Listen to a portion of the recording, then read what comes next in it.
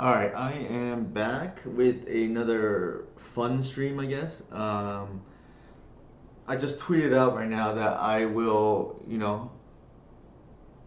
probably have some fun with and discuss free agency via NBA on this stream. Notably, one Kevin Durant has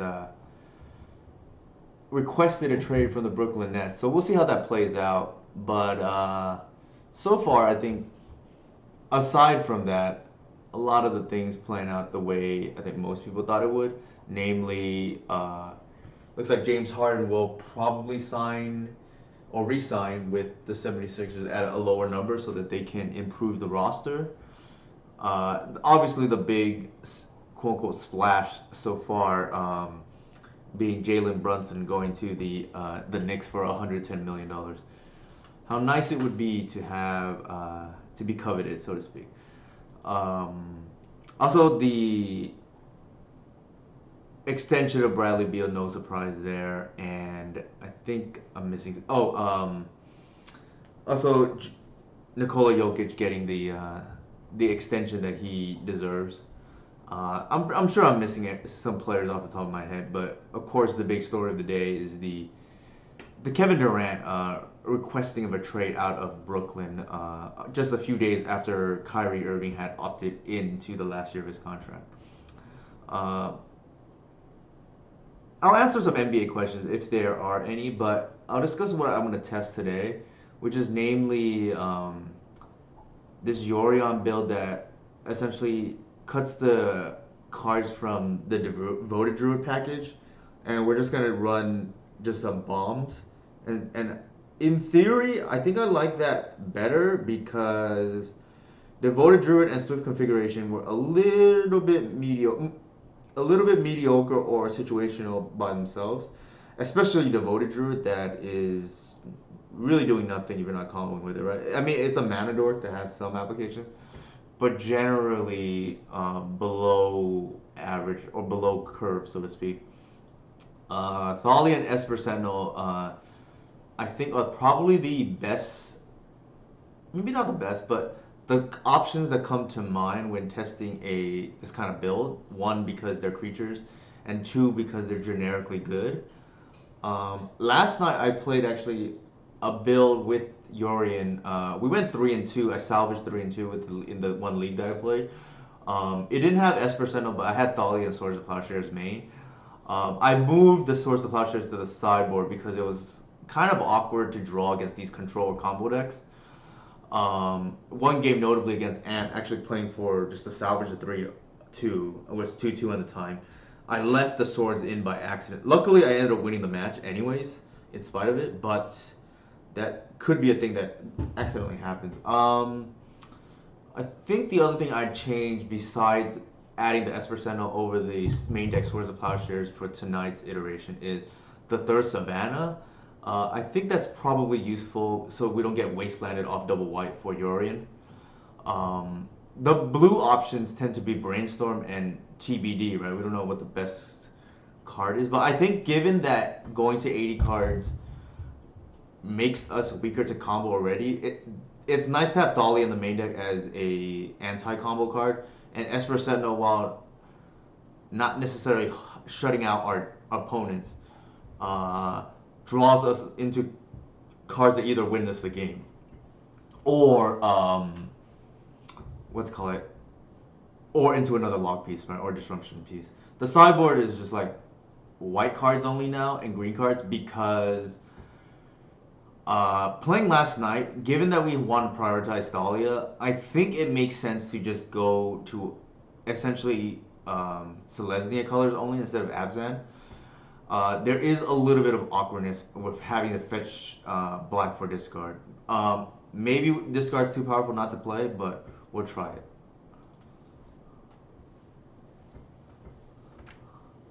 Notably, I know Romario was supposed to be on stream with me tonight. I think something probably came up for him, so we'll have to postpone for another day, unless he's running late.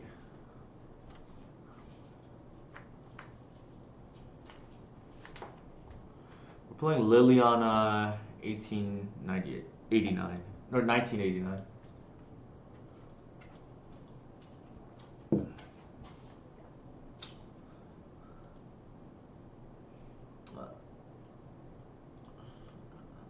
let's count how many times I'm gonna forget to reveal your what's it called? Put your in my hand.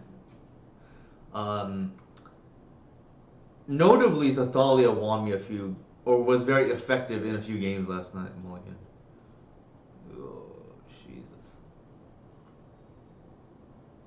That's probably as good as you can hope for. I keep.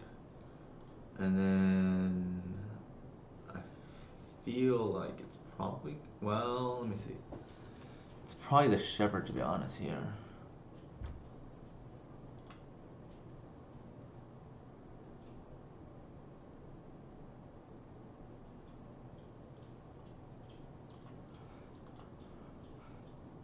The reason why I'm doing this is because I want to be able to cast Thalia on two through removal. And just in case our opponent has Wasteland, I can do that. There's a chance. Yeah, I just want 3 lands, right? For sure, for sure. Yogg. I mean, I think I'm at a point where just like I don't care really about leagues because just people play nonsense anyways. So I'm just gonna play things for fun now too.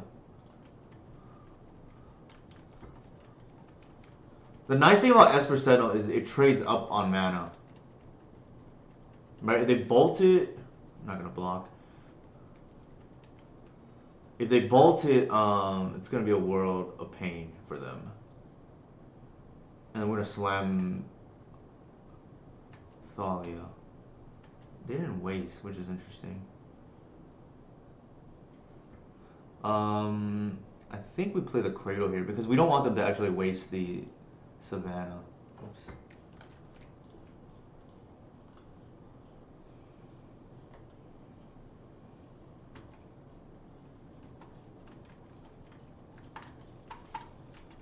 This has got to be a nightmare for our opponent. I can't imagine they're happy to see a Sentinel and a Thalia on board. They're gonna bash us for 3, but I don't think we care. Probably might waste this, who even knows. I added the 3rd Savannah because, yeah, I don't want to be wasted on double white. Looks like it's going to be a nightmare for our opponent.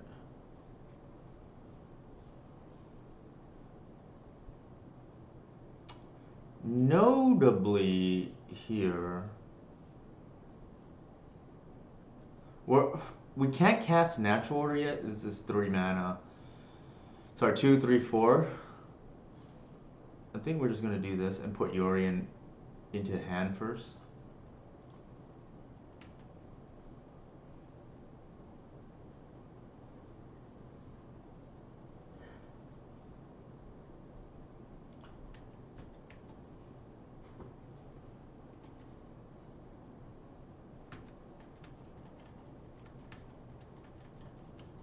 It's got to be a nightmare, I would imagine, for our opponent right now.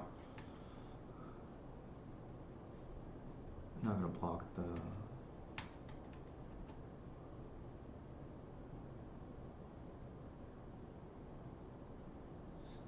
Elves and taxes, right?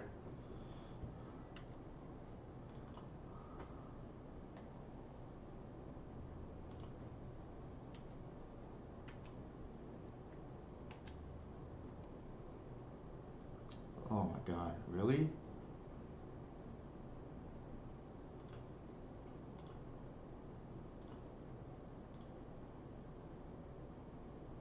Unfortunately, we drew the 1 card we just could not afford to draw.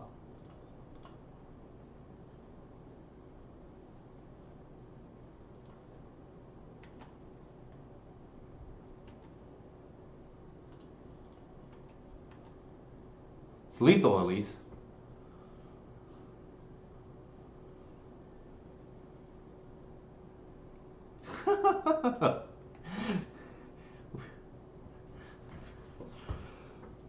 Our opponent probably is like, what the heck is going on here? They probably feel how we feel when we... Yeah, actually screenshot this, ladies and gentlemen. No elves here. I don't even know. It's like we're playing Maverick almost, right? Well, Maverick with the Natural Order package. Uh, I think here we definitely want the swords, the plowshares. The way I've mapped it, thankfully, okay, well, hopefully we don't draw these nasty cards. The way I've mapped it, we would be able to still board out the natural order package here and just rely on Yorion to win, right?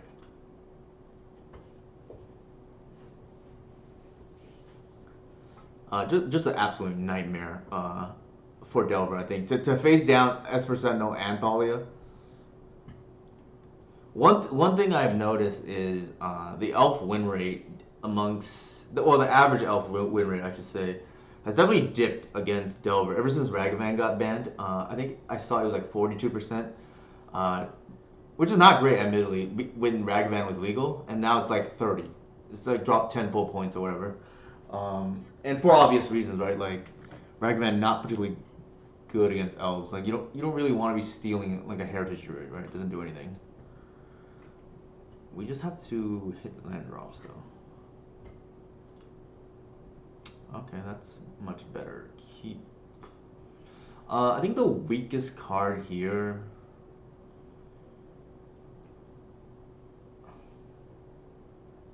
I think it's probably the heritage druid. Doesn't do anything by itself. Here we're just gonna like try to cover bombs, right? We're gonna go Esper Sentinel into. They want days they can or force. I'm just gonna like drop bombs here.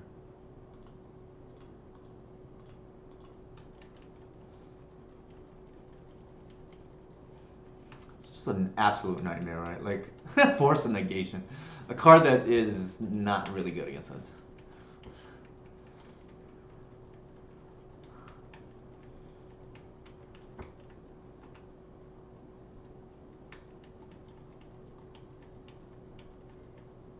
Alright, I'm gonna waste this. That's fine.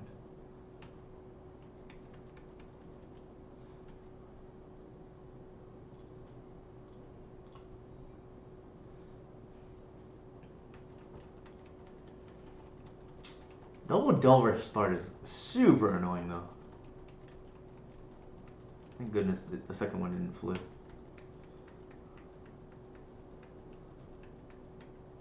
So we're just gonna try to like spit out our hand and what?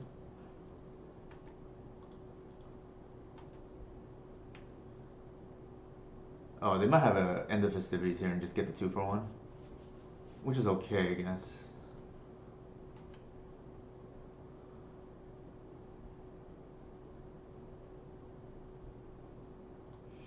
Sure, I guess.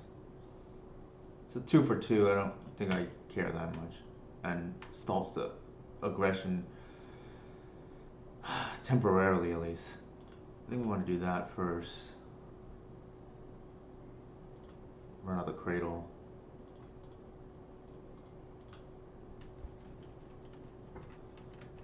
The reason why I'm running out the Cradle here is in case we draw Swords of Plowshares and deal with that Insecto Aberration.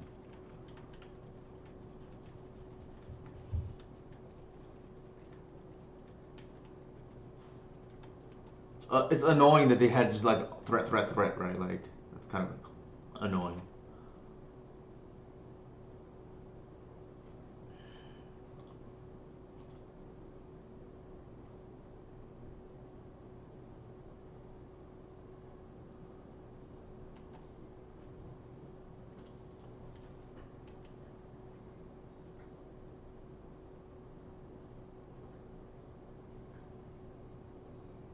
Sure.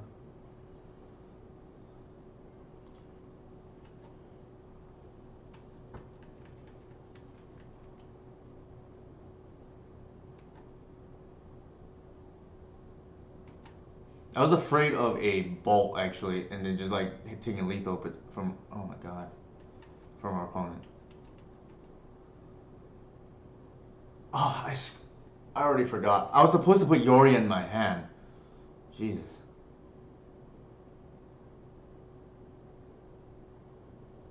Oh, that's a huge misplay. I guess it didn't matter here.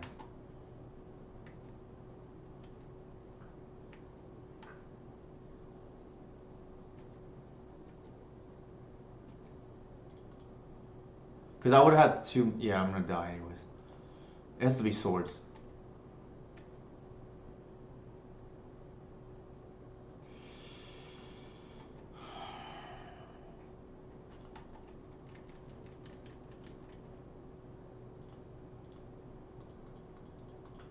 Yeah, it would not have mattered. Well, I guess it could have. Well, we would be short one mana, right? Like, because the Arbor doesn't produce any mana otherwise. I mean, the Cradle. It has to be endurance. It's endurance or bust here, right? Jesus Christ. Our opponent had just had the all gas, no cantrip ban. I think that's the only way they can win, to be honest, against this kind of deck. They have to just like curve out perfectly because I do not think they can win any kind of late game based on the way that the deck is built. Right? It's just like taxes all over the place, and then especially if we have like endurance or source of shares, I just think it's going to be really rough for our opponent. Notably, I'm pretty happy that we got to play our keep. Wow, what a hand! I'm pretty happy that we have our Urza Saga avatar here. Definitely enjoy that more than the Reanimator one.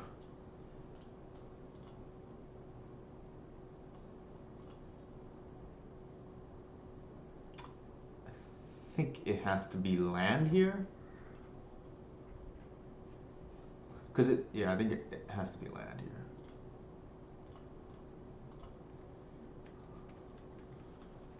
What a disaster. Turn 1 Esper Sentinel against a cantrip deck.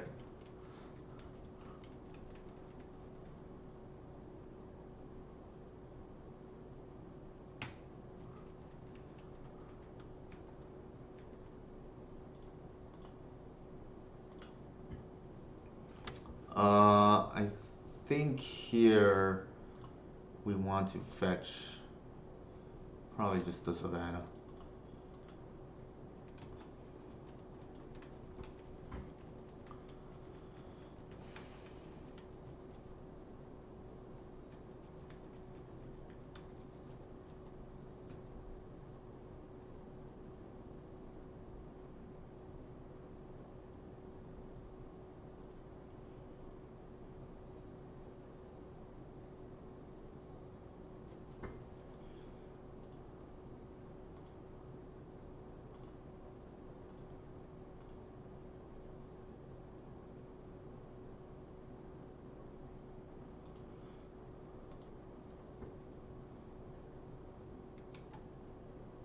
Nice, we had draw already.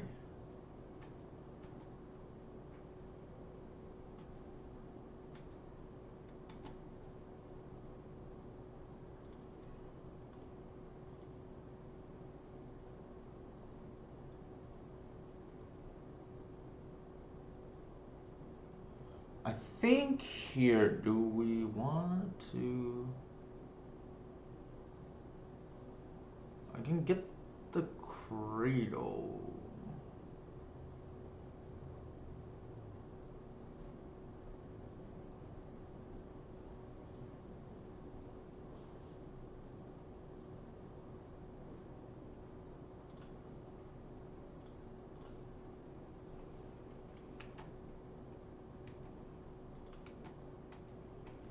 Technically, they could have End the Festivities, but I think they would have played it already if they had it.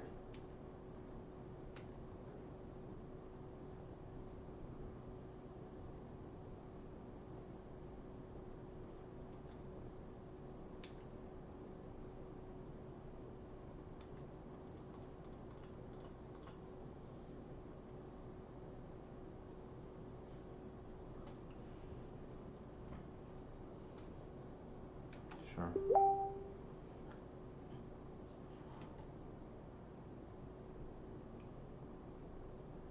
Might be bolting the other Shepherd here too.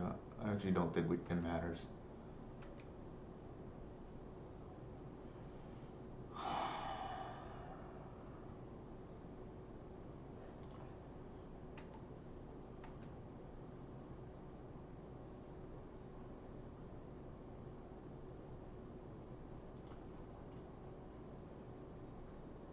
think we bog here.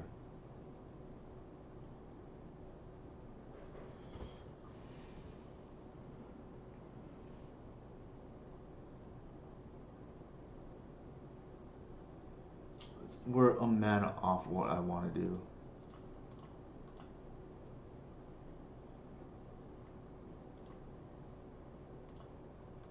Three bolts, oh Jesus Christ.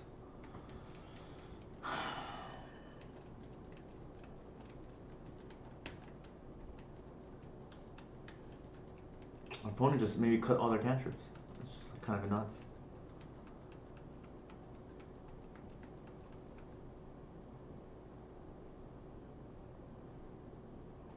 Counterbalance, sure. Good luck countering a 5.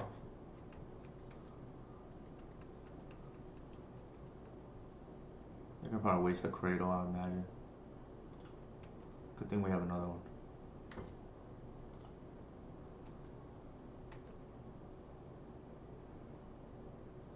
So I think what we want to do here is get the Arbor, play that, and put Yorion in hand.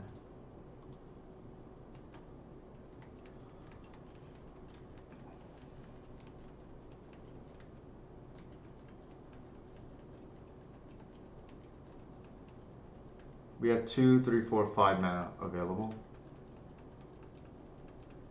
We can bash roll 1, sure.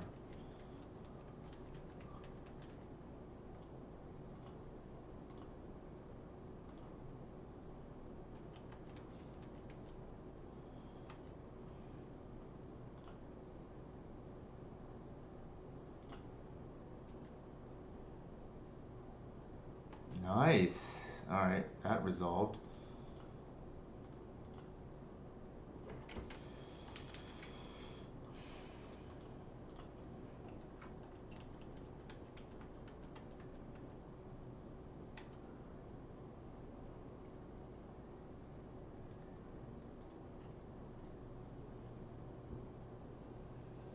I think here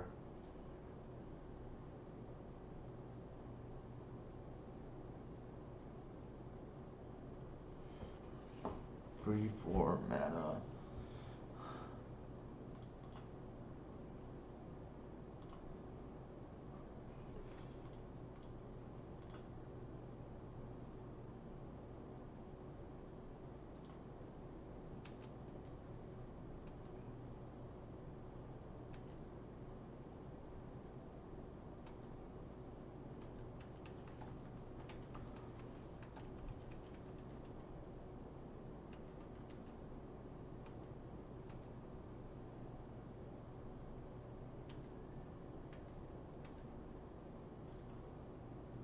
We can check for counterbalance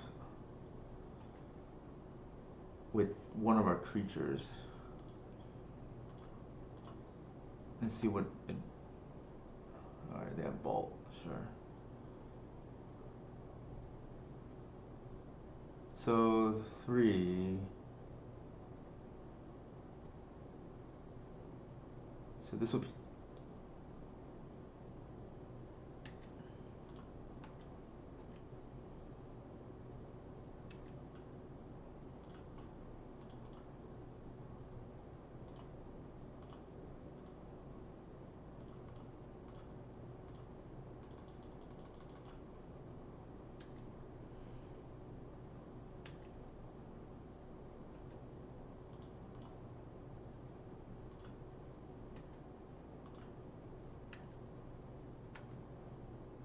nice.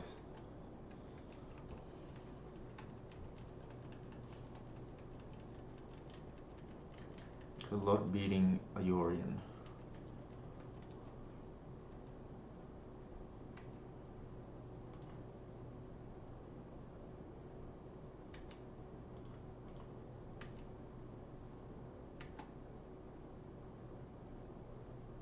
They have to bolt this now.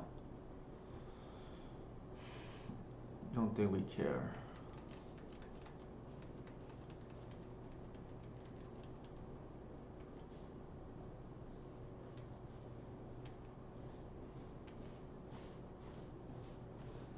I think here we test.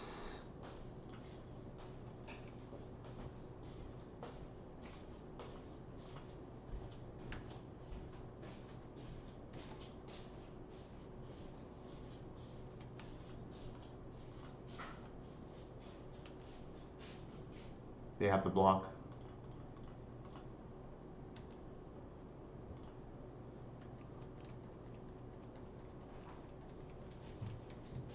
What did they reveal? Ponder?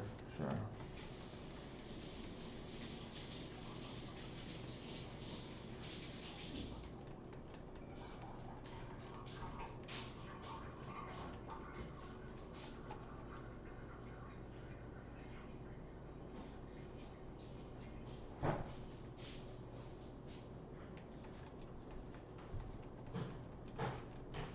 Man, if that is the end of festivities, I am not going to be happy.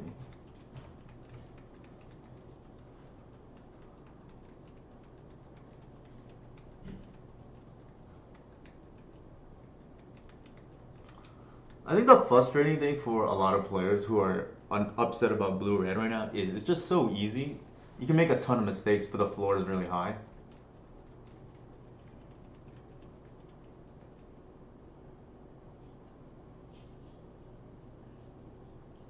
Well, now the whatever has the attack. Okay, yeah, they just screwed up the DRC. In case they end the festivities there, or rough tumble, the reclaimer is gonna come in, but then they just, yeah. All right. Harder than it needed to be, I think, but we ended up winning. So far, so good. I think the white card just doing work there, even with the counterbalance on the other side.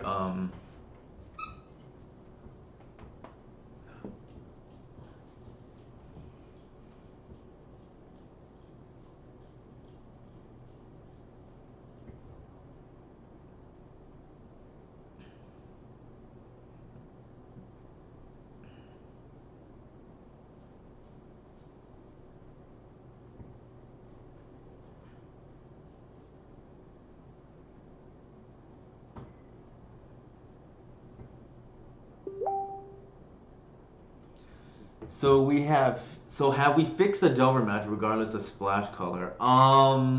That is a complex question. I think in green black, it's probably better than it was with the um, murderous cuts than it was maybe a few months ago, but probably still not where it used to be when Scavenge Ooze was a bomb. Because the thing about the matchup at the moment is we don't have as good a late game as we used to because of two different things.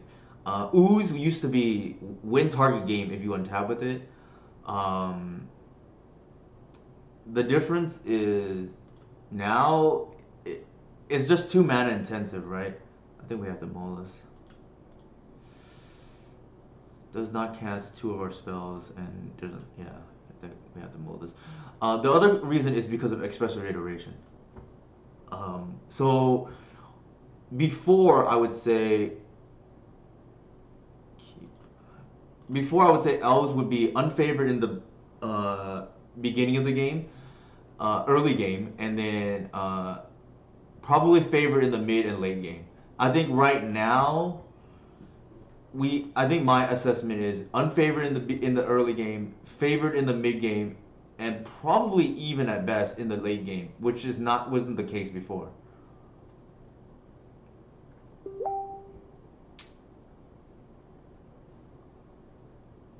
Awkward here. We have to keep two ones upon a time. The other reason why I think it's a complex question is I think Yorion definitely helps. Now, it's to be seen whether I think Yorion definitely helps because it stabilizes against. It's like having an endurance like to start the game, right? Except very mana intensive endurance. Okay, I was afraid of this. I probably should have fetched. Okay, now we know. I think we.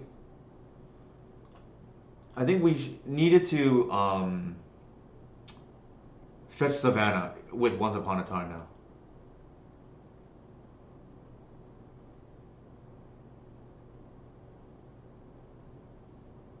Yeah, so that's a misplay by me. I think I want to go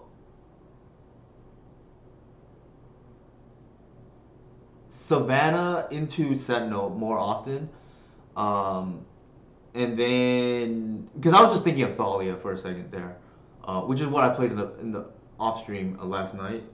But yeah, I think that the changes potentially fetching that patterns and maybe like the second force is now up for debate, right?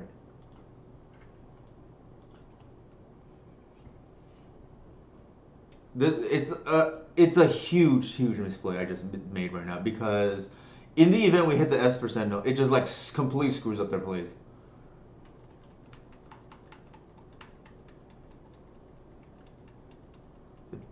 Probably mocks that. Oh right, this is like a nonsense deck we're playing against.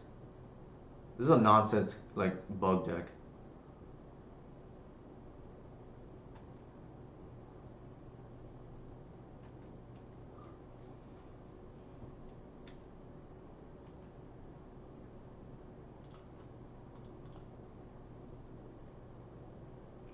On the bright side, we do get a Cradle, which is nice.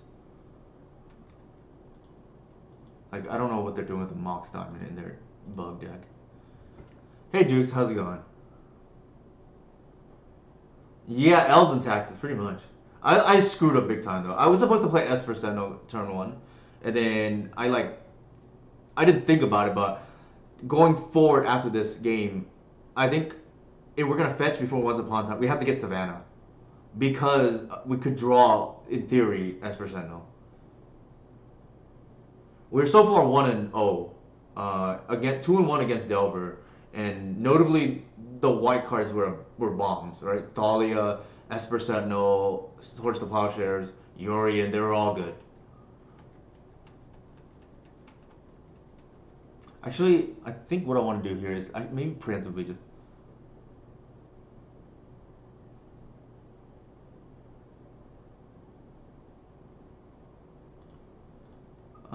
I think we just want to do it now, like in case of some sudden edict kind of nonsense.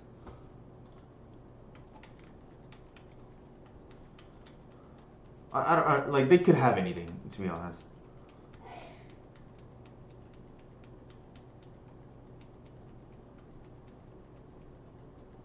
Earl, sure,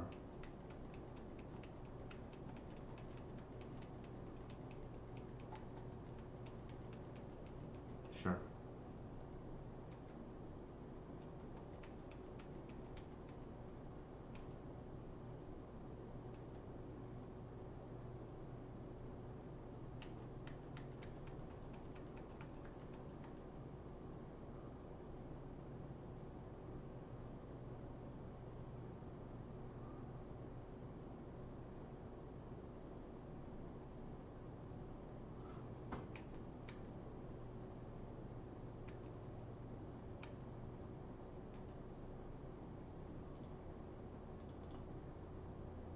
I think we're just gonna bog here, like just not mess around with that Earl.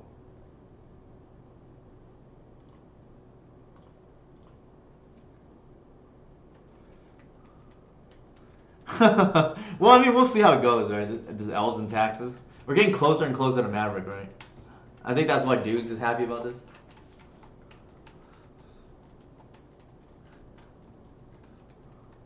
Sure. Don't think we really care, but we'll see.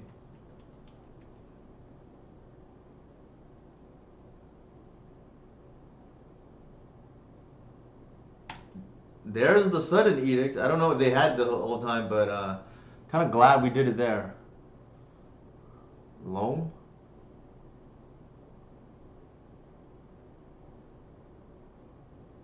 for waste. What are they doing? Are they? Oh, they just use it as a bad loam. Sure, I guess.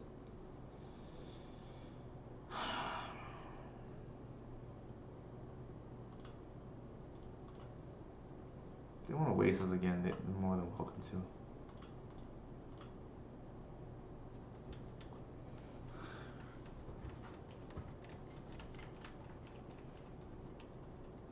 I never played Yorion with Nettle. I just do not think Nettle is a real card, personally. Like, if I want to do 3 card combos, I think... If I want to do 3 card combos, I think I'd rather just play the Devoted Root list. Hopefully they don't have an Ice Fang. I mean, they could, I guess.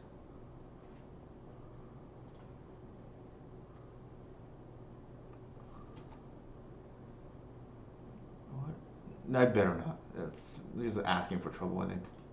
I better not.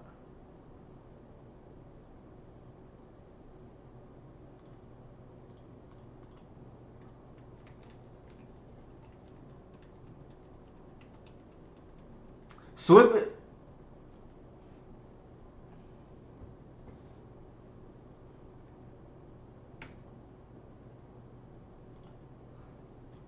Swift is way better, and also Devoted Drew is way better than Nettle, in my opinion.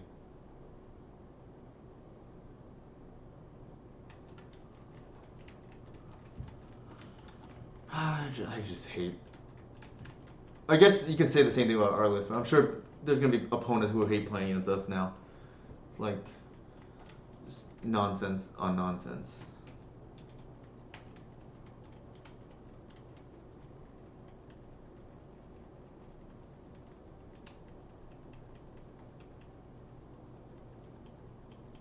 This matchup is probably very difficult because Witherbloom Command is a messed up card against us.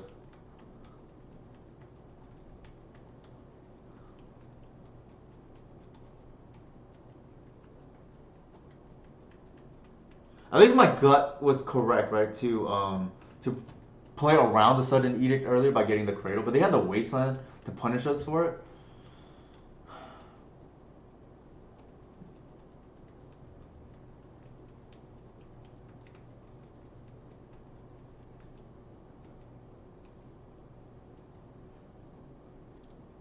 That's pretty good. Actually, do we have any more fetchables? 1, 2. No, we don't. Shoot. Man, that's bad.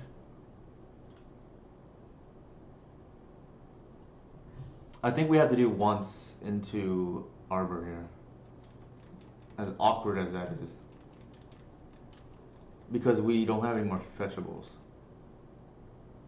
Which is kind of crazy. Yeah, 2 snow covers, 2 savannas.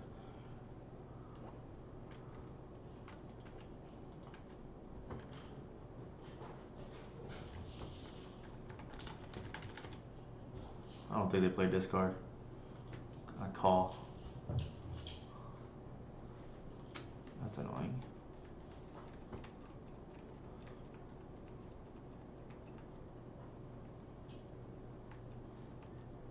Why are they playing Sudden Edict?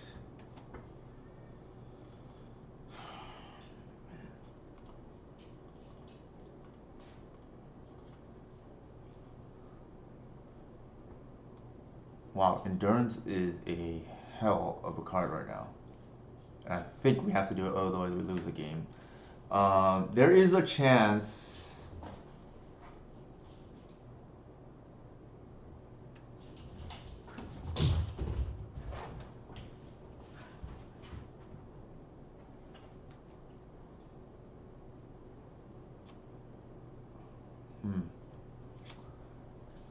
I think I'm gonna main phase it here. Actually, they could have... Yeah, I think I'm gonna main phase it. They play around for it. Hardcast Force. Thank goodness. Jesus Christ. I think we lose that game if that Uro sticks.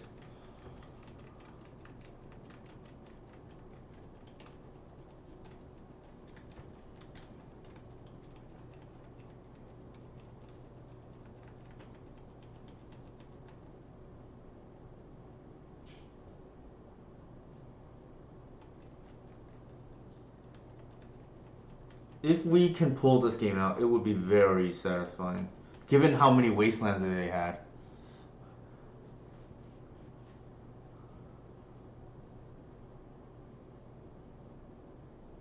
Oh my god. Come on. Jesus.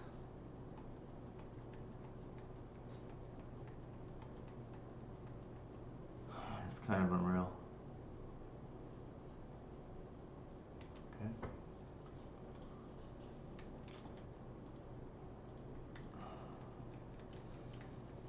Okay. They had 3 sudden edicts for value, which is kind of annoying.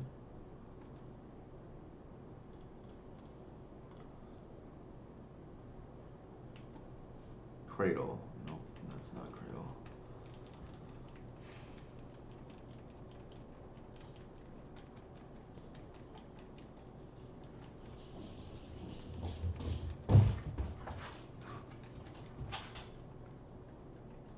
I don't understand why you would play Mox Diamond like randomly, but that's neither here nor there.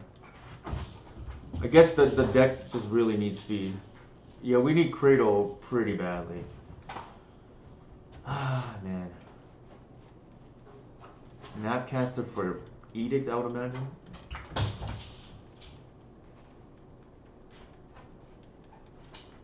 We're under a decent amount of pressure, though, for whatever that's worth. The fact that they pondered here is interesting. Maybe they're looking for force or waste. I don't know. Like, it's definitely interesting. That is awkward.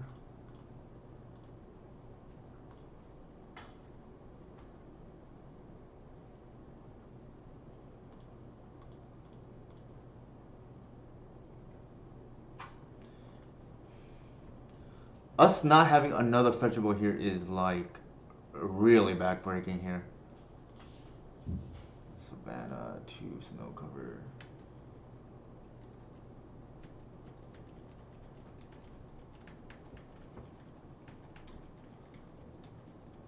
Is mom at all worth concern? No, I don't think so, Sadra.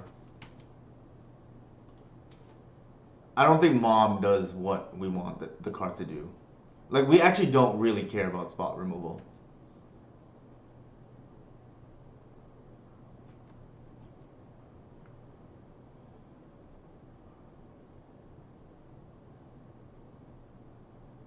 So that's 5 damage. We block, we go to 6. No buy tonight? No, no buy. I don't think we can block. I think we have to play to win the following turn. I think we're on a 1-turn clock, really. Even we could block and be on 2-turn clock, but I don't think it's great. Also, our plans get ruined anyway. Did they have like a flash creature here? Like instead endurance is like screws us up anyways. Oh man. I think the best thing we can hope for here is a top deck Allosaurus Shepherd to get through presumably a force in their hand.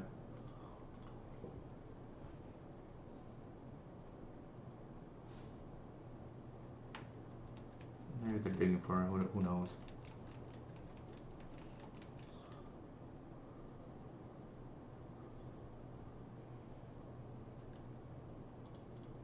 I feel like that's force, but hard to say. Shepherd. Bingo!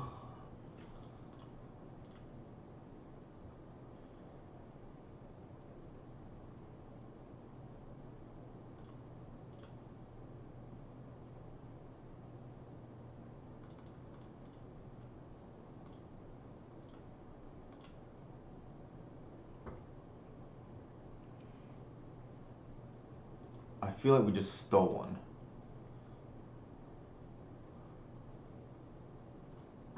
Wow. I don't think we're supposed to win that game. Their hand was kind of insane against us.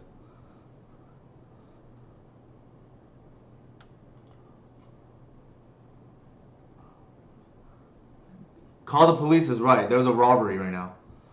I do not think we're supposed to win that game right now. Alright, man. Alright, I think we want the endurances. And I do not think we want Source of Plowshares in this kind of matchup. The heritage is notably pretty bad.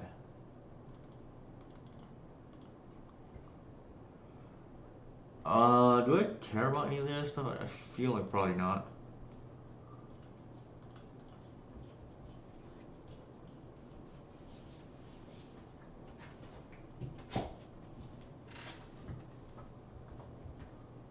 Call the police. There's been a robbery.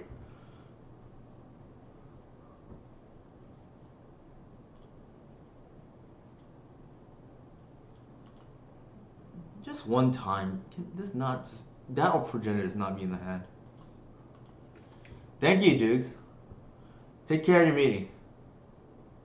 If nothing else, I think this build has a decent amount of potential. Like, we're playing it now all good cards, so to speak, right? Like, the white, obviously, ideally there was a better substitute than Dahlia and Esmeralda, but I don't think that exists in green at the moment. Again, with the weird Mox Diamond starts. Doesn't make any sense, but it's neither here nor there.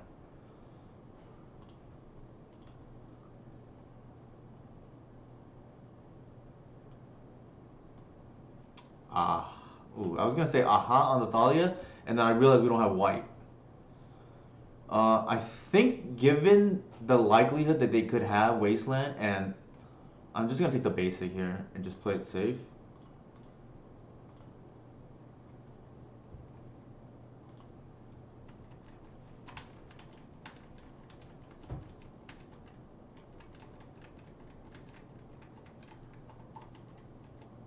Very awkward, definitely, to have Thalia and not be able to cast her.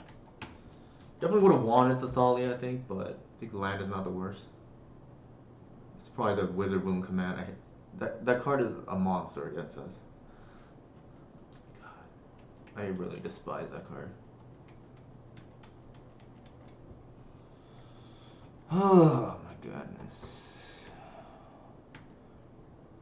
Why are people playing this card? I don't understand.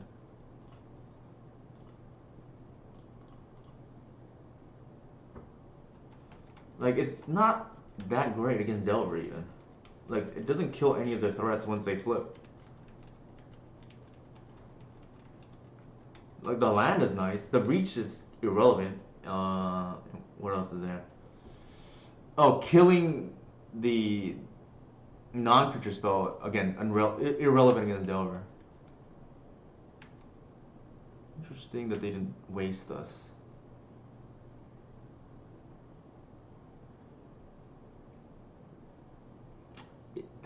Oh my god, what kind of flash nonsense do they have here?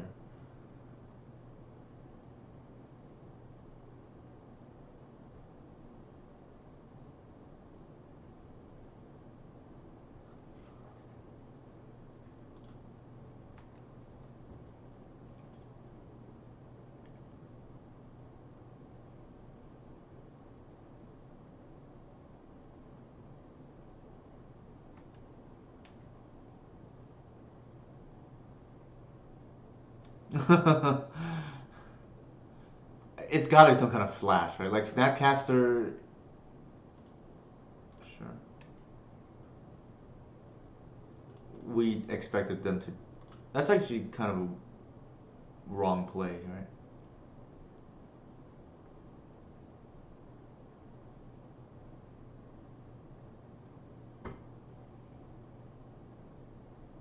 Drown the lock? Sure.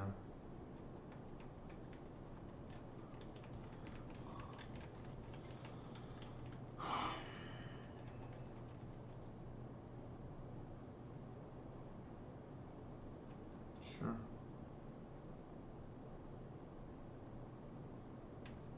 I don't think we actually care about Chris. I mean, next turn he can kill a creature, but whatever. That's quite a draw.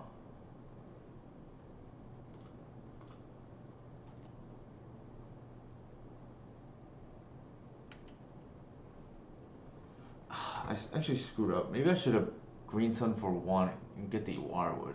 Now I regret it.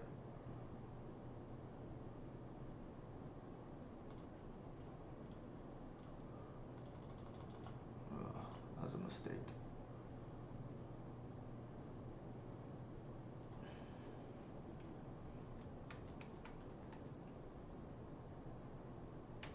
Yeah, I screwed that up. I should have waited a turn. I just got like trigger hungry there, trigger happy. I should have held restraint. Play the Wirewood. If they don't do anything, or Green Sun for one, and then replay the Visionary setup for next turn.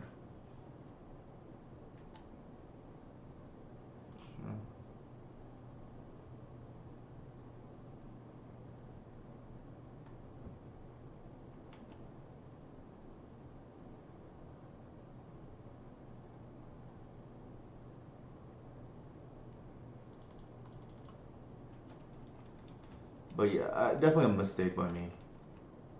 Although to be fair, maybe it didn't matter because I would have an empty board otherwise. I guess we have glimpse in hand.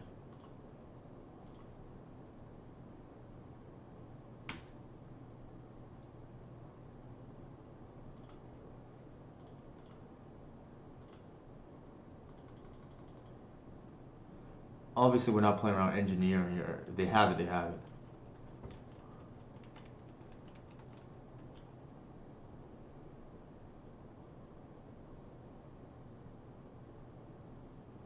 I think if they had engineered, they maybe would have played it already. I don't know. Oh man, the wasteland's gonna be bad.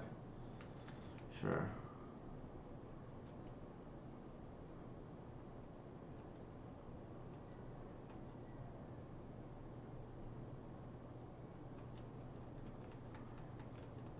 Silly Mox Diamond deck.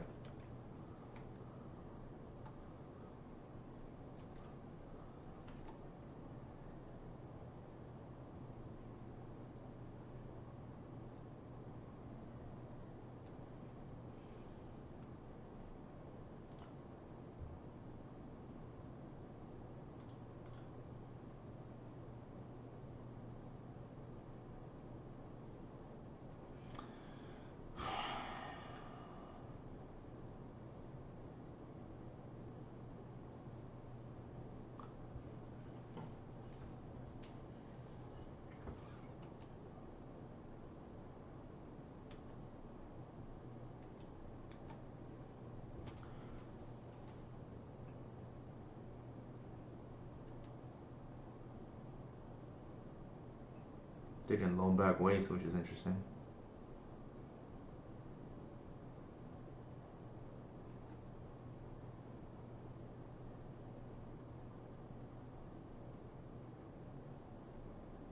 Sure.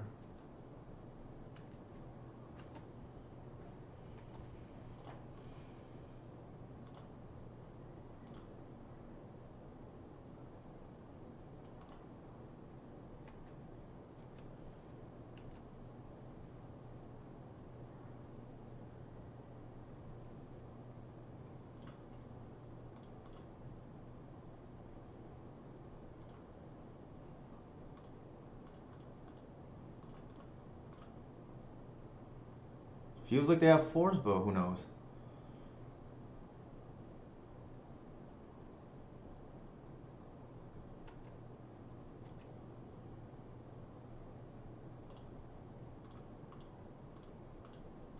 They want to loan back the thing they can. I don't think that's the difference in the game at the moment.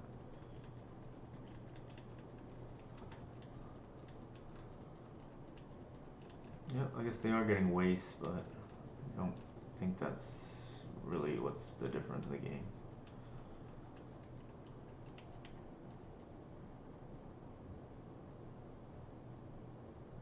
This is draw three though, which is kind of nasty, but.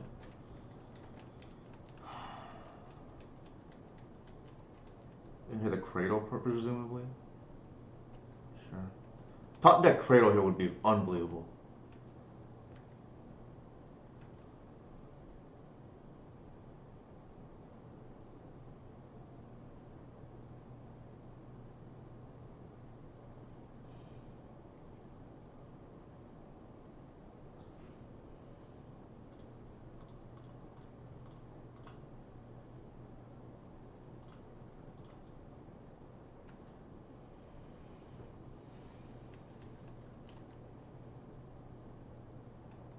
Let's see if they loan.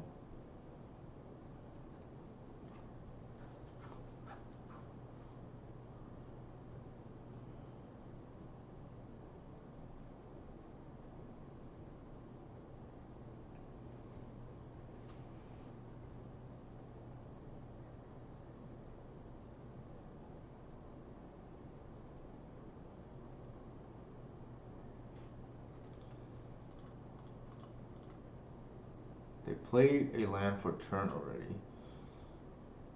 I'm just gonna get Cradle here. Because why not?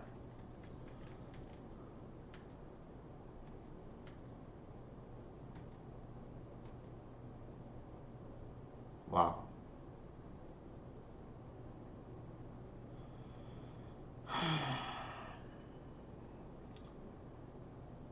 We can bash for lethal here. They have open mana. Probably force and well.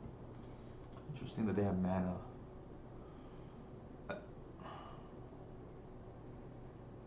A little.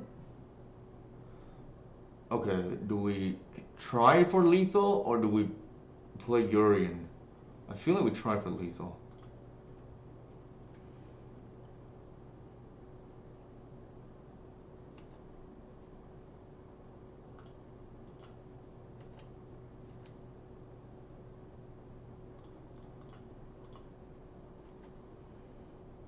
They have to have removal.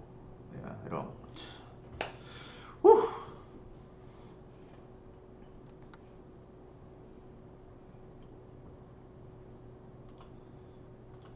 All right. Off to a good start. 2-0. I'm bring up the deck list again. I'm gonna use a restroom real quick.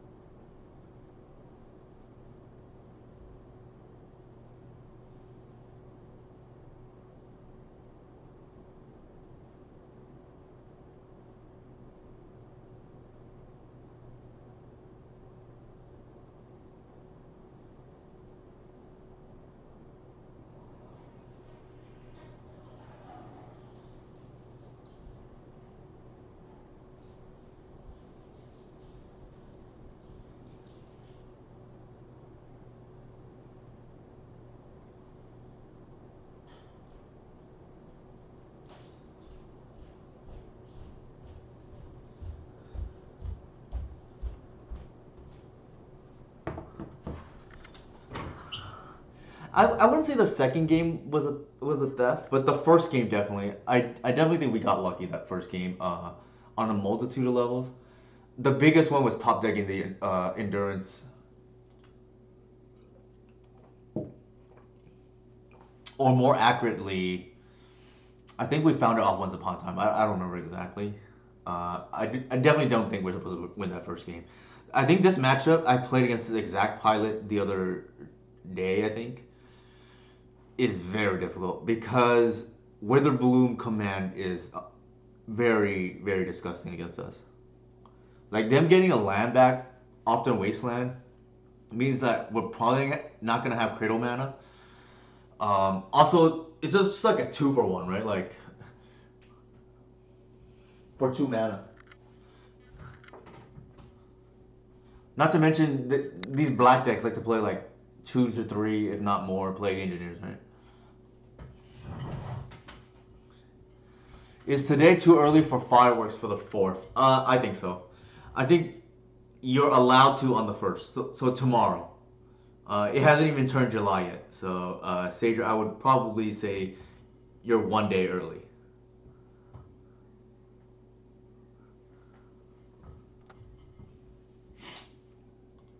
And that's coming from somebody who grew up with a lot of fireworks and in my neighborhood. Pat sheep, or Pete sheep, I should say.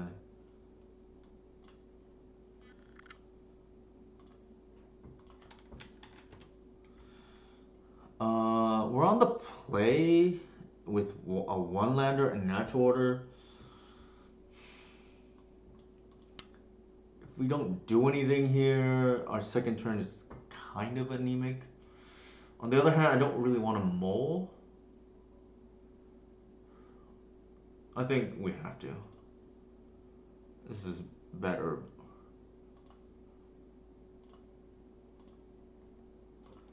Alright, we learned our lesson. What we're gonna do here is we're gonna fetch for the Savannah, and then uh, in case we get the S%, all right. I think here we take the probably the endurance, I would imagine, and then ramp. Maybe our opponent puts us on some other deck as a result. Yeah, I really think like, especially when you have Urian, you need to hit land drops. I feel like that first hand could go sideways if our opponent's like on like a mana denial deck.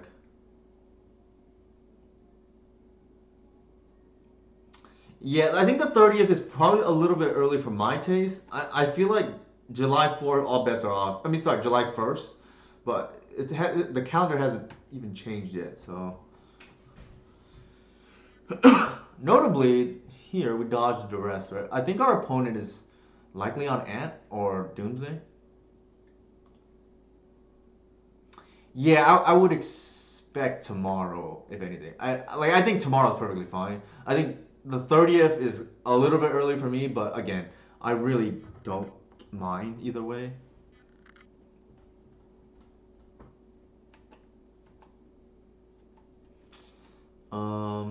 Endurance may or may not be right. Oh, that is one a hell of a draw.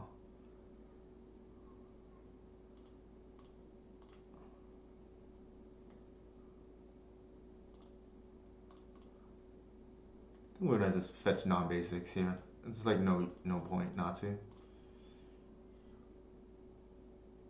If they want to daze, they like I would draw a card anyways, right?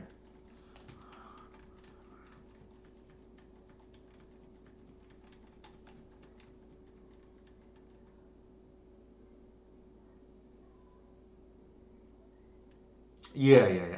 I personally think it's a little early, but I mean I don't remember. It's been too long since I lived at home with my parents, and on that street there was a lot of fireworks prior to the fourth. I just don't remember when it started. Obviously, like I just might be misremembering, but I feel like it wasn't, before July started, but I could be wrong. Nice. What a nasty card against this deck.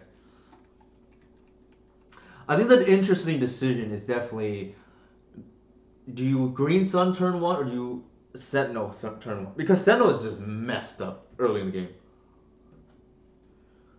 And maybe this is the card and the reason why I'm trying it is because Thalia was very impressive when I played it last night. Notably, opponent had to jump through hoops to get through it. Also, against an ant opponent, they had to Thoughtseize it, leaving natural order in my hand. I think 28 is the sweet spot, but I could be wrong. Oof, Jesus Christ.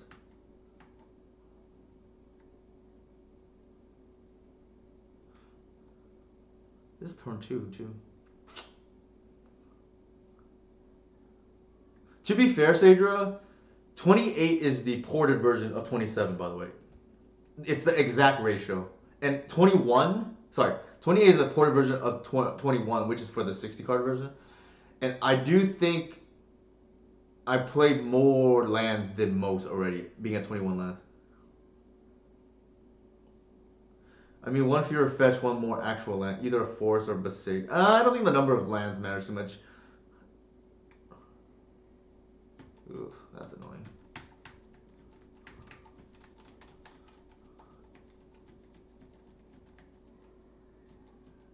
I hate that they know we can't beat it. I mean, we could, but it's like a million damage. Jesus Christ. I don't think it has trample at least.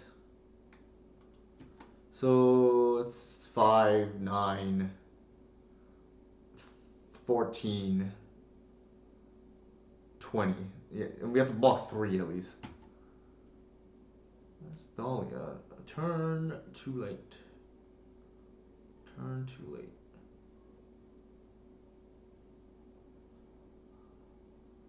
That's 13.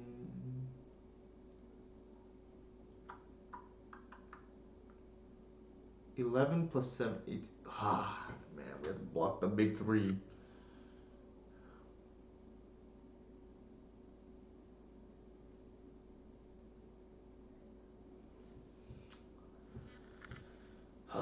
We are notably off 1 mana to do what I really want to do. So quite annoying for sure.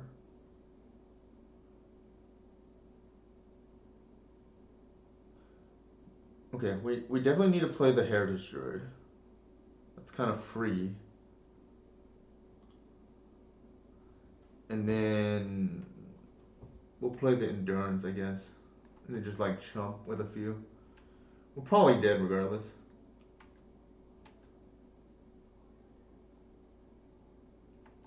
I don't think they're gonna hold anything back, but you never know.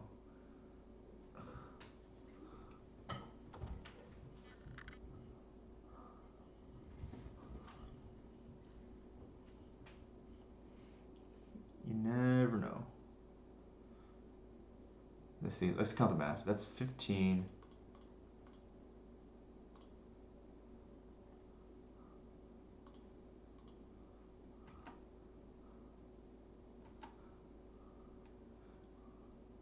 Notably, we didn't know what our opponent was on, so that like factors in, I think.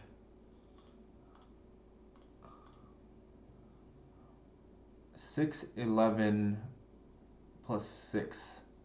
I think is this 11 plus 6. That's 17. Okay.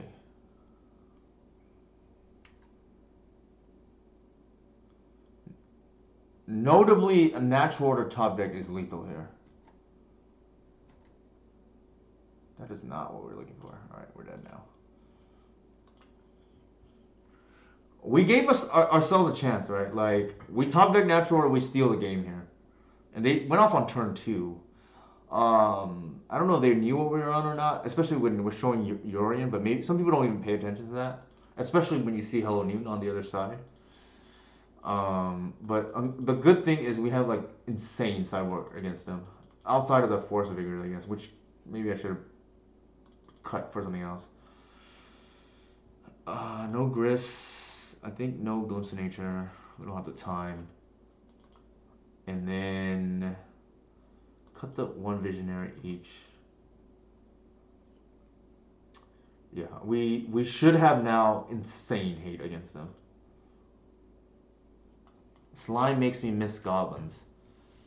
What do you mean by that, Sadra?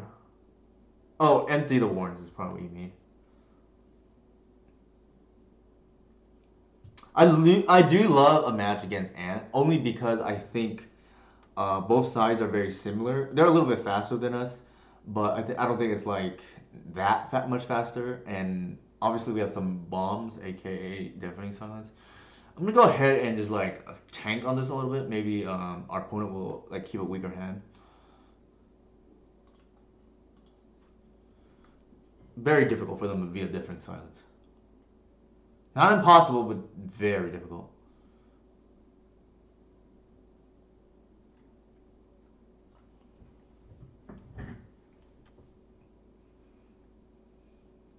The Deafening Silence split is in case we draw both, right? I want to be able to like have both active. And I don't think it matters too much for our purposes. Like, time to stick the silence here.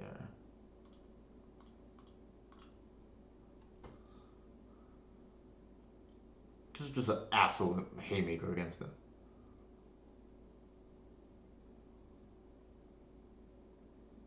Like, I don't think they're cold to it, but who even knows? I've had people skip to it before.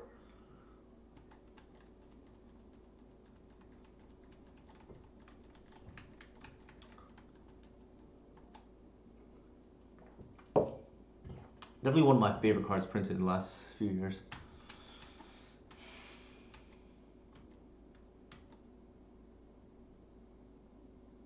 I think we do that. I know, right?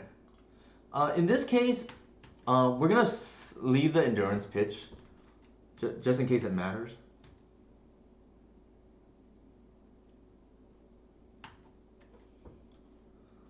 just an absolutely nasty card. Obviously, there's answers. I mean, I would assume that they boarded some kind of removal because, especially since Collector Oof is a given in any Green Sun Zenith deck. Um, let's see. How do we want to do this?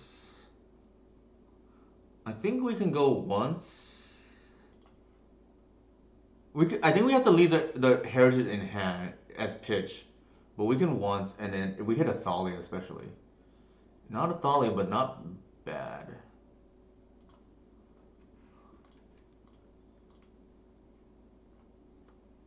And then bash.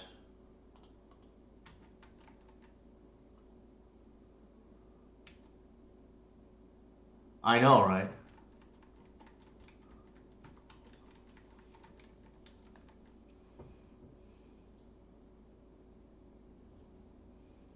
This thing is kind of a nightmare for them too, right? Like if they don't have a kill, this thing will tax them pretty severely. Thank you. Probably will pay, I think, in this situation.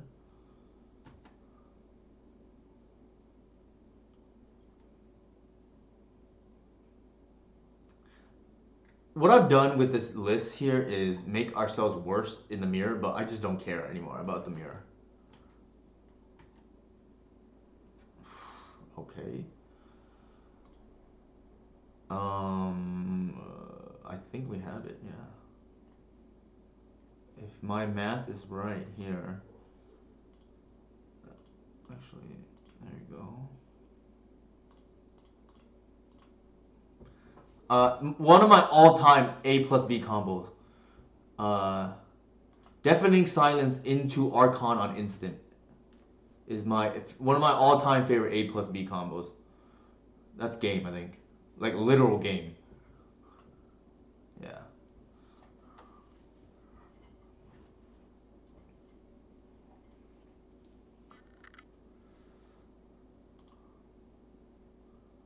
All right. I think we run it back. I don't think.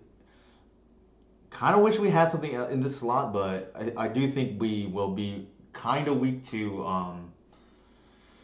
these Moon Stompy decks otherwise, right? So that's kind of a hedge towards that because I don't really want Esper Sentinel in that matchup, and I don't really want Glimpse of Nature. There's an argument at least game one for them to just ignore Sentinel because we're more of a diluted Yorion deck. Yeah, for sure. I think it's definitely because especially if they know Thalia is like a looming. Oh my god.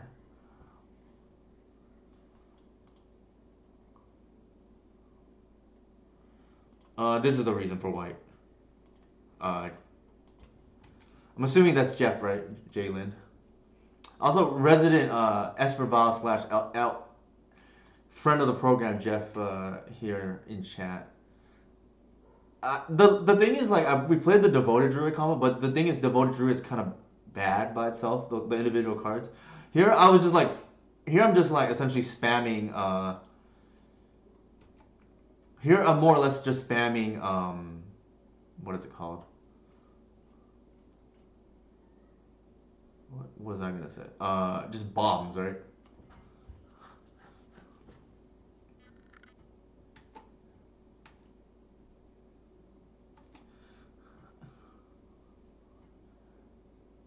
No, they're good against any spell-based deck, right? Like, they're both like we beat Delver with them earlier because of the tax.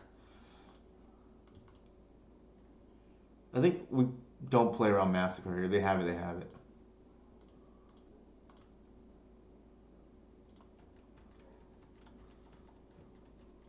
Whether this proves up to be better than the other one, I don't know.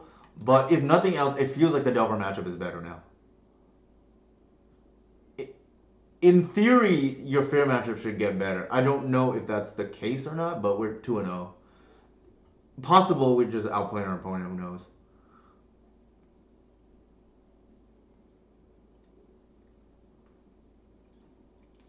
I love playing Mindbreak Trap in a Savannah deck because they never play around it. They always assume you have deafening silence.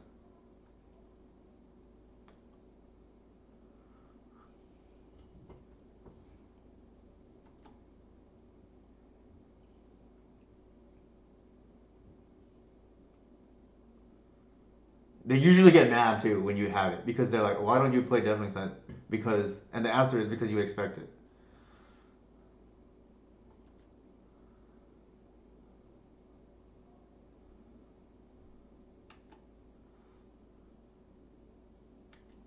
Seems like the idea is to line up for Cradle. Oh.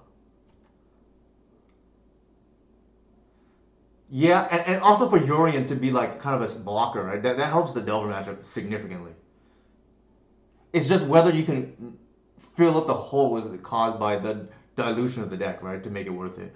And I didn't feel like the Devoted Druid was combo while we 5-0 twice with the last bit. I didn't think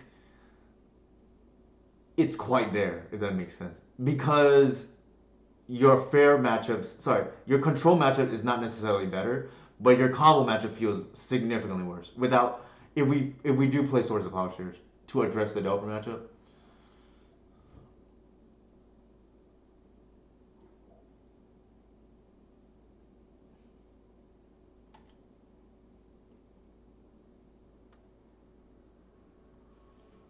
I'm gonna trap them right now, which is nice.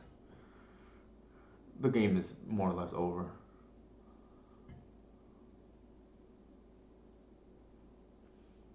A mistake I used to do is allow the Inferno Tutor to resolve. I would just trap the Inferno Tutor, but Cyrus actually told me it's better to let them get the spell and then trap that.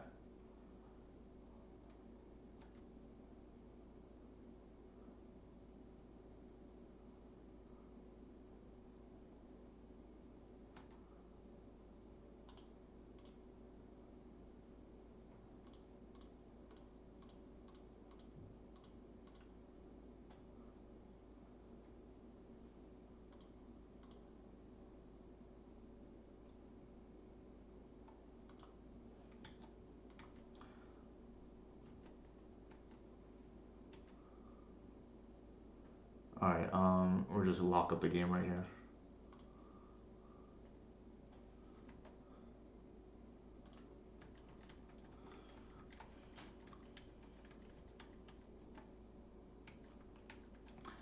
I think I would compare this more to like green soup, like the it's the green version of blue soup because you're just playing a lot of broken cards, right? All right, let's see, two, three, four, two, three, four, five. We can do everything here we want, I think.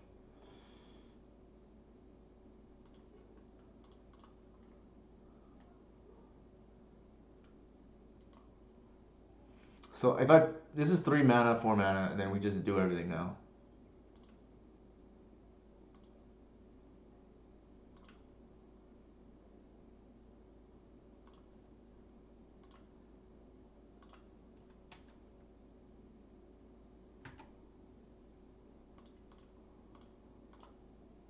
And then we have lethal here.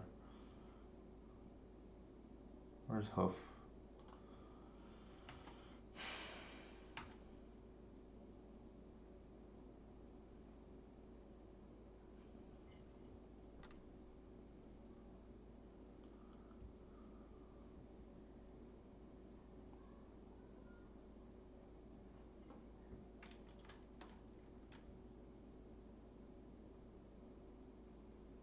Our opponent said GG, well played. I don't know if they're sarcastic or not, but I'll just give them the benefit of the doubt that they're not.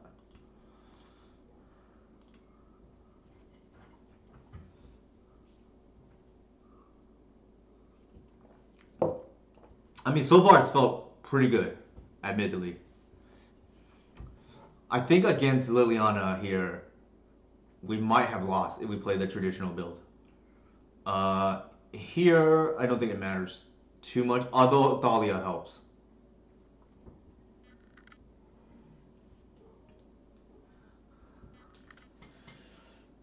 Yeah, so the idea behind tonight's build or testing is, and this is the second league with Thalia I'm playing. I played one last night, but Last night's build was misbuilt. I don't think so. I try to, unless they have a history, Jeff, to give people the benefit of the doubt, even if it's like questionable. And I don't, have any history with my opponent. So here I just give them the benefit of the doubt if it's sarcastic or not, where they say GG well played. Um, but yeah, yesterday's build had the swords main and had the Bayou over the third Savannah. I think that was a mistake in the mana base. So I corrected that. I don't think you actually need Bayou. I also had discard yesterday, and I just think that is a mess. Like trying to fetch two off colors against combo when you can just top deck either side, right? Either the white cards or the black cards. So I simplified the fetch patterns. Um, Whether black is necessary or not is TBD, but so far it's felt okay. Obviously, you miss black against these A plus B combo decks the most.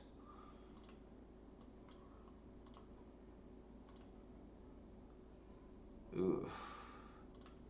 I think we have them all. There's a chance we don't even top back a land and then just have two deck cards, right?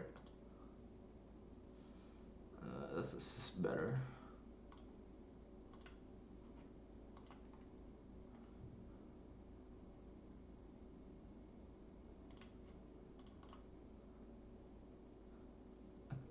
Actually, that was a mistake. Well, it's okay, probably.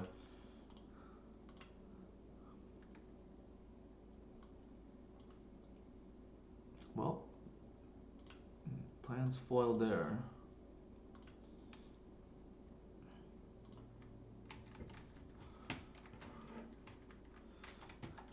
The Yorion irrelevant the last two matches, but very relevant the first one. Just as another blocker for the pesky blue-red players, right? I think we fire it off. No, it should be at least an ancestral recall. So there's the second one. Nice. Birchlord doing the Lord's work here.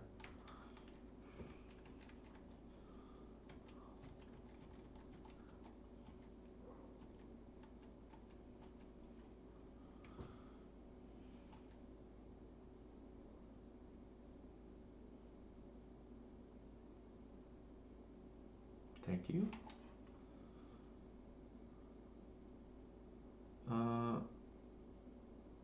Okay. Ugh.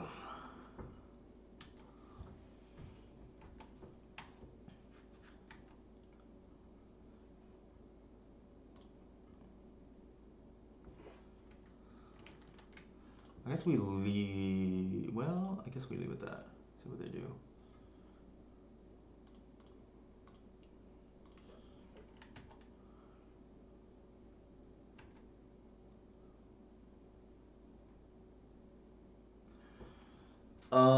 We definitely fired off the second glimpse. It's just the sequencing here is important because we have two mana for before tapping Cradle, which doesn't change our line. So here, I think a mistake a lot of players would make is they would just tap the one mana for the glimpse when you have to tap the mana for the Thalia anyways. So we're gonna sequence properly here.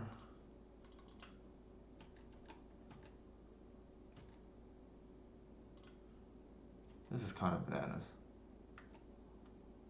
Obviously, I'm gonna be sad face here if I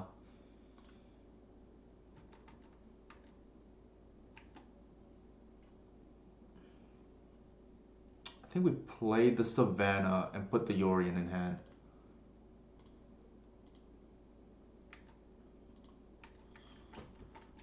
Elves and taxes. I'm gonna call that. That's what I'm gonna call this list.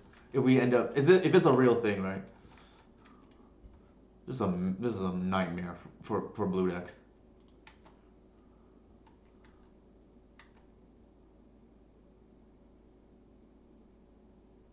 Yeah, Sadra. I said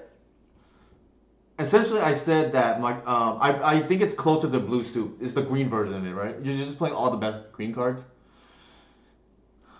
And obviously, ideally, you keep it in green, but I think the thing is, there's not high enough card quality to get you to Yorion without playing, in my opinion, lesser cards like Quirion Ranger or Nettle Sentinel or just Landlord Elves or whatever. I think I want to play high power level cards that can single-handedly win games, right? Like the way these blue soups that they have like Euro single-handedly wins games. Teferi can single-handedly win games. And I think we have to splash into white for that. With the idea is to into for Thalia and Esper Sentinel. Okay, yeah. They're a control deck. Um, this is where it gets a little bit awkward, right? Like, I don't really want to keep the druids, but I think I have the board in the endurances, which is not particularly great. They're in bug colors, I presume. So I rather Thoughtseize their engineers, but this is probably the best we can do here.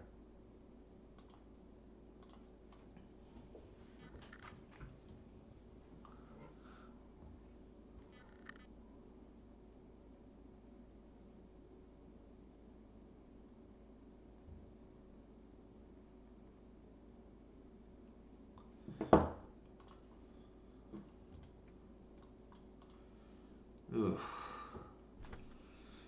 This is almost like a more 5 already. Like, 2 Glimpse of Nature is not really where you want to be.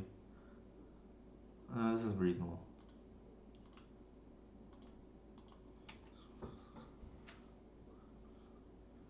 So Sentinel is like the weird card that I'm testing, right? Like, sometimes it's like insane if you have a turn 1 on the play. If you have it late, it's probably not that great. I like to call this Yihua Yorion and taxes, right? Sorry, elves and taxes.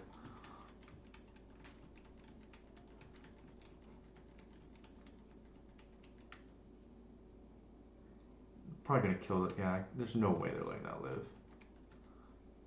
Thanks. We're 3-0 right now. Hopefully we can get the 5-0 twice in a row, right? Like, yeesh, don't want that. Don't want that. I feel like our opponent, I don't know what they were on before. Like their username looks familiar. If all goes well here, we'll get that 5-0, right? We're like almost there already. This is like the most. I don't know. I'm a. This is like the most basic blue suit like pile. Straz Daddy. So I think Knight of the Reliquary is just not good enough, unfortunately. But because I had somebody else tried it. It just like how many more of that? Okay, it's so a while. Yeah, for the memes, I guess.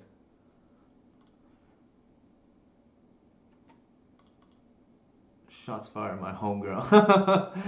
Sorry about that.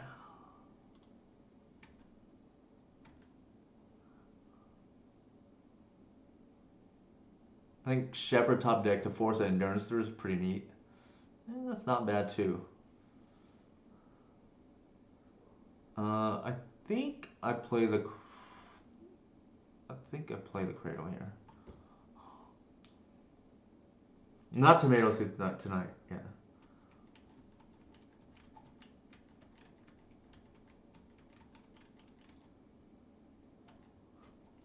If I think I've read, I forget. It's like when it goes to 0 is when it's done, right?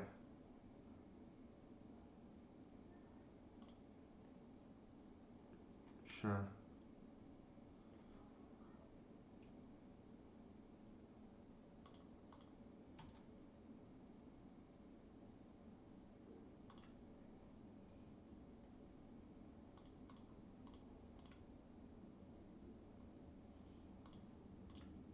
Nice. It's actually really good. We killed the Liliana too.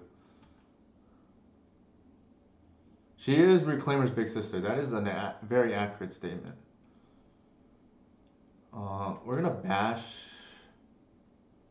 Hello, Ramada. No worries. We are doing just well, actually, with this list.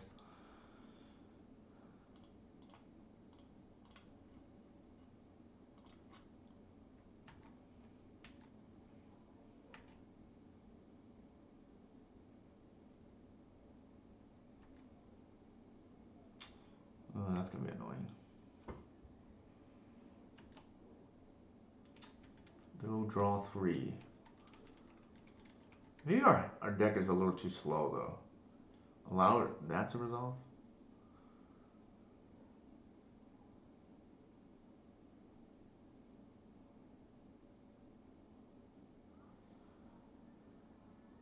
Sure. Sure.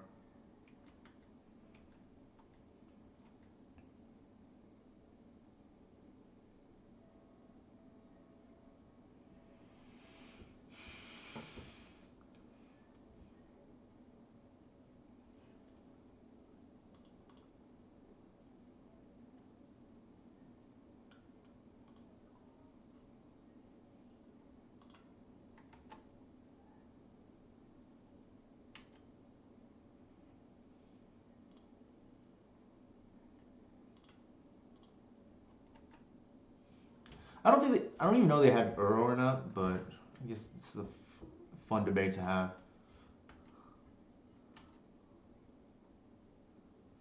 It's times like this where Sentinel is a real bad. Real bad. I think we have to do it anyway, but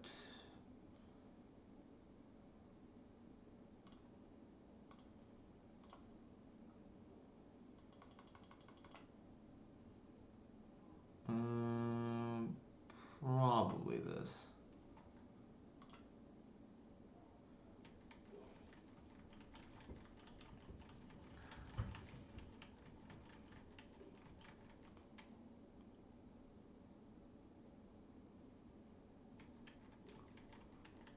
Yeah, so you much rather have Thalia here, right? Where they have to pay for +1 on everything. I do think, yeah, Sentinel is probably the best option available. Because it's a 1 drop and it has impact all. It's like insane you have it early, right? There's just no other option that's better at the moment.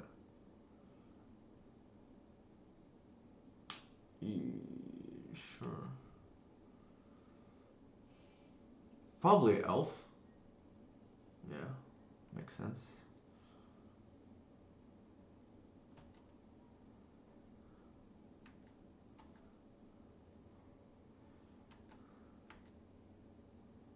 I think here we're just gonna have to take the chance that they. Well, that's actually a good draw. So we draw 2 here if.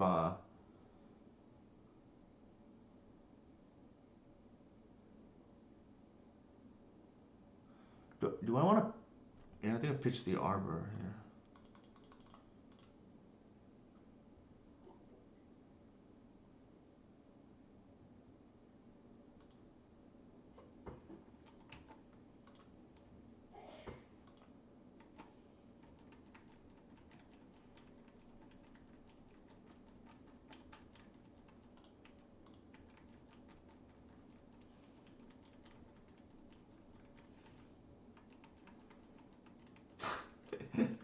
It's kind of funny.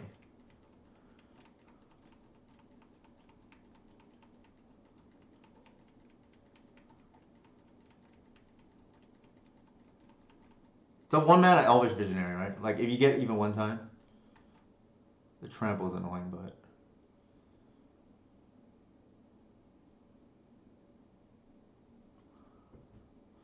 notably the 21 could be a problem. I forget how they got there. Leo, sure.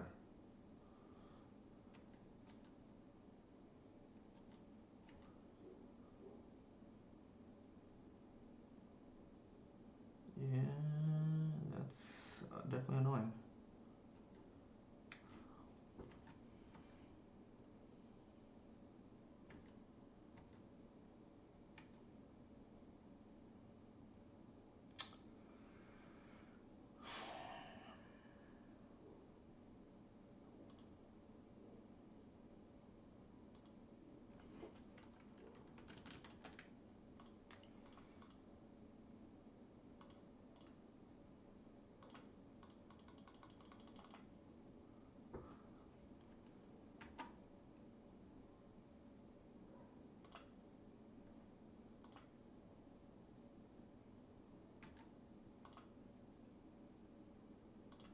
Good point about the Leo.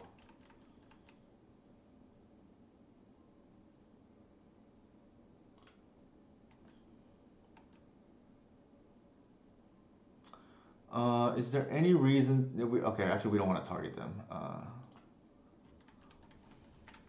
I almost forgot.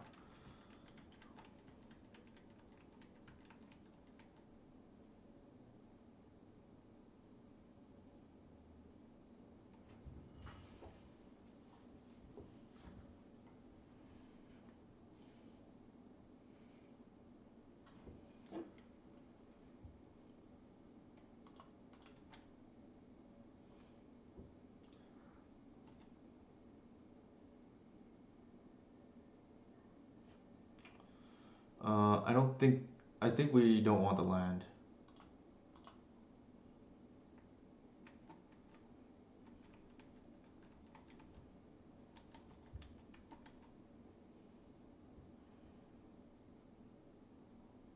Ugh.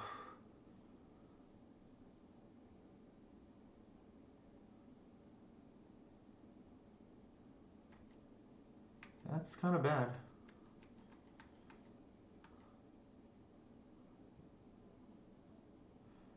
So notably here, we have to block the rhino.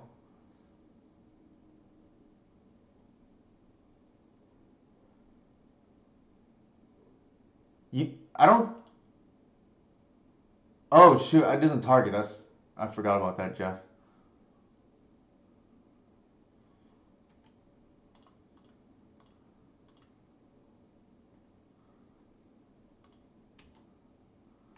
But hopefully that won't cost us the game here.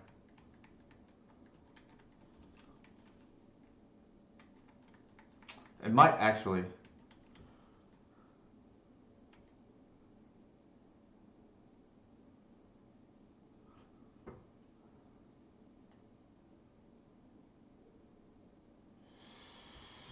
I think that did cost us the game. Because we would have been able to eat the other rhino. But I forget this thing doesn't target. Yeah. Hmm.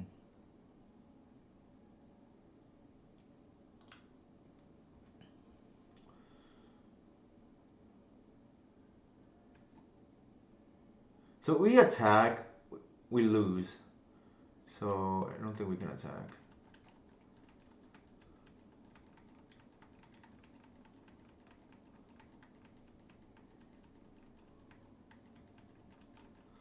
Oh, that's brutal. Yeah, we win this game otherwise, but.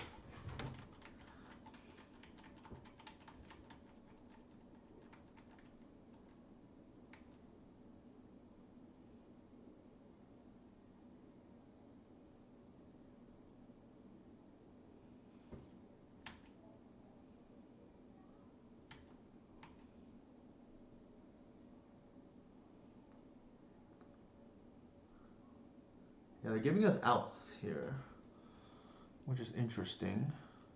We block the trample here, take care of the fours. That's 6, and then we have another out now.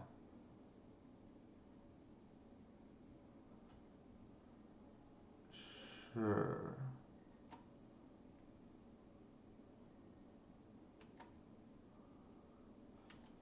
We'll go to 2. We have to block these big ones.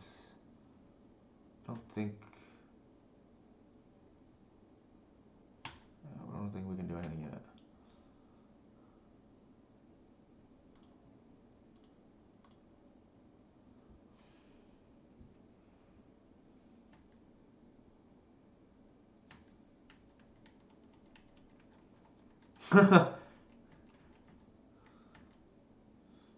I think so. No, they didn't play for either, Jeff, which is weird.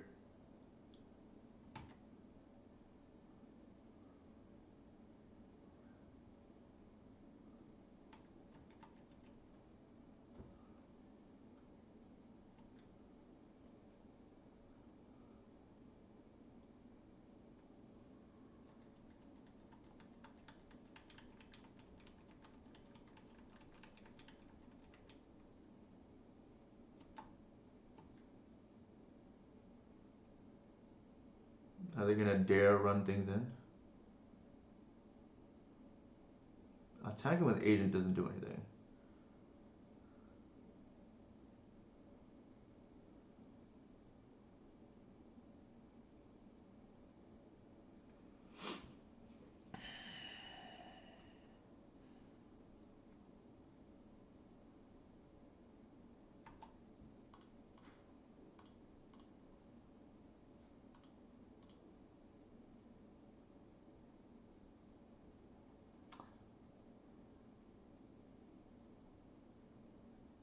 Oh, if only I had an arbor, that would have been so good.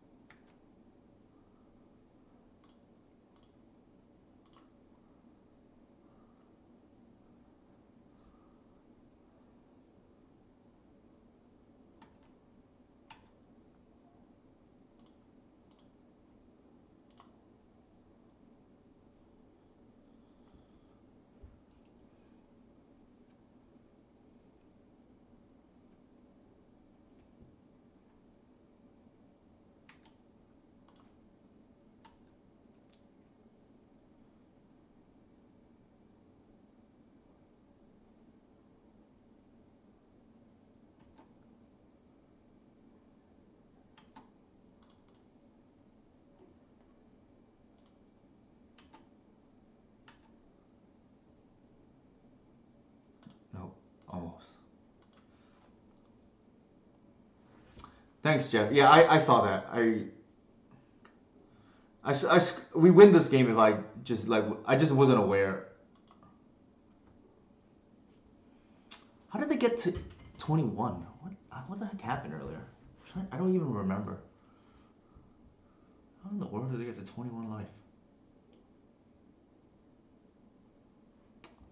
I would have to check. Oh, yeah, that might have been it. Screwed everything up. Actually, it was we supposed to win that pretty easily, to be honest. If I just knew that Yorian didn't target, I just like forgot. We win that easily, I think.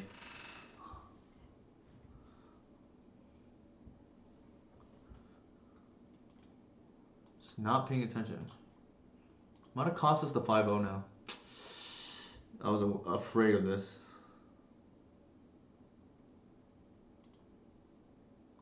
It's not the worst. Keep.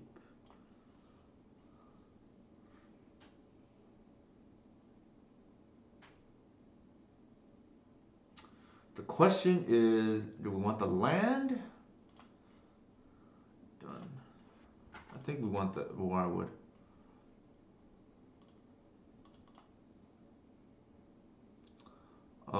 And then I think we want the Savannah too.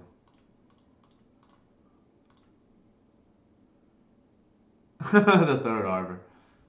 Ooh, interesting. Is the 6-drop worth considering for Rhino? What do you mean by that? Oh, Archon? Probably not. The problem is you have to play sorcery. And I don't think the Rhinos like really matter.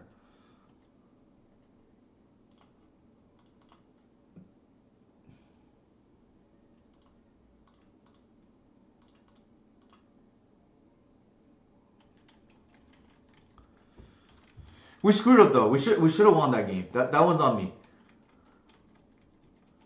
They can't decay it, which is nice.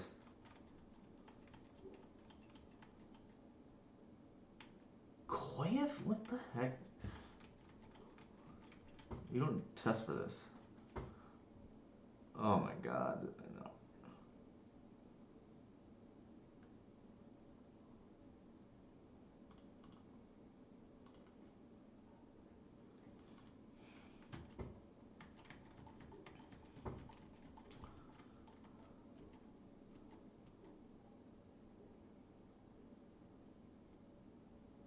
The Nombo of the Yori and the Thalia here.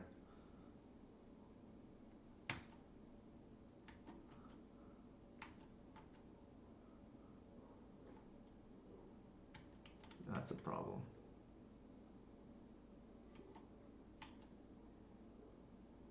Sure. I think there is a decent chance they can escape the Euro. They might just blind. Well, let's see. What do they pitch? It's a problem for us, I think. The Rhinos, these footfalls, they're kind of irrelevant against us, in my opinion. Yikes.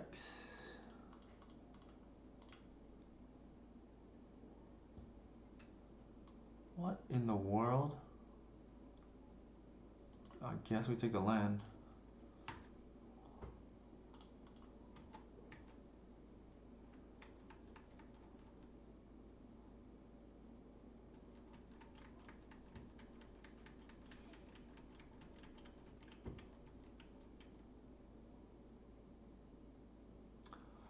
Holy shit. So mad at myself. Why are they playing a GTA randomly? Jesus Christ.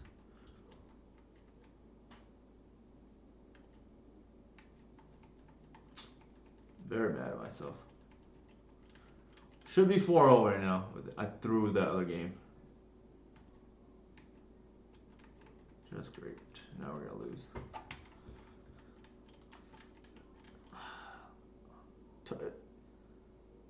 Oh my god. Why are they playing a GTA?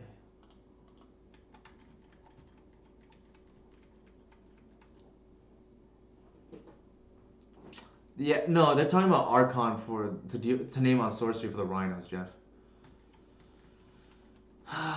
Shoot. We just needed. Oh, I can't believe we drew 2 once upon a time with Thalia out. I guess that's bound to happen, but Jesus. Should be 4-0 now, but we threw the other game.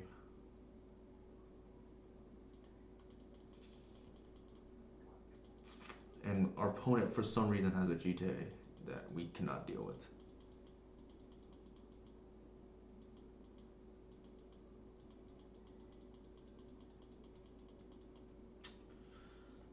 That is the problem with League, though. You run to these decks you don't really plan for.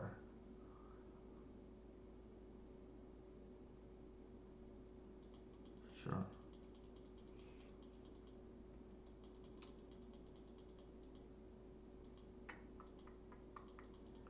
Why do they have a GTA randomly?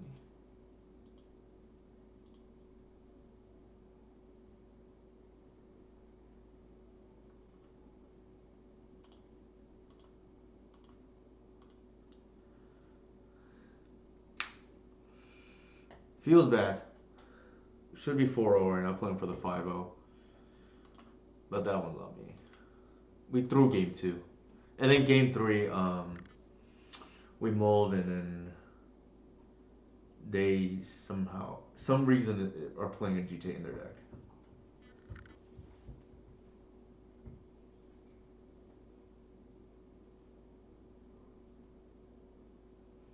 Like, GTA in this economy doesn't strike me as very good because it doesn't deal with Murktide. The go-wide strategies you have engineer for anyways. So I'd be curious why they're playing GTA. Unless you're playing Stoneforge, then I can understand, right? Because it's tutorable. But if you can't tutor for it, like playing it just to Glory Goyf, if it gets countered, seems kind of medium to me.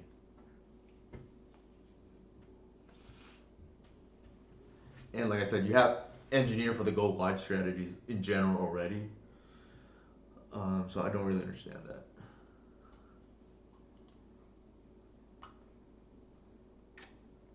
Could be an old list too. I think old list probably played like 1 maybe.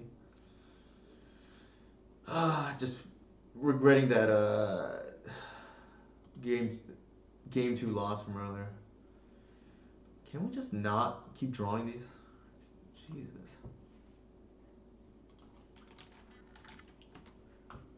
Alright, this is like more reasonable. Keep. Put the oof back. I don't know where our opponent is on, but I'm just gonna assume they're not on something where oof matters. We have notably the turn 2 Progenitus, but it really depends what our opponent does here. Sure.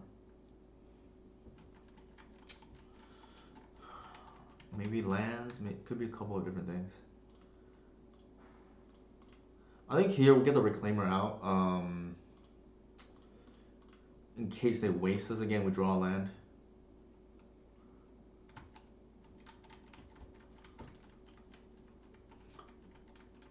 We do have lethal next turn. No, actually, it's not. But we have a progenitor next turn.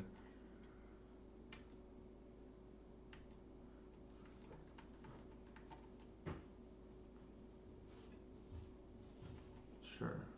I think there's no universe that we don't slam. Especially with that as backup.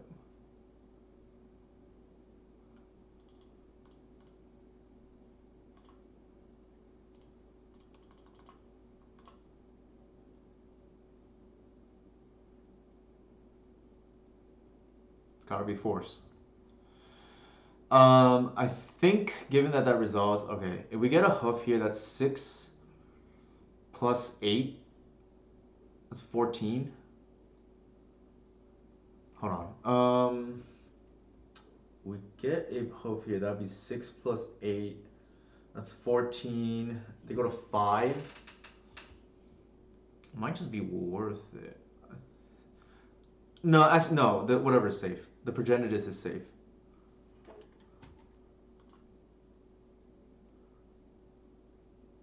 Because they could have brazen borrow and it just like completely changes the math, right?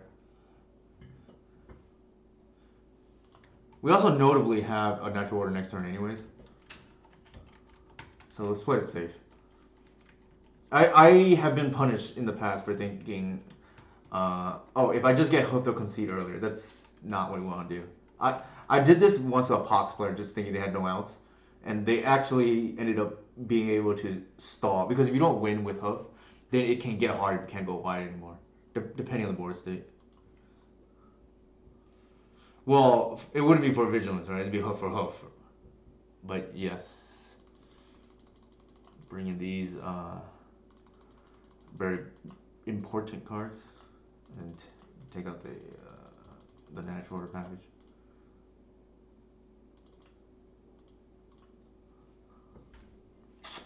So honestly, like the decks felt pretty smooth, like so far. I think because I cleaned up the mana. Also, you're not playing some gimmick combo in the druid. Also, if you like, I think the Nettle build, the devoted druid might just be up your alley. You're playing a stronger deck, and you still get the fun aspect, which I think a lot of people enjoy. Right? You can draw your whole deck with Dustwatch Recruiter, and then just hoof them for a lot, right? And I know some people play better when they're happy, so that is a thing.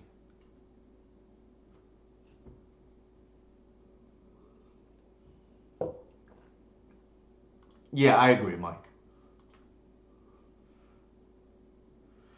Wow. I mean, there's no universe I'm not going to Esper 1, Dahlia 2, right?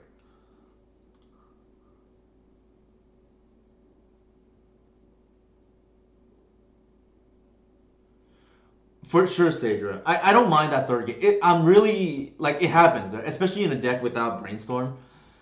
And you're playing, like, natural order targets. It's bound to happen, and we just, like, drew the weird sequencing where we draw the Once Upon a Time. Especially with a Thalia out. It's just, like, very awkward.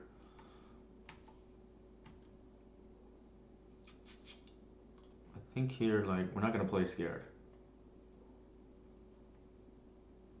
Especially since they Mortal 5. Let's go. I know, right? Actually, Mike, you missed it earlier. Against Delver, we won on a board state where no elves ever casted. It was just like Esper Sentinel into Thalia into like natural order for the kill or something like that. I don't remember. Endurance into the kill, yeah. It's pretty funny. It looked like we were playing Maverick.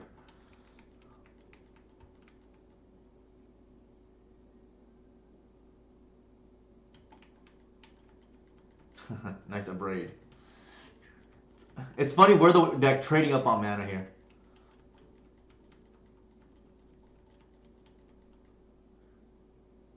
I know. What it looked like we're just playing bombs here. I'm gonna go turn 2 Thalia. And our opponent will be on the ropes, as they say. Okay. I think we save this just in case, and we just slam Thalia and force them to have a play. Like that might just be game. Like against some, like it's insane how good Thalia is against some decks. It just might just be game. They don't have the answer right.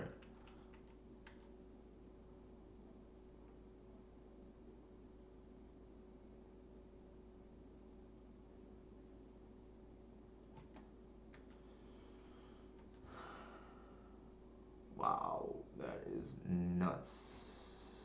All right, well, let the taxing begin.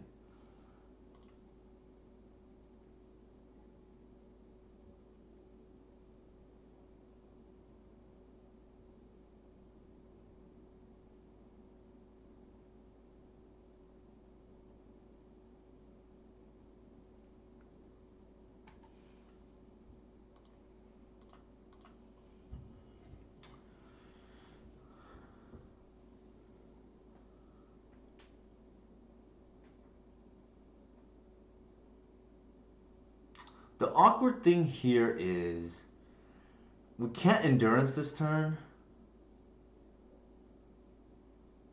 and there is a chance they go for the Murktide.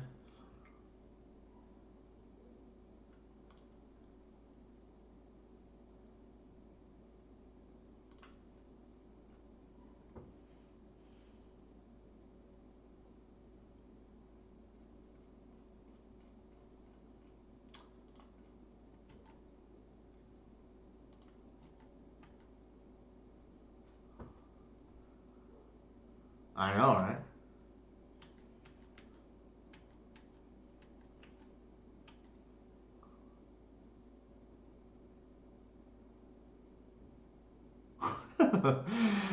Two mana ponder just never felt so good.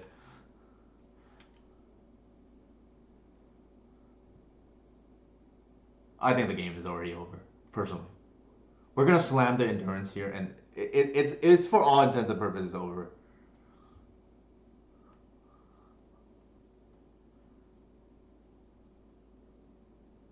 Especially on a shuffle. And if they attack, we are, for damn sure are blocking.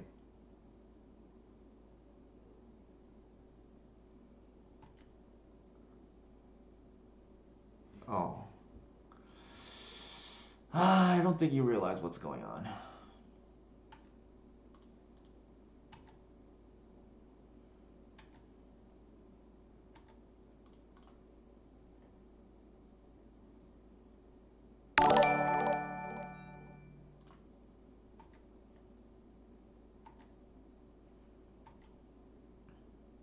Hey, Evan Magic, thank you for the follow.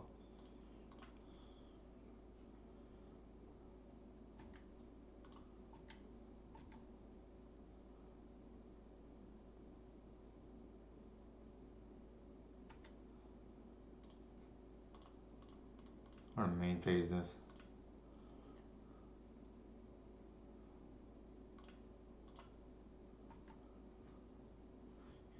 You should not be trading when you're already behind. Like, I don't understand my opponent's logic there.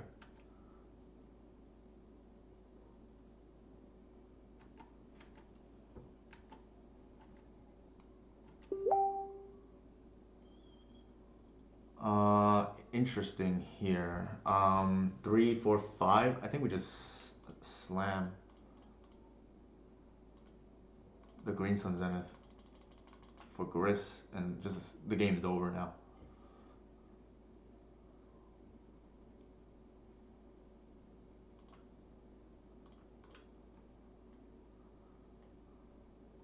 It's over, like straight up.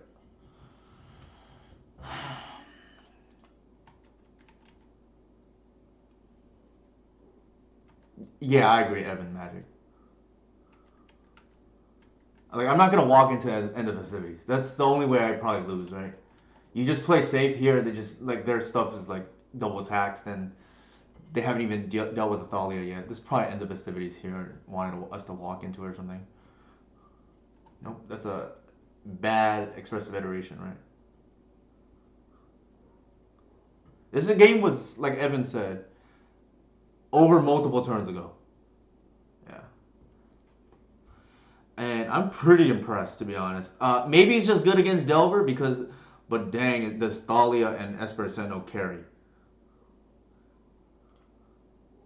Like we won that pretty easily, but they mode a 5 in their defense. Um, I think it's definitely worth running back. Like we probably should have 5-0'd. Like we lost a game here we shouldn't have lost. But I'm pretty impressed with how this list played out. Urine just like icing on the top, right? Like you can hard cast it later on if need be. Notably a little bit weaker to these control decks because you don't have Thoughtseize, but I do think that the mana is very important, especially if the goal of playing this version is just to have a better Delver matchup. Yeah, for sure. And Ponders just looks horrible, right? Also also 2 mana Abrade on the Esper Sentinel. Them falling behind on them just like a nightmare for them. So I think I'll run it back, but here's a list for those who want to try it. Don't know about these last few cards, but definitely this 80 feels good. I'll be back.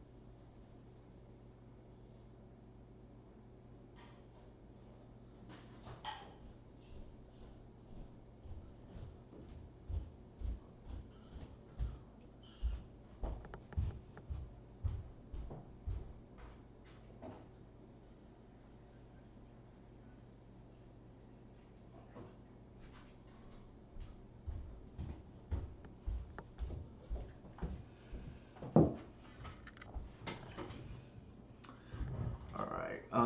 Let's run it back. I think the list was fine. Should have been a 5-0, but the loss was on us.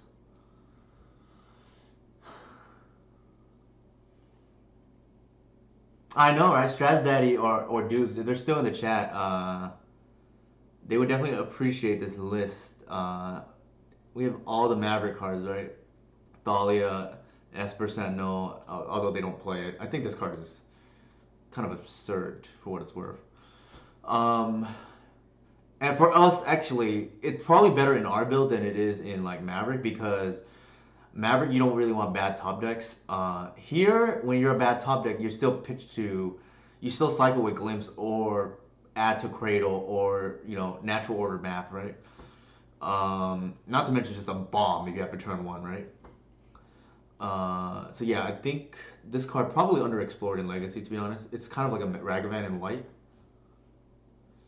For sure, bookish Matt. Yeah, I can kind of see that, and it's why DNT doesn't play Esper Sentinel because DNT actually wants good top decks as well.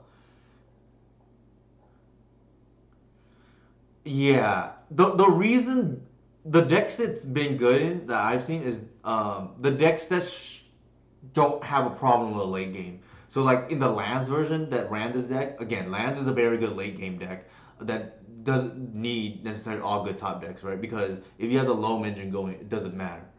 The other deck that I've seen it very good in is Humans, and the reason why it's good in Humans is because if you're top decking with Humans, you're probably already lost.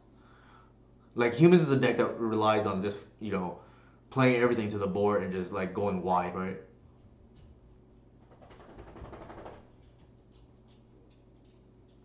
I agree. The fact that this is a one drop is what makes it playable, I think. Oh, we're playing somebody who's playing for the 4-0. Koran 62. So this will be a good test, a barometer of the deck, right?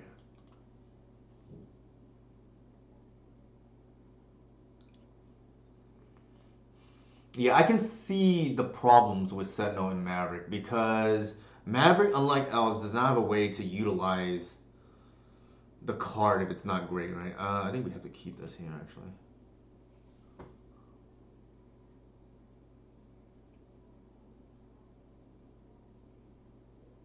Also, with the Savannah in hand, I think.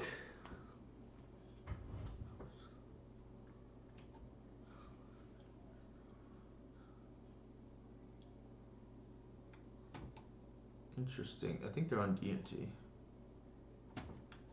Yeah, I also feel that, Sadra. Like, maybe in 60 it's not worth it, but in 80 it makes the cutoff. Ooh, wow. Okay, I think here we're gonna fetch because we have turn 2 Thalia anyways.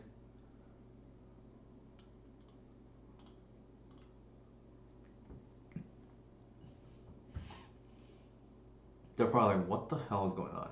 Savannah into once? I think we take the Visionary as. Yeah, I think we take the Visionary.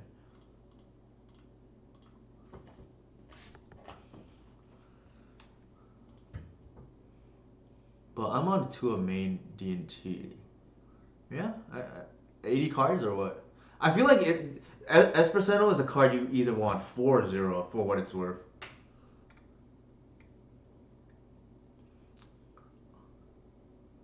Very happy about this, by the way. I did not really. I was a little bit disappointed with the other one that I got. Was the Reanimator one, the Elf arch nemesis for many years. Granted, a good matchup now, but still. Okay, so they're on Moon and Taxes. May attack, who knows? Probably not.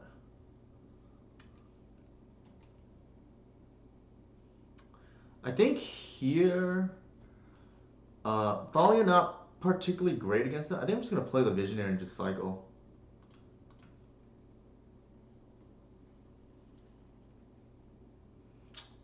Oh, they better not moon us. I'm gonna be annoyed by that.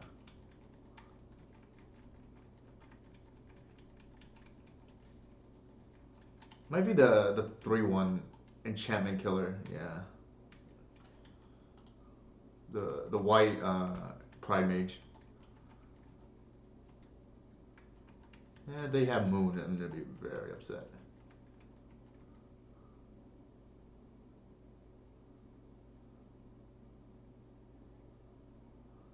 That was actually the mistake we made. They were on the play. We should have kept the basic because Thalia is not good against the death and taxes. So that was a mistake. So yeah, because I don't think I want to be casting Thalia anyways, and if they wasteland us, like so be it. Hindsight's 2020, obviously. They might, I'm gonna be so upset at myself right now. They moon us. That's fine, I think. Probably should be attacking, but I don't know why they didn't. Actually, I guess they can blow this up if they wanted to.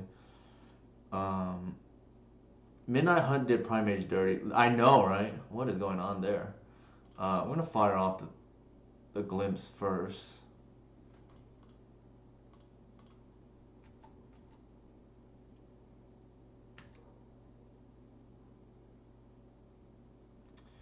We have 4 mana available.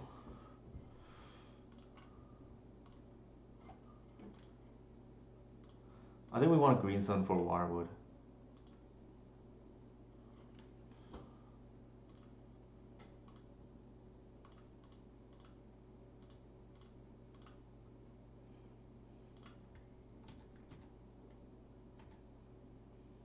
So that got us 2 draws. Plus, I think here we want to play the Wirewood just in case. They like try to, I don't know. In case they try to moon us.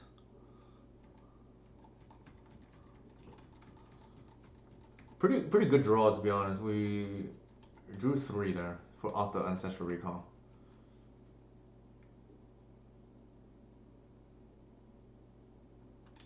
You.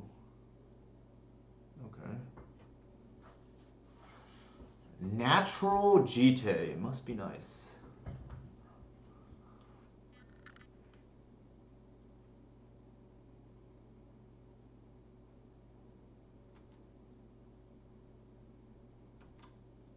If I were them, I would not pay the tax. That was a mistake.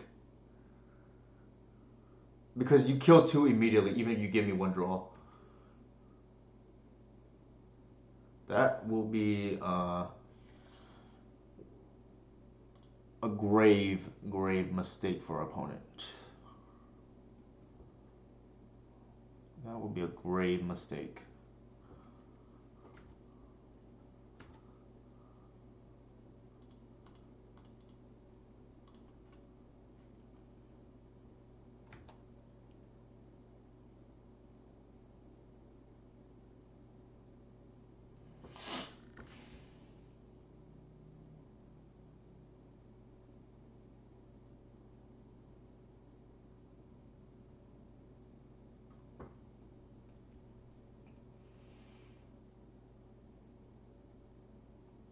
What is going on? Might be a Solitude. That's the only explanation here. But they should have done it with Visionary on the stack. Part of what makes Sentinel good is people are so hardwired to not give away cards. Yeah, I think that's probably there's some truth to that. Like, I know I definitely was misplaying against it, like when I, ran into it a few times. Like, there are certain times you just like YOLO, just give the opponent the card, and you're gonna be better off for it, so to speak. Actually, cancel. I think I want to untap the Heritage in case it matters.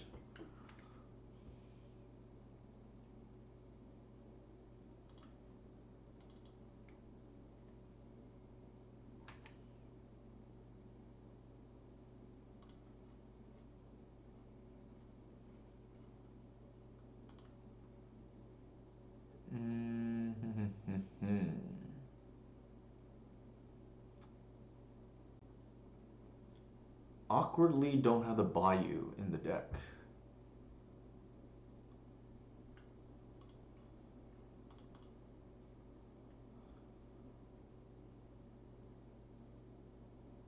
I think it... Probably that.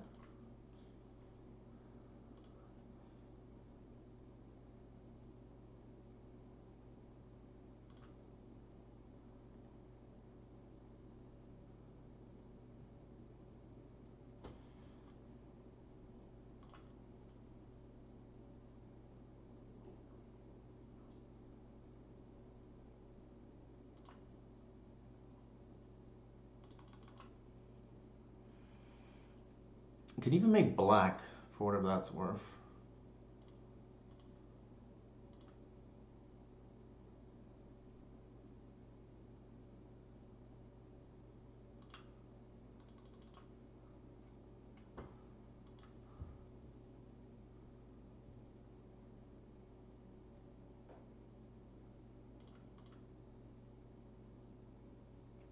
I notably have Boseiju up still if I care for it.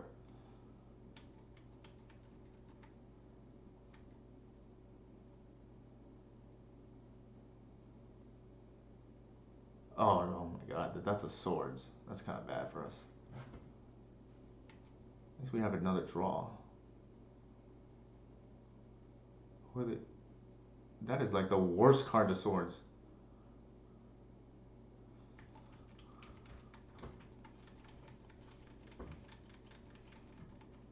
Our opponent is probably thrown off by our deck for what it's worth.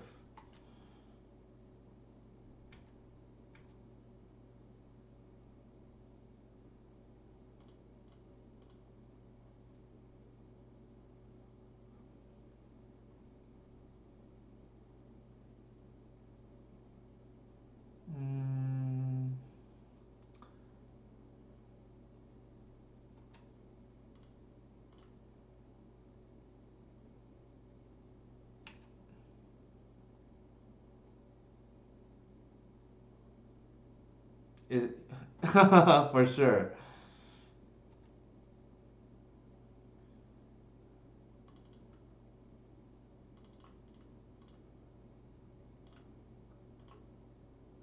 I mean, the game is over.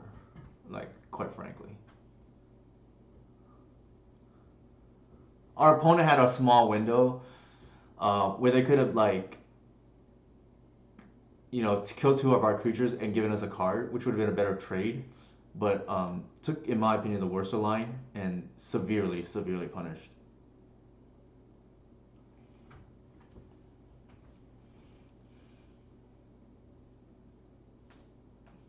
We're like miles ahead right now. Sure.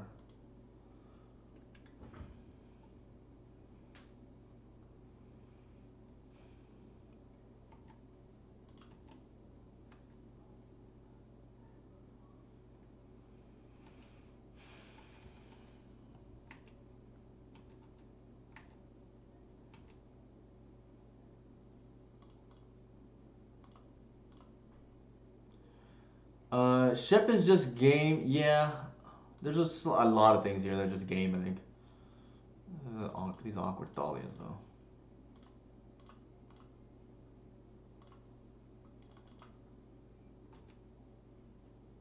That's game too. And we have enough mana.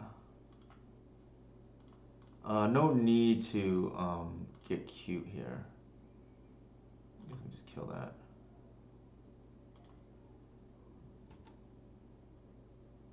Yeah.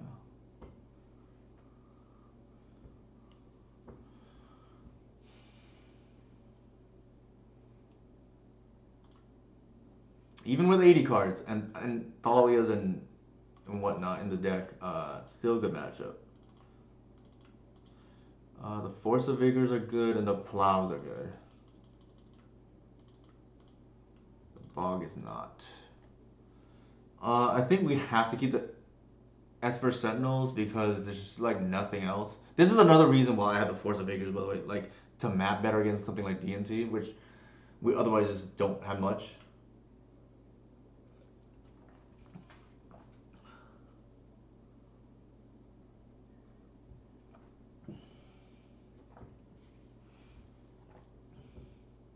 Also, I just imagine Legacy players probably just cannot play around the Esper Sentinel correctly, or have to get used to it. Uh, Here, not great, and I'm a little bit scared of running the Esper Sentinel out. It's kind of bad, but maybe it's okay.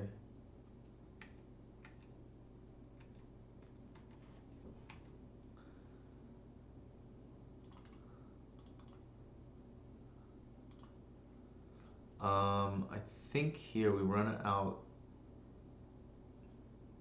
Actually, we just have the green sun. Like our hand doesn't do anything here.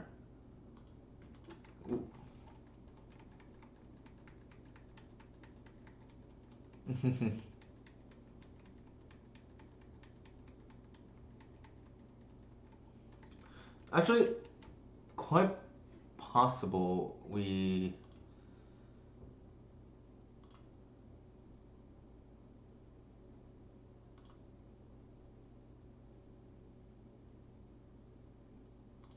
gonna play on the trap correctly here.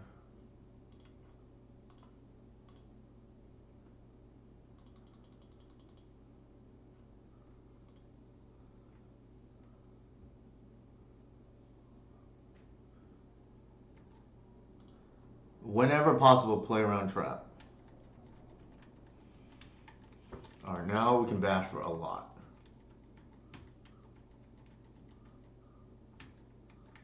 Not gonna attack. What could they have at 3 mana? Maybe they have a natural GT again, I don't know.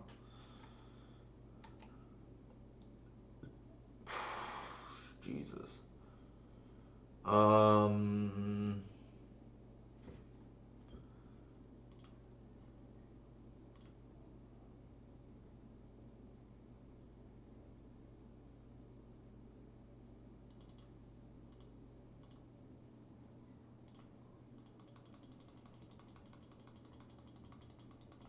I wonder if we just get Progenitus here. It's like safer.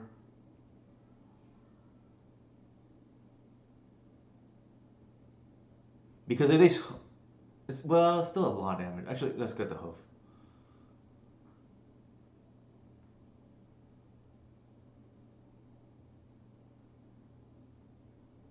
It would still be 16, I guess. That's what I was afraid of. But that's okay.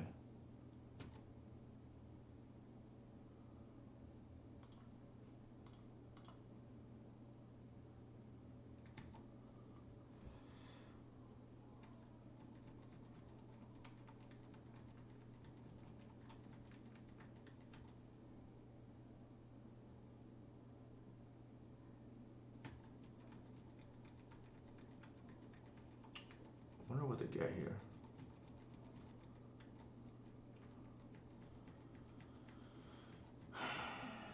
Peacekeeper, maybe?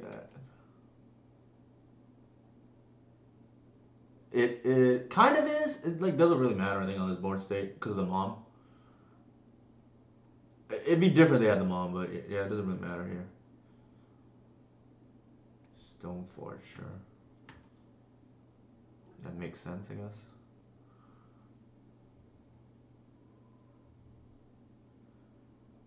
We're gonna bash.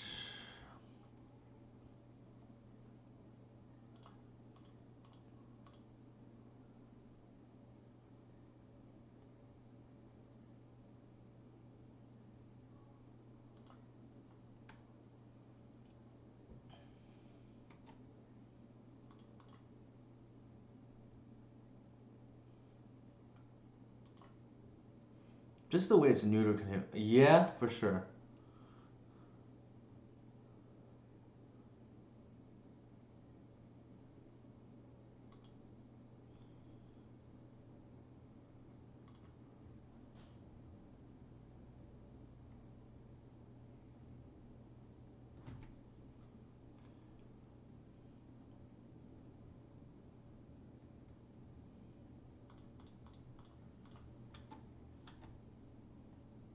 We leave the grist up because if they lower down the mom, we can kill one of the things.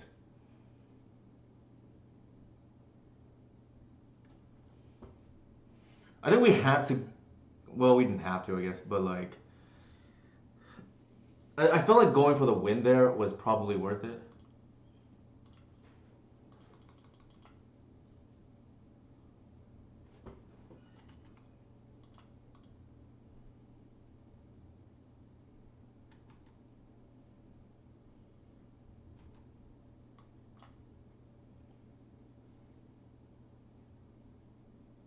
It's 15.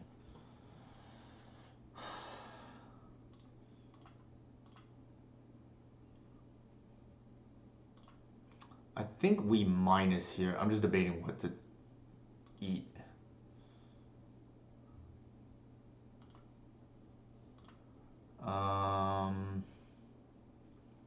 Might honestly be the mom.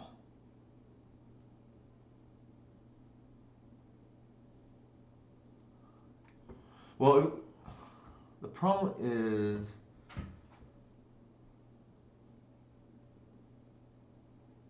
the mom can save other things again next turn. Well, the mom can force something through. That's the other thing, right?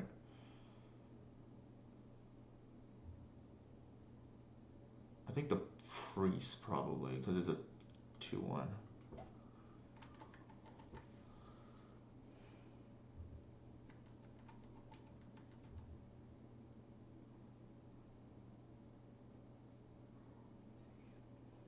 If the mom wants to force something through, I think that's fine.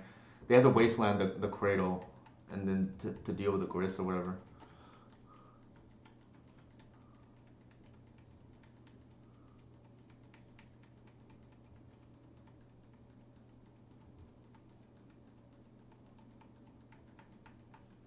Also, the sentinel being white here, kind of relevant. To get around the mom pro green. If they don't have wasteland, the game is literally over.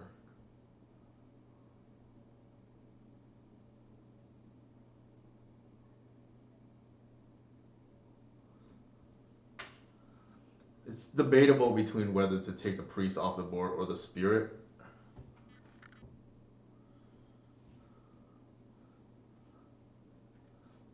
Taking the mom there just doesn't seem right. Well, actually, it might. Well, it's hard to say.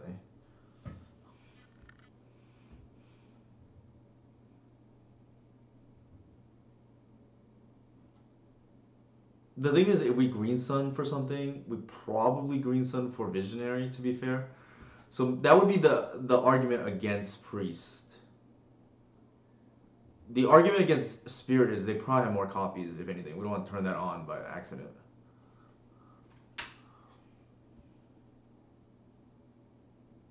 We can also block the spirit if need be.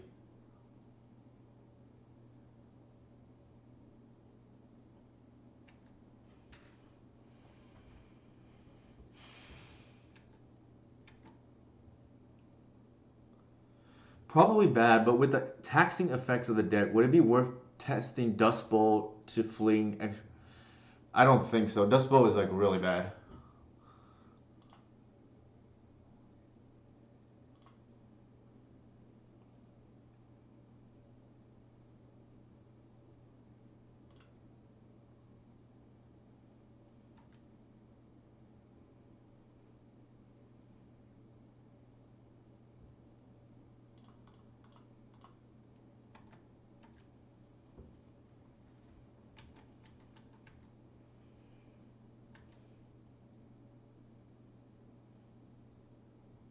Maybe a Solitude Hardcast here. That's what it looks like. They should have done it to the Wirewood, probably. Nope, that's not how it works.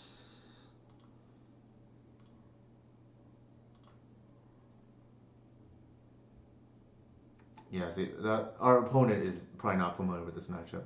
They're making like game-ending mistakes here.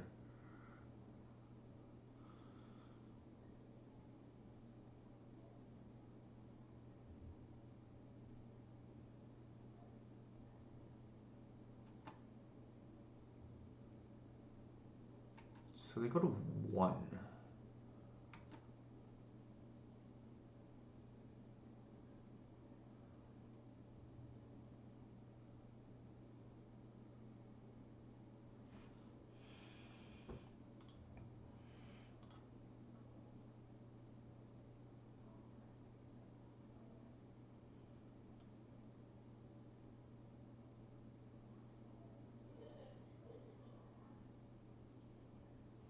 I think here we debating whether to minus or not.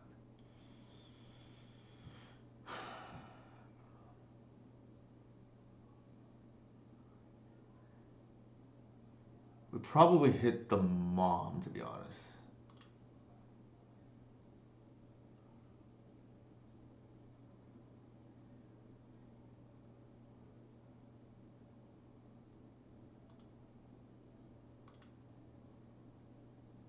I don't think we care about anything else in that deck.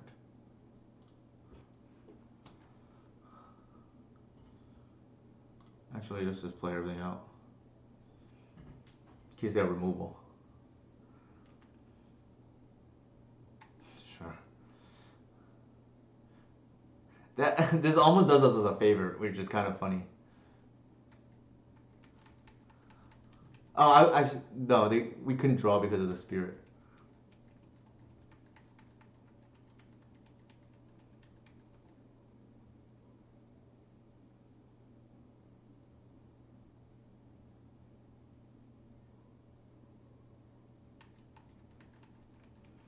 So the game is over here, right? Like, we just attack with her for 20, and they can only block the three of them. Yeah. Sorry about your 5-0 opponents. Our opponent was 4-0. But they seem to not be familiar with the L's matchup.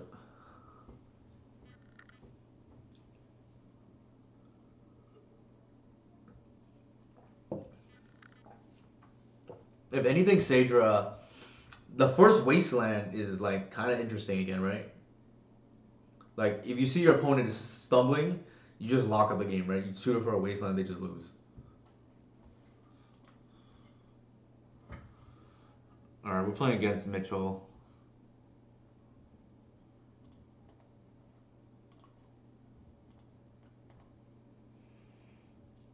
Keep.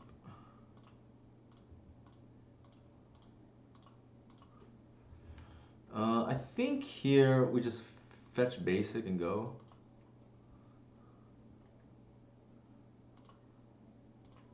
Gotta get the green sun out of the way. The sequencing actually matters a little bit more here, right? Like, funny enough, we're gonna slam Thalia and just like tax other stuff. Waste? How dare you?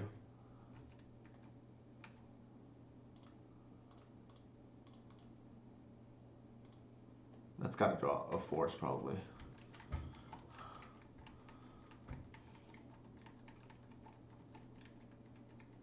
Alright, they're on the wasteland plan, I guess.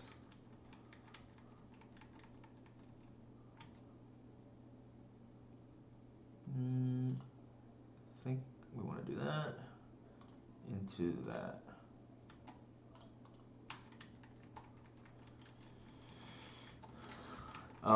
Feel like we're pretty ahead now.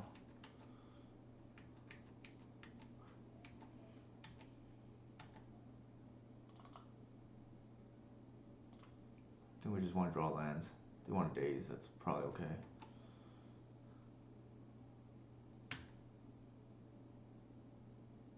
Just guide Delver maybe.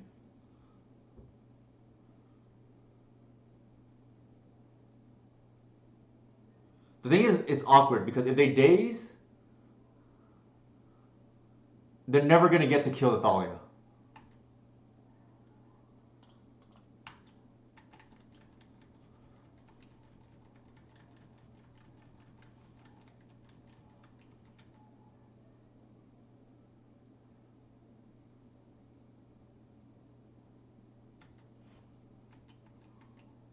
Ooh, could be a Murktide coming, interestingly enough.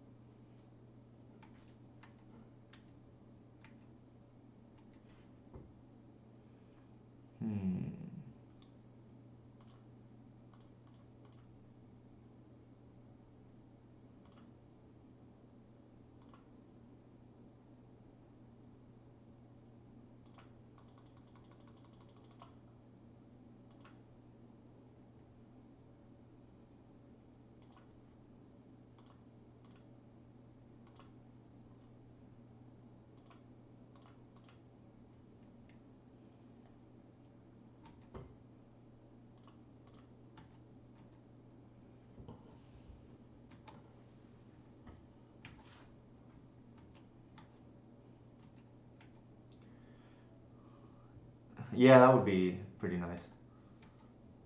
So we can't attack here anymore.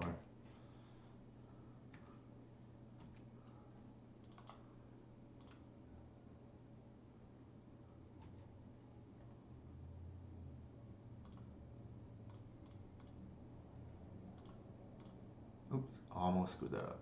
Almost messed that up.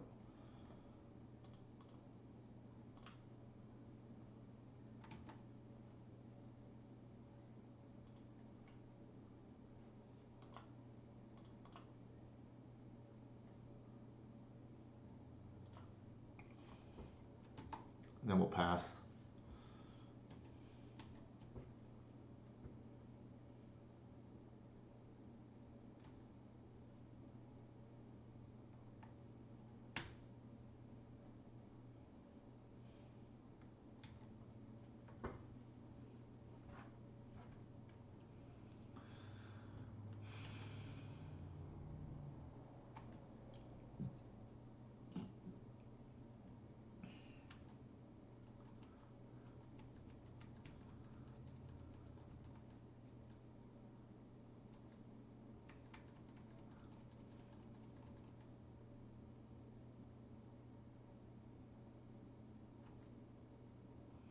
Dahlia doing the Lord's work here.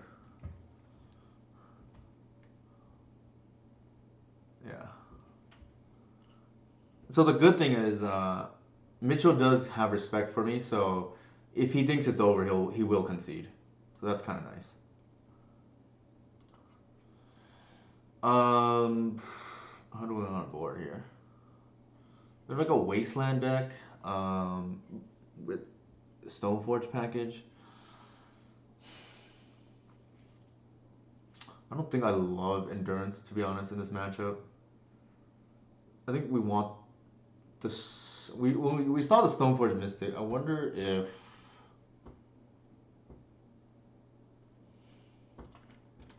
I wonder how we should board. Don't think I love the bog here. That seems bad. The endurance, I don't know if they have Delver. The wasteland was definitely interesting. We didn't see much besides that. They had, yeah, they have multiple wastelands. So maybe we don't want to be on the natural order plan, and just like focus on the endurance plan. We can always change it as well. I don't like Force of Vigor because if they go for Skull, it's kind of bad, but maybe that's a necessary evil, right? Like, to hit the GTA.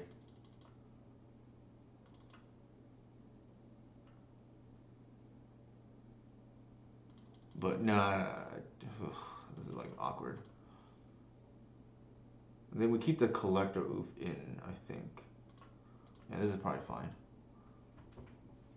We have Yorin to go over the top too, so maybe it against these blue Delta Wasteland decks, probably correct to not.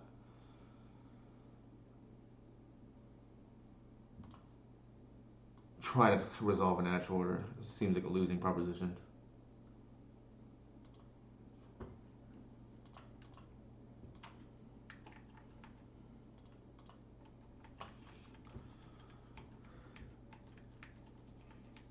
Yeah. So we guessed correctly. The archetype. I think we boarded correctly too. Here, I think we just want to play that out.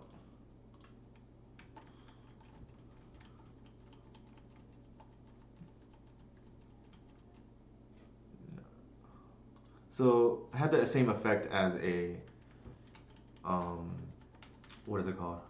As a ramp, right? Ooh.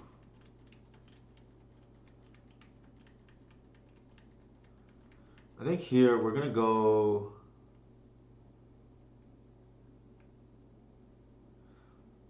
I think the ceiling out of any of those cards, the highest ceiling is definitely Sentinel, and the floor is not even that low. Uh, the highest floor though is probably Thali. This build like straight up already feels better. I think here we just try to ramp. I think we're gonna fetch a second Savannah. Go upstairs with, uh, what is it called, Green Sun, and then run the Druid into Daze. It's really awkward. We drew the one black card that we can't cast here. Oof, okay.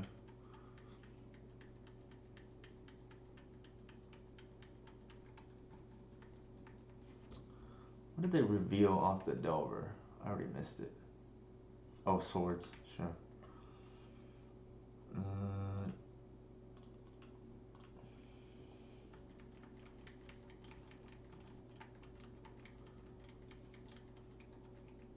Definitely sliding a bit towards our Maverick cousin. This one, yeah, for sure. I would say the Delver matchup feels significantly better, right? Because of swords, Dahlia, Sentinel. Like, just have all bombs, right? Like, each one is a must answer.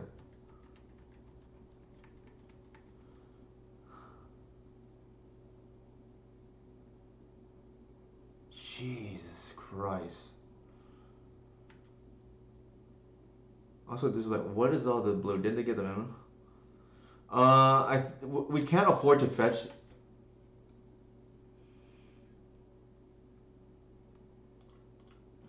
We can't afford to fetch Dryad Arbor there because of swords.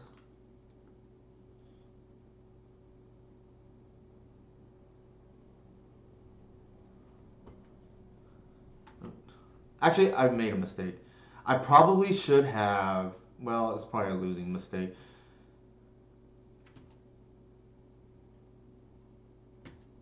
Probably should have played the Cradle because then I can pay for days, right?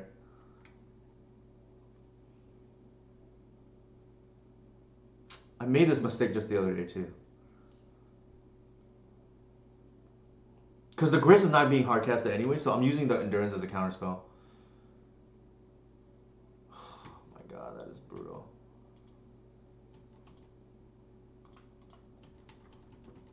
That is brutal.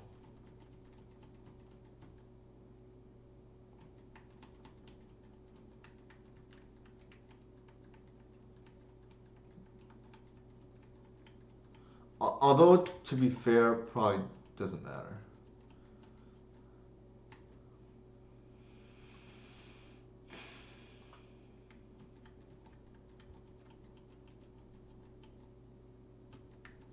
Because that's 3 already in the air, and then we're going to take like a million right now.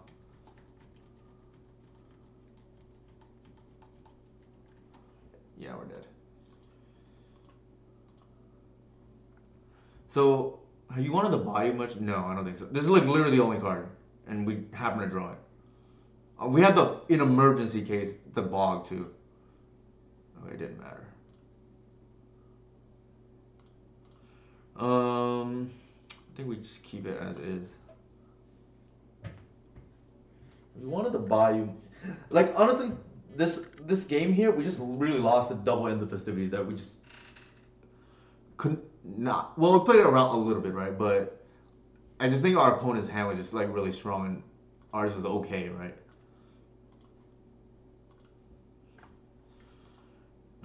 Sure, keep.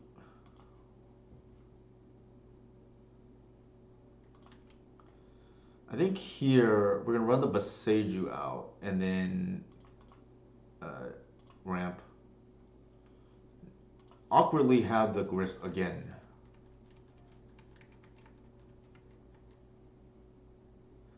I don't know how many he's running in the festivities, but he drew 2 last game. It's gonna be really telling what they do here. I'm scared when they don't play removal because that means they could be a sweeper. Uh, I think here we're going to run out a Visionary and hope they don't have days for it.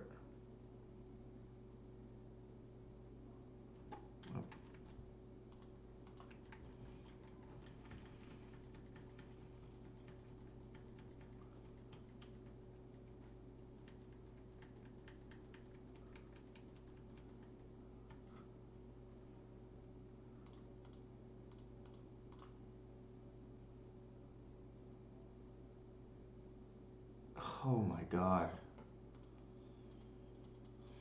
That's what I get for not running the Shepherd out.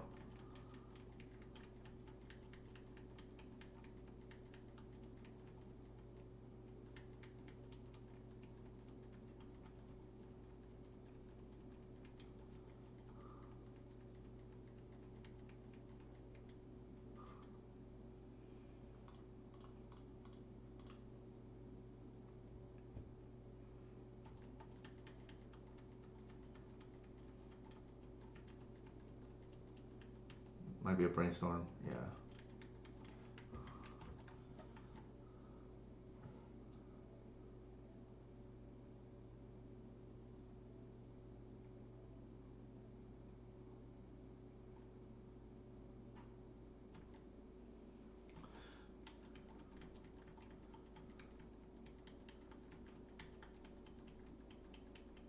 Spell Pierce. A card that does not really do anything against us.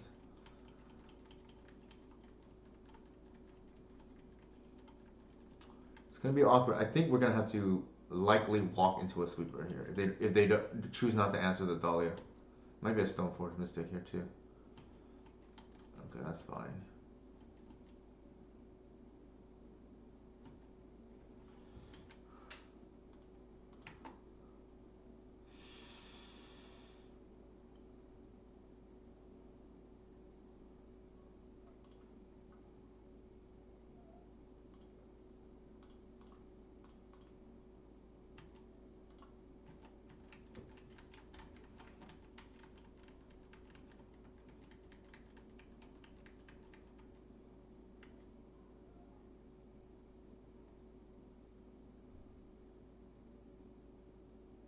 The days was really bad on the visionary. I feel like it's probably correct to just because we're on the play to do it.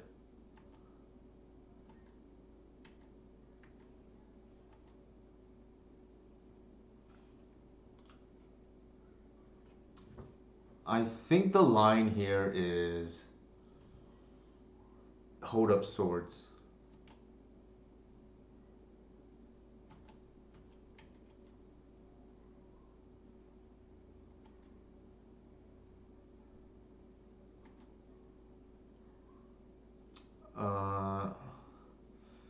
I think while tapped out, they can't pierce this.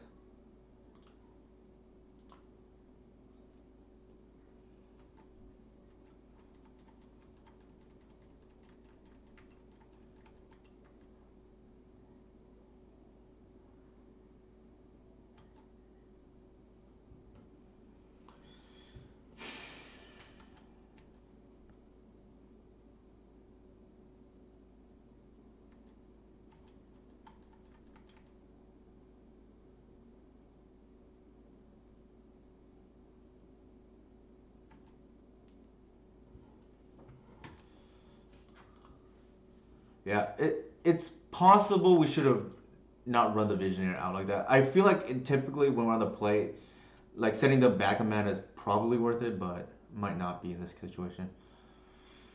Let's see. Two, three, 4 mana. I think we just want to play the endurance.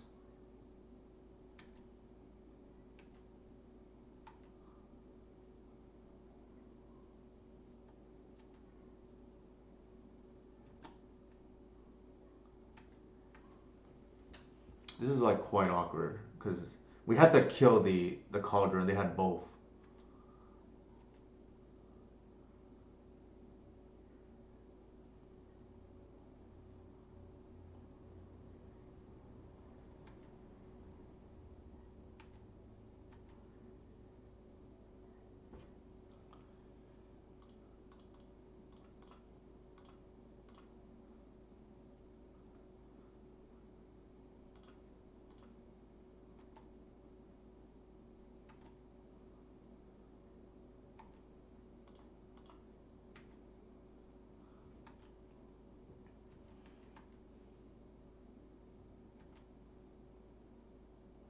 They have to kill the endurance, and then the other card might be Thalia. Could be virtual or Arbor.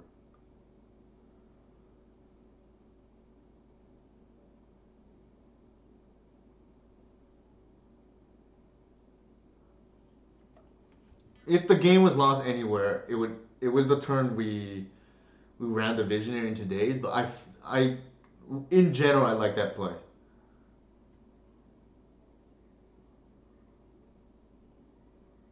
I have to look at the replay again at the time. I felt like we could afford it at the time, but could be wrong.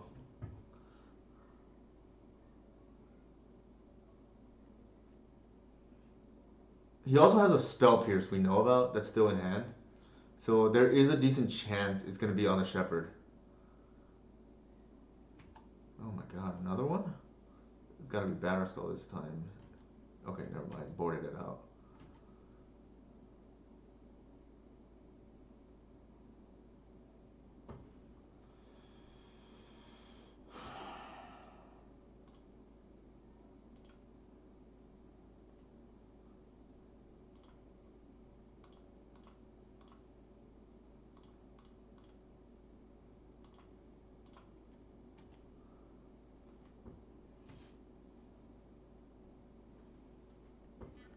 Mm,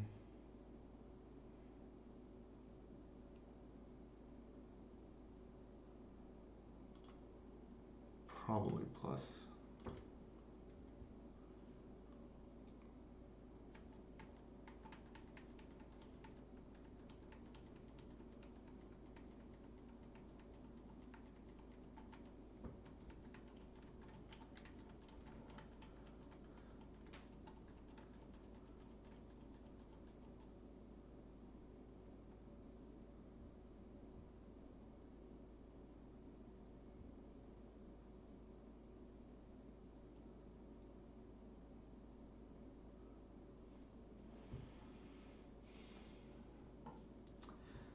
No, I don't think so, Sadra, because we need to hit lands. Like I actually the Once Upon a Time play I actually like a lot, and it's one I think a lot of L players don't take enough.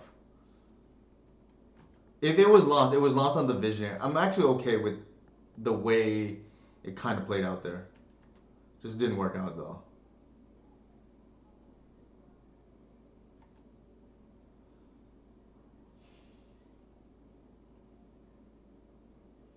If we block here, they get two more counters. Doesn't die anyways. They have to minus. They can do it anyways if they want. I think we have to block and use up the counter.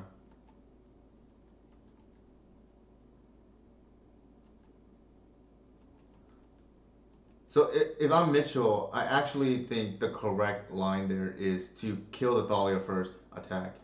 So small misplay on Mitchell's behalf. There wasn't one where we could once before that, but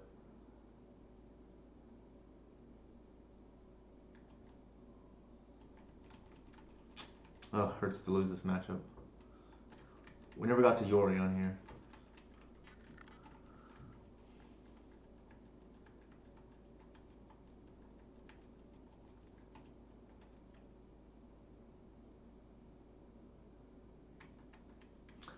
I think the other game was not really winnable given their hand.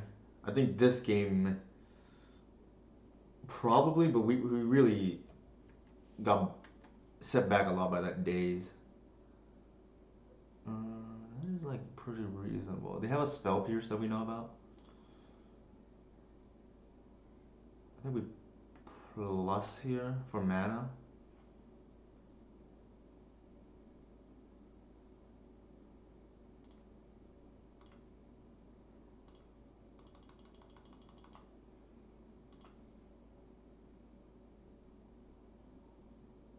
Jeez.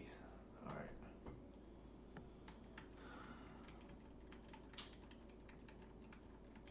Oh, I forgot again. I'm supposed. Oh my god. I'm supposed to put Yori in my hand.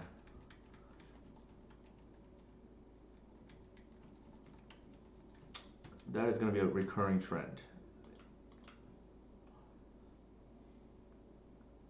So Mitchell, I think, will likely kill the Birch Lord, kill the insect here, take us down to essentially one mana, and we could have technically cast the Yori on the following turn.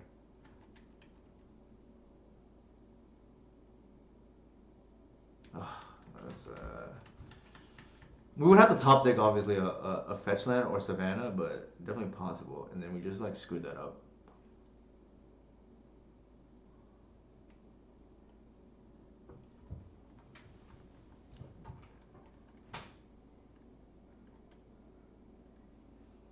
I do not think I'm gonna get used to putting Yori on my hand. I just like I keep forgetting.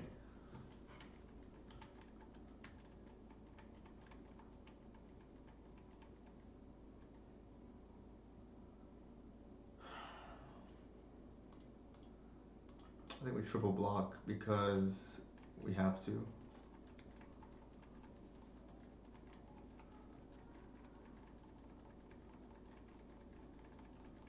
Like screw that up. Obviously, it doesn't matter if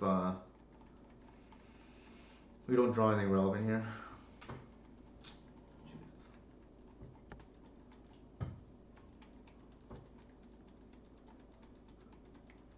I'd like to, yeah. Oh, I think it's a Murktide coming.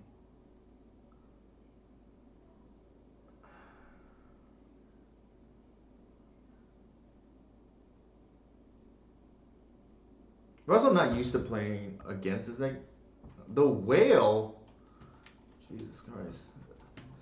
PTSD on that card. No 5-0 tonight, unfortunately. Yeah, it's over now.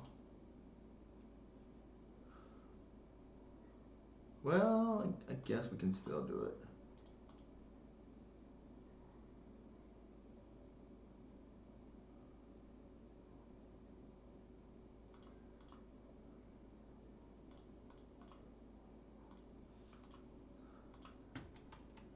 Doesn't really matter, but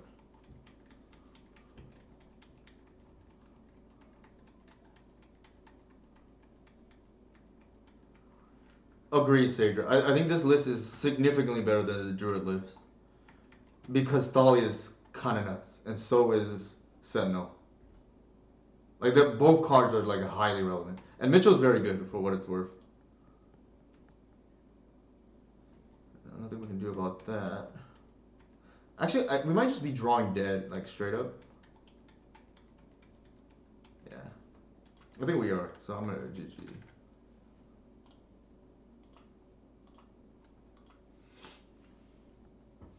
Because like no matter what we draw here, it's not gonna matter. Yeah, the other one's more fun. This is like probably more competitive. Actually, hold on. I'm gonna cancel that. Let's take a look. What was in the hand at the time when I cast the Visionary into the days? The ones into the days I don't mind because we need lands. It was turn 2. Um, here they swords. Okay, I think with this board state, you have a grist the following turn because of the ranger.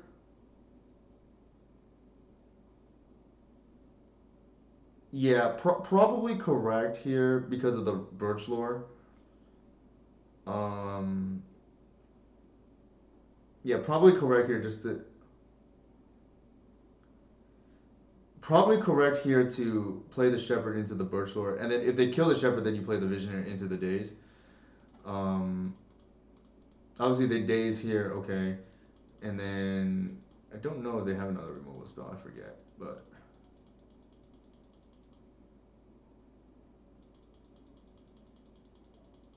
we get that days too, unfortunately.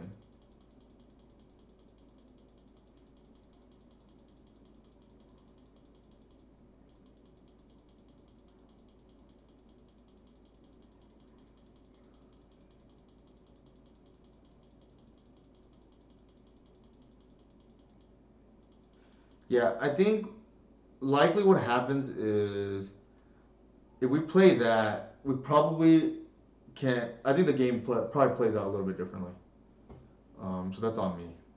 I should have thought about it more. I'm very used to just playing out the visionary if I have a glimpse in hand because I want to go off the following turn and to hit land drops. But I think given the grist payoff, especially too, um, yeah, I think probably correct there because this guarantees this also guarantees mana the following turn. So I think that's a misplay. Oops.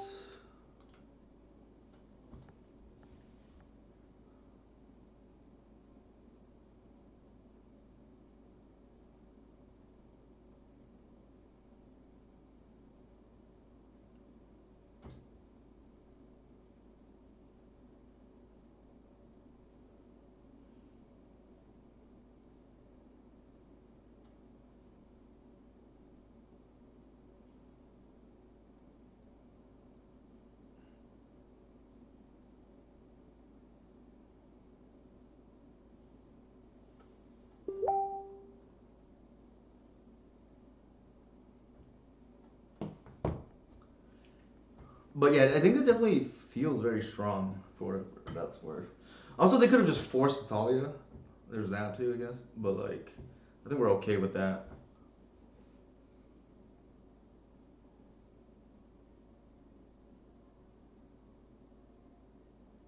I do think we are favored against D&T with that build because we have Yori in late game, which is okay. We're just playing everybody from LGS tonight.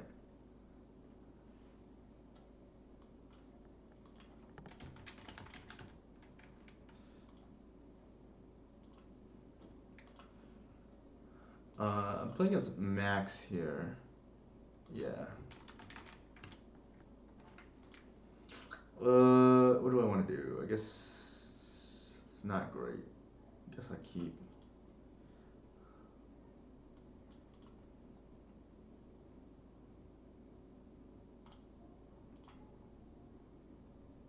Right, there's that too.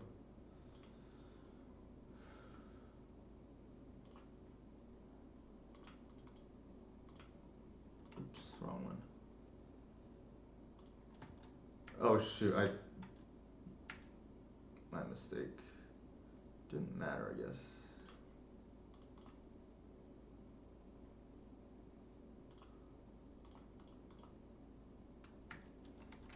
I screwed that up. I should have.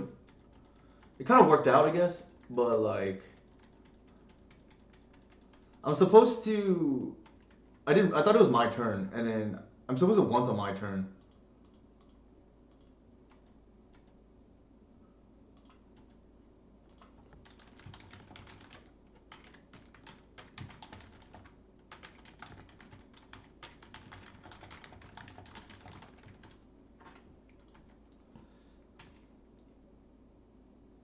I think here I go ahead and play the wirewood first. Um, and I'm gonna play the shepherd.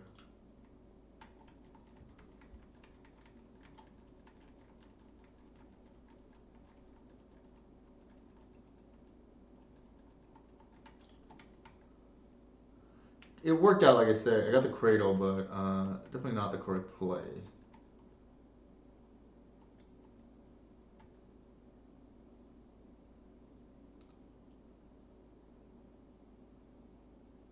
Sure.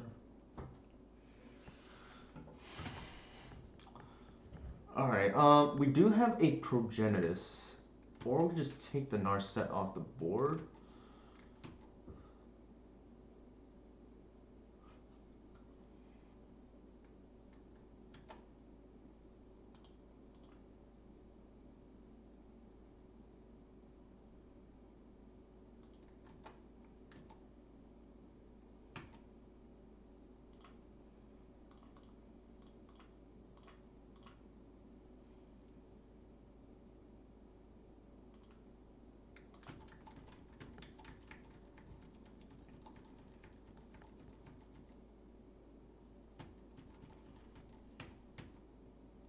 I'm gonna F6.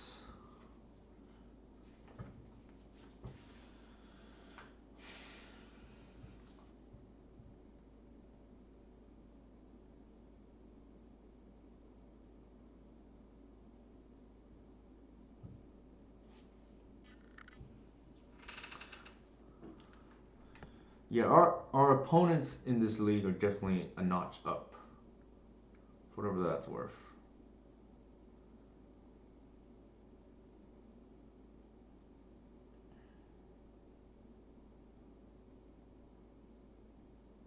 Bouncing, okay, sure.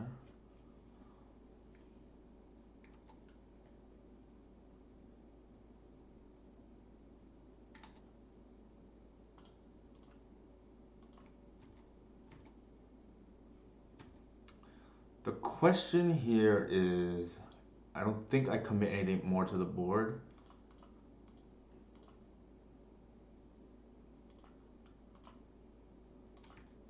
I just pass. Because it's sweeper or bust here, right?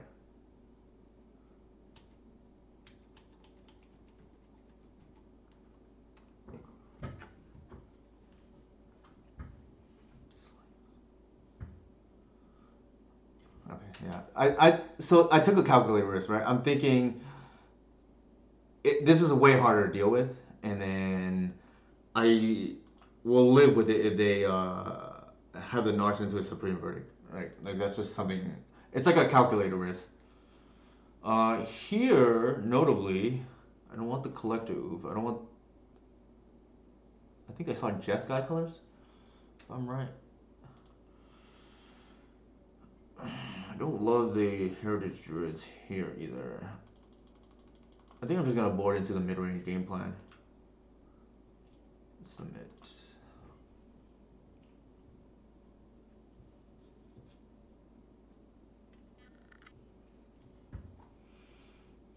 The deck, albeit less fun, feels very real.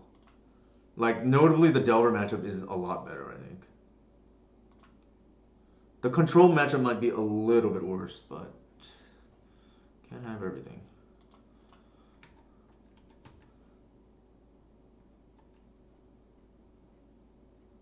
So I think the line here is There's a good chance Max will ending. Well, let me see. My first play, and it's just like, do I want that to be Sentinel or do I want? Oh, actually no. It's got to be Sentinel here because of the Thalia here, right? I'm just gonna leave bombs. You don't play bombs not to like curve out with it, right? Not to mention, if Max doesn't answer the Reclaimer, then it feels real bad.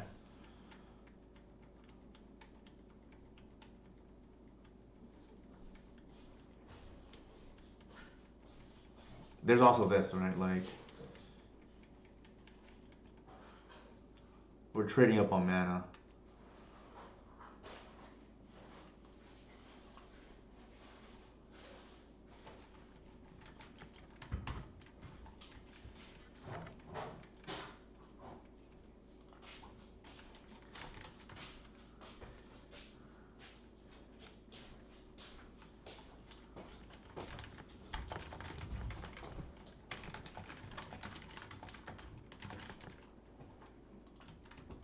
I'm playing against Max.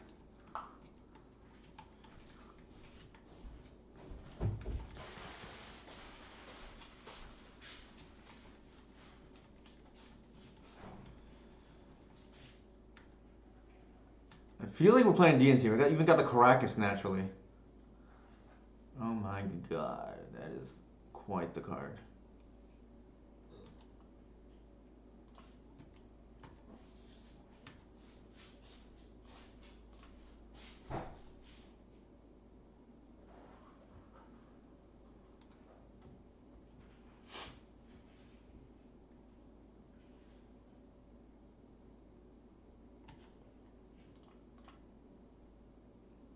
I think I'll do that for the mana. Put up the Caracas here.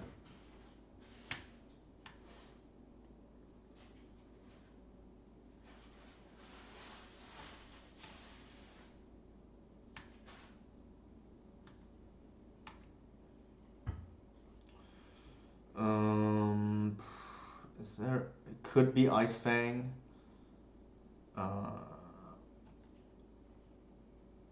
Could be Endurance. I think if it is, we live with it.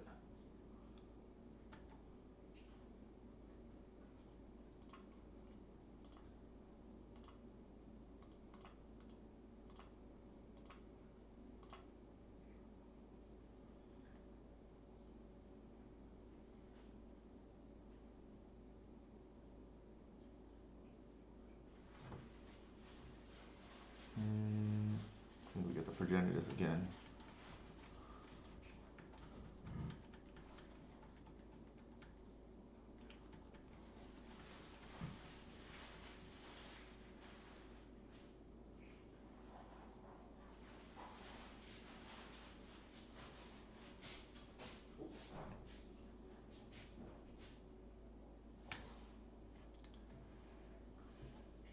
Yeah, that makes sense.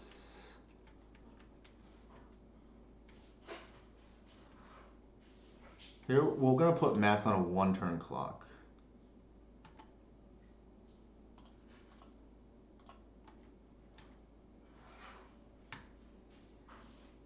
And then 1, 2, 3, 4, I guess. Done. I don't think Max is playing Days.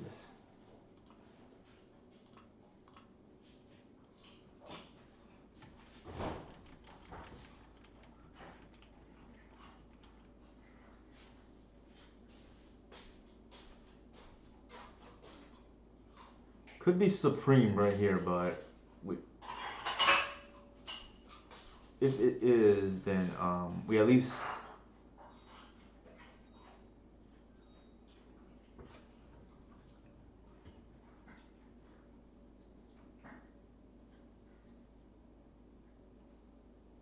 Oh, okay, sure. I didn't even think about that, but.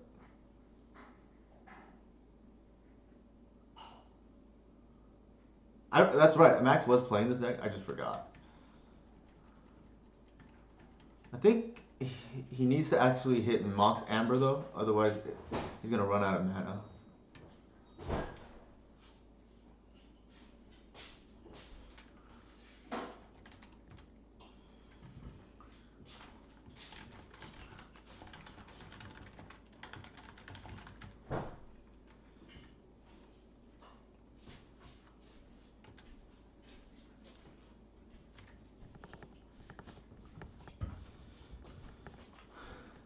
All right, 2 and 1. But yeah, again, I think the caliber of players we just ran through is significantly higher than in the Urian. It's not the Urian. The devoted Druid leagues.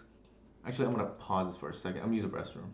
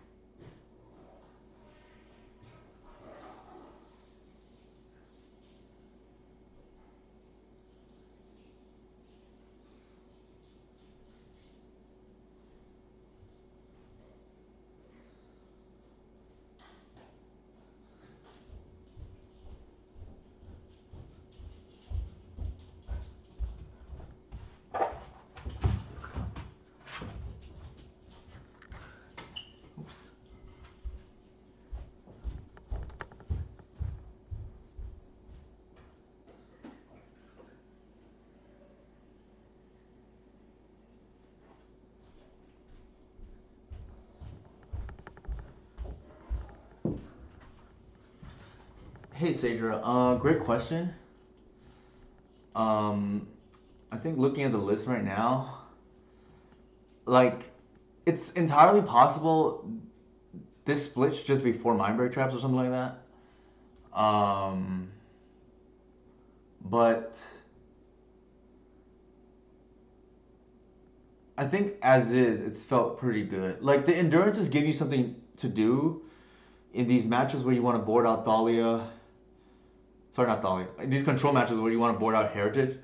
It's not as good as discard, but it's not unreasonable.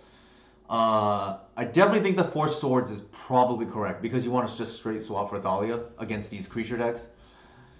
The Force of Vigors I think are also probably right because it gives you something else to do against these creature decks. They could be like crop rotation or something as well.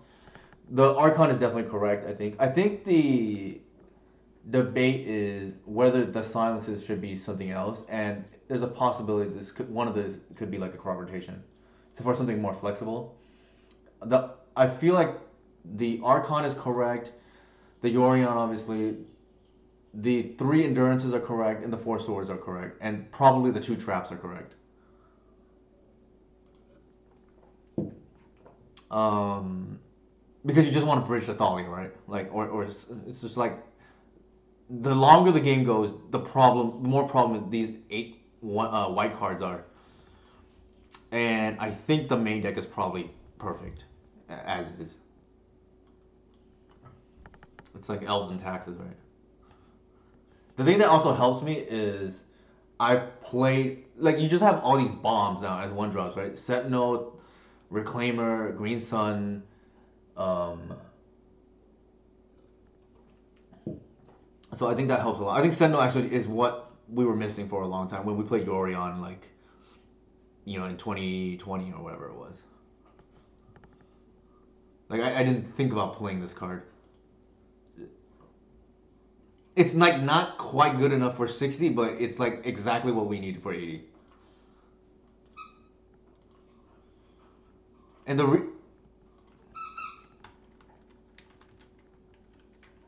reason why it wasn't good enough for 60 has more to do with the fact that you have to fetch white. The mana is like a little awkward.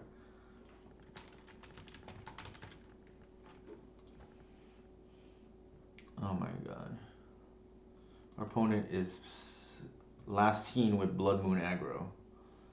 Multi 5. More reason to believe they're on Blood Moon.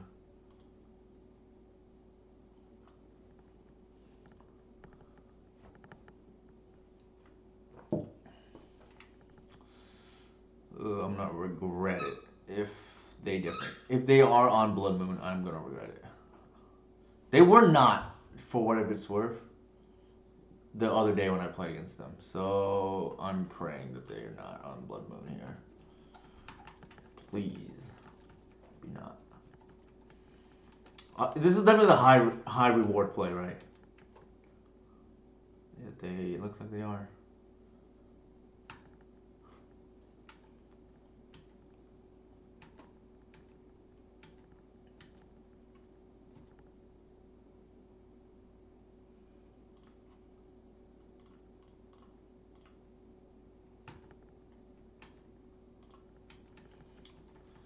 We obviously get destroyed here if they have a Blood Moon. Oh, there it is.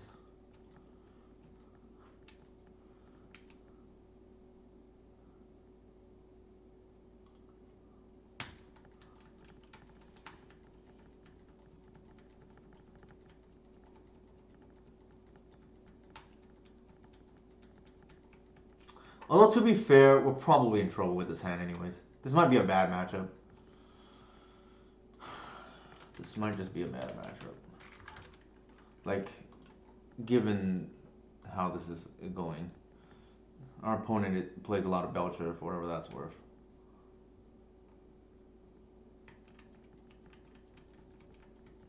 They should have... Oh, better lucky than good.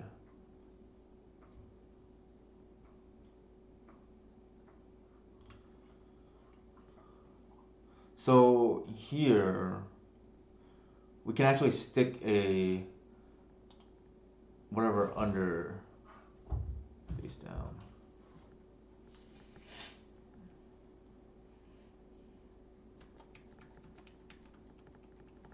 The reason why I wanted to do this is because you can recoup the mana quicker, right?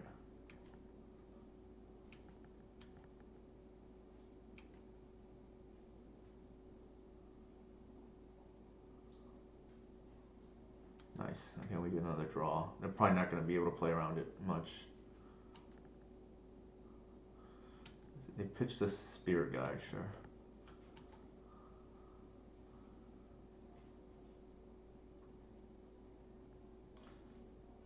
So here, we can end step activate and then once, which is our line here. We're going to dig for the Allosaur Shepherd.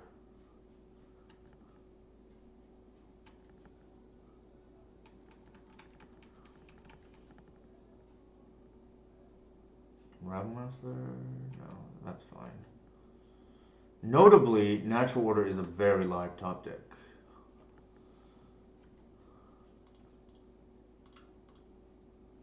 And then here we can dig for something relevant, whether it be Shepherd or whatnot.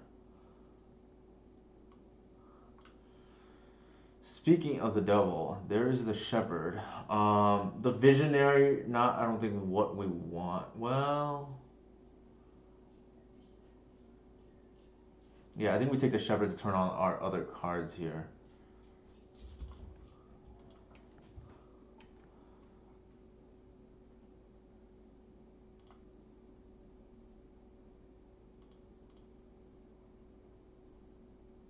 This is a little bit awkward, though.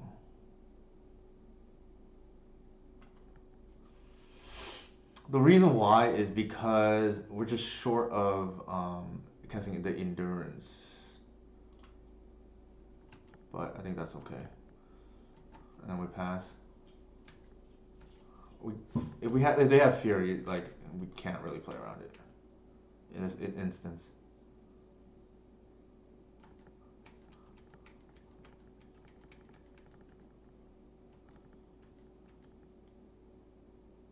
Bash for 5, sure.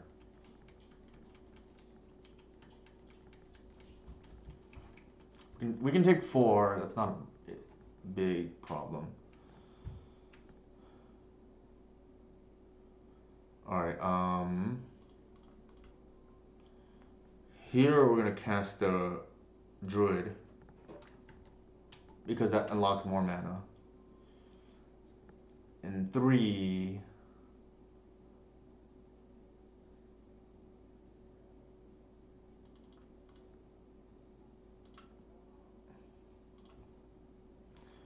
If we play the Reclaimer here, that actually enables another mana because of the Birch Lore. Actually, no. I don't want to do that. That's short one still.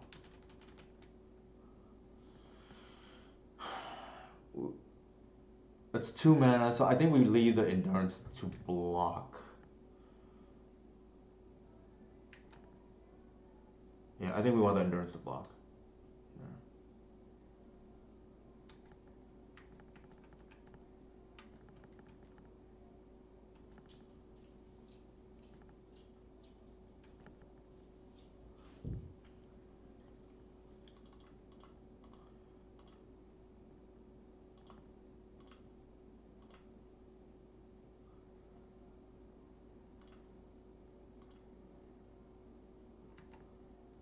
And we'll chump.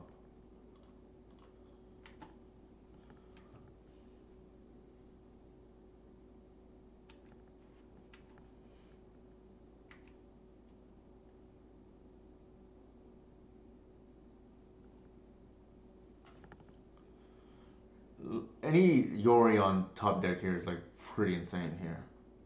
Actually, we might even be close to it already. Oh, I mean, never mind. Never mind, I said that.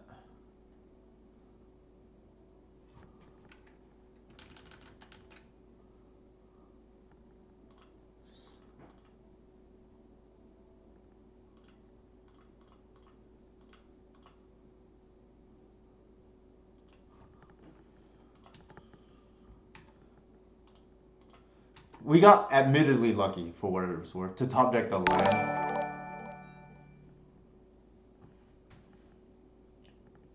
Sorry, I just saw your comment, Sadra. Thank you for the follow, Prince Kami.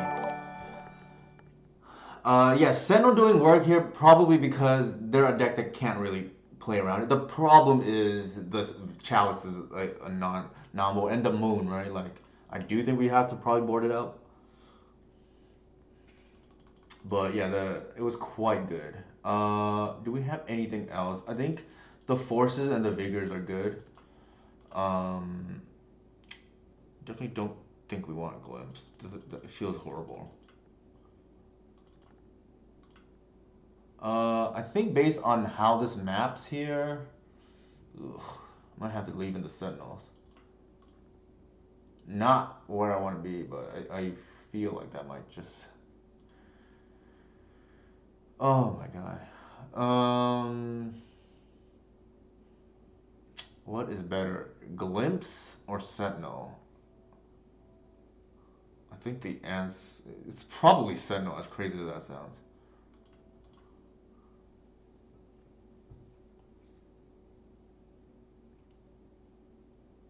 That's probably true, Sager. Also, honestly, like if they don't have the well, I don't know. It's like tough. I think.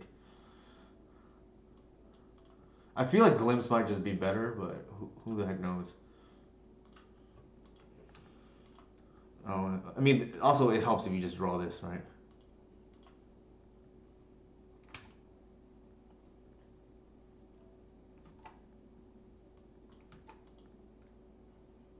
Oh, this is gonna be candy right now.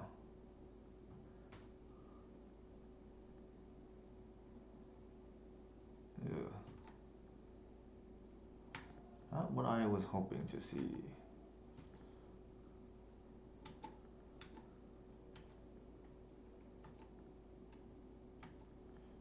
I think here.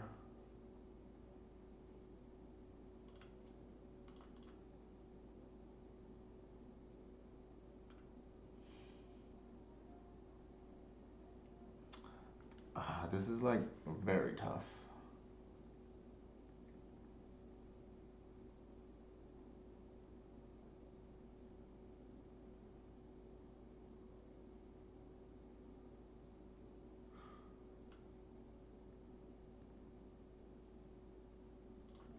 think we do it like this.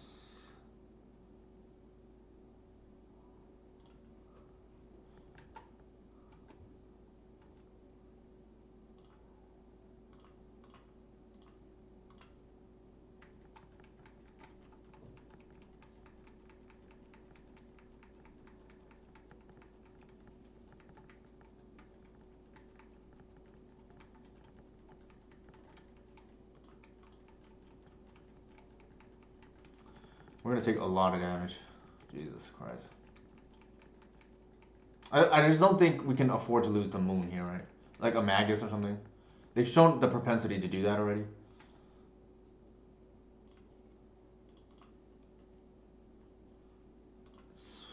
This is like not good for us.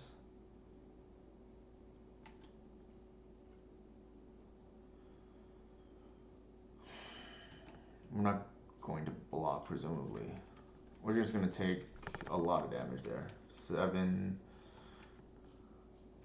Jesus Christ. So that's 4, 5, 6, 7, 8, I think, damage. Jesus. I don't think we can beat that kind of hand. This is what I also mean, Force of Vigor sometimes does nothing. Oh my god.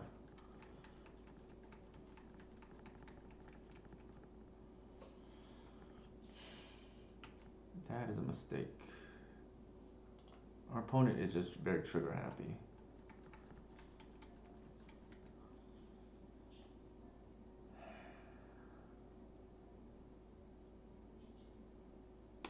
I think Reclaimer here, killing that might be relevant. Yeah, I think I have to do that.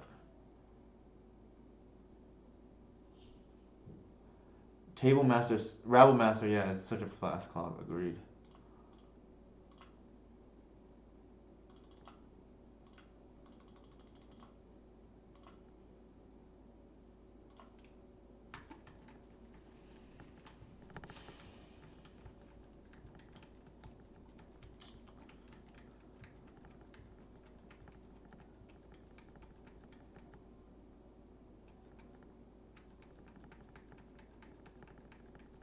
Oh my god, really? Yeah, this is just nuts. Like, you can't, these Moonstompy hands, you just accept you're gonna lose to it. Like, we're never beating these kind of hands.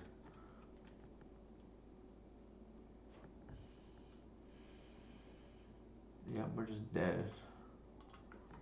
Just dead. Yeah, we just accept, we're never gonna beat these kind of hands.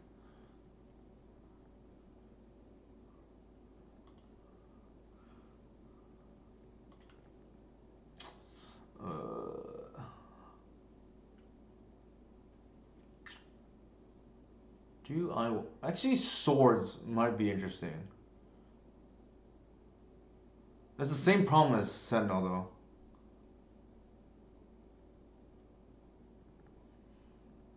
Swords might be interesting.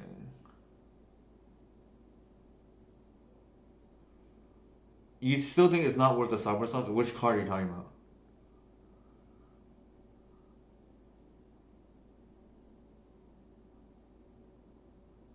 I think I might. Well, man, like, I don't really want to fetch white. That's the main problem. So I think I'm gonna do this.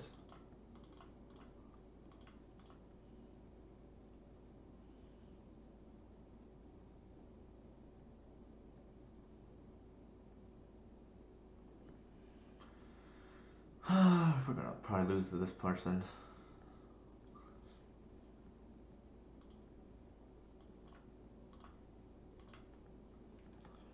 That's not bad.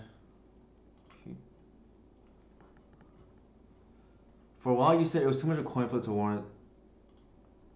I still think that, for what it's worth. But it just so happens the metagame is kind of good for Force of Vigor at the moment right now too, because of what is it called? 8 casts as well, and it's wildly popular at the moment.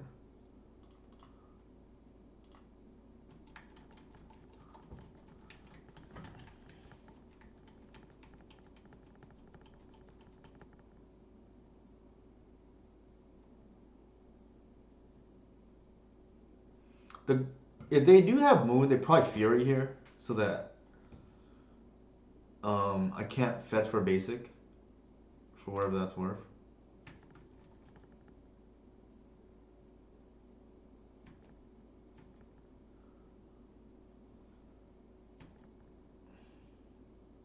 Playing out the Mox. Feels like removal potentially. Yeah.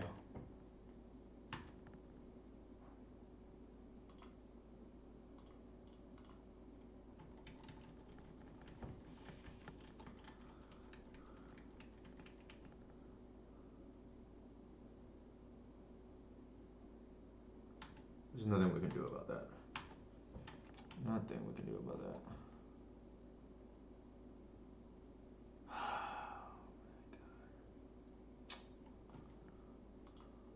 Very awkward. I don't think we attack actually.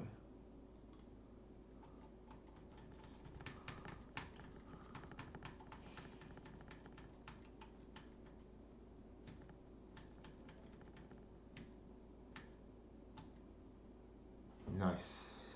Very nice.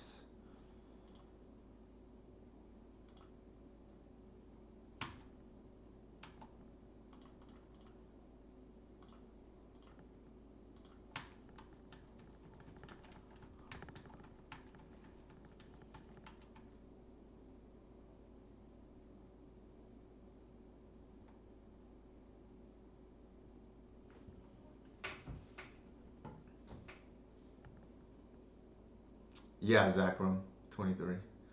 This is one of the matchups I think is weakened by going to Urian. So aside from that, this build has felt better than the Devoted Druid build for what it's worth. Even though we punted the 5-0 game one, I mean round league one number one, and then what is it called? We punted that, and then we lost. We're 2-1 so far in this league, but against better opponents, I would say. Sure. It's quite interesting.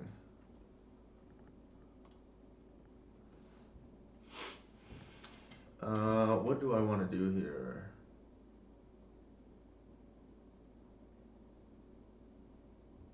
I could just get an endurance, and then like block the. Well, let me see. We get blown out by Fury.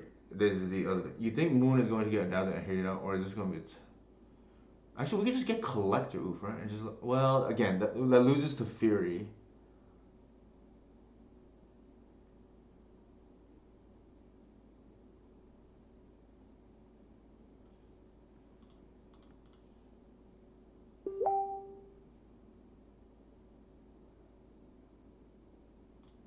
It's definitely a 3-draw. I just haven't decided which.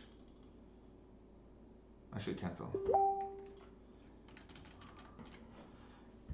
I can. I would lose to Fury here. I think if I plus.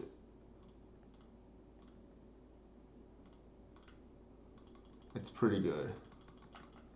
I think it's, maybe we just accept we lose to Fury here. Done.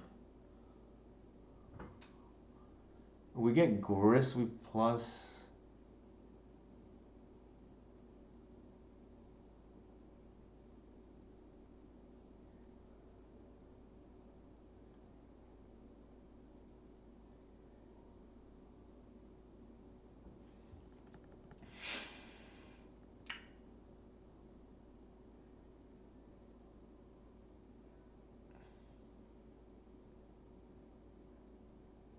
I think Gris is game winning, so we're gonna go for that line.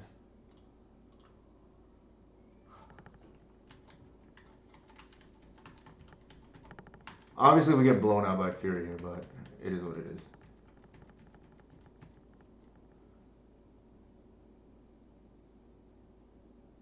We could minus immediately kill the giant.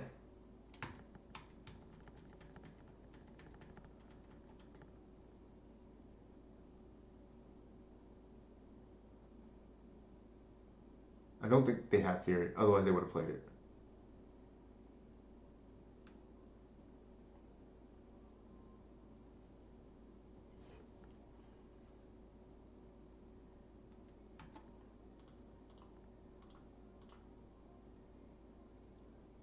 Wait a minute. They're going face?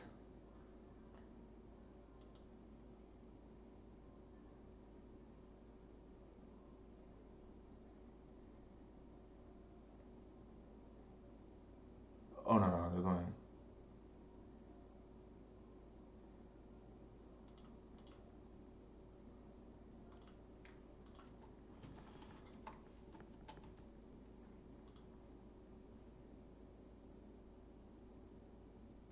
Sure.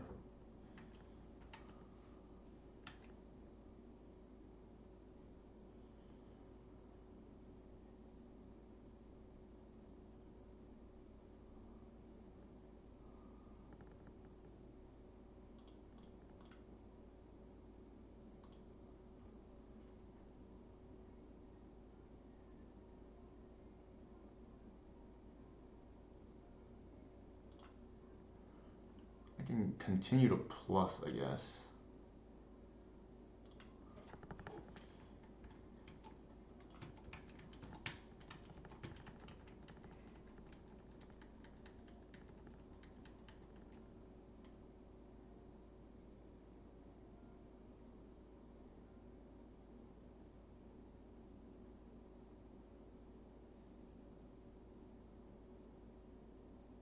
Sure.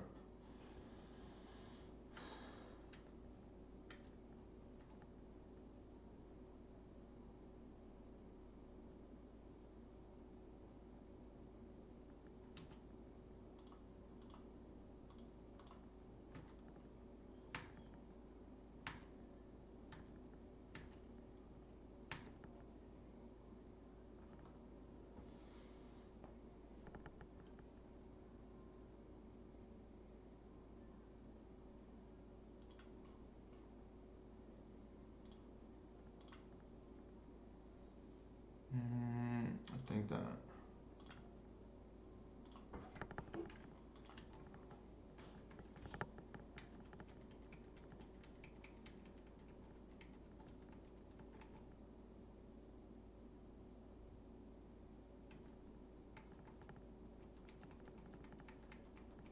Oh, that's annoying.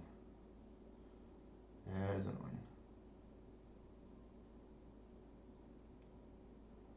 We kill the Rabble Master at least.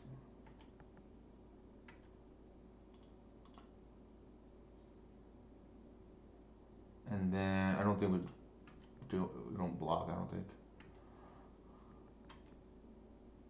Actually, we might have wanted to block with the Arbor. Misplaying.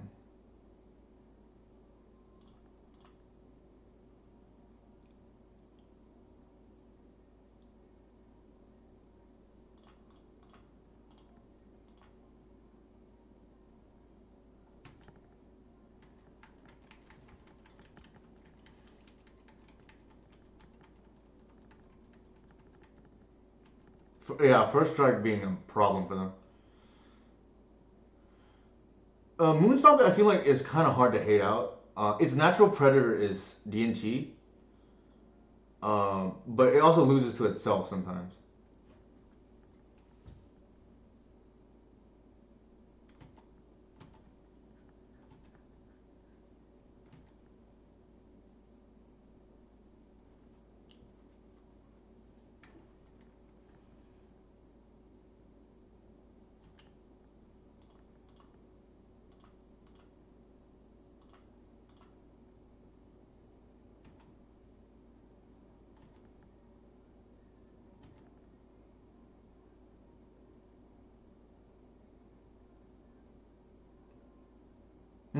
There's that too, yeah.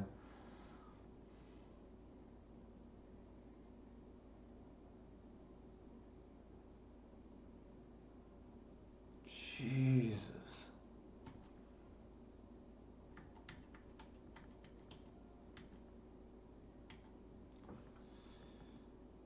Oh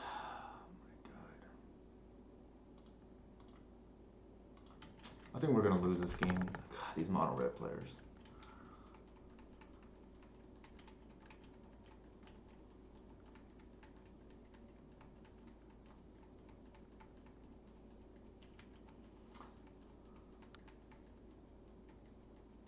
We we we, we punted the game the turn before by not blocking with the arbor. We should have then, because what happens is we don't need to block with. Oh my god. Then the problem is we don't need to block with the birch lore there.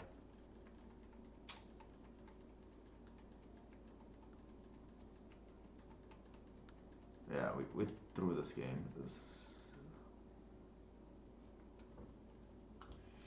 feels bad to lose this kind of deck.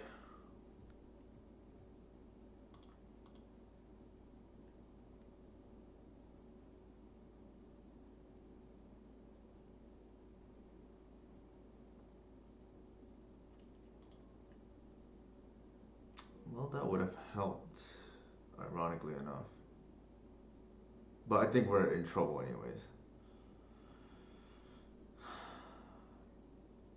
I don't think we blocked there, so we would have taken 1, 2, plus 4, go to 2.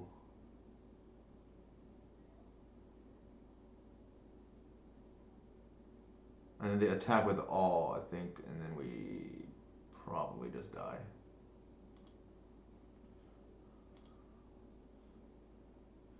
Yeah, I think so too, Sage. It was also my fault. Like,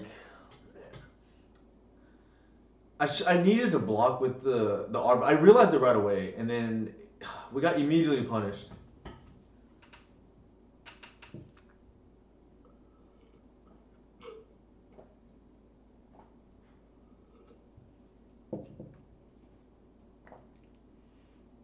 I really despise these kind of decks.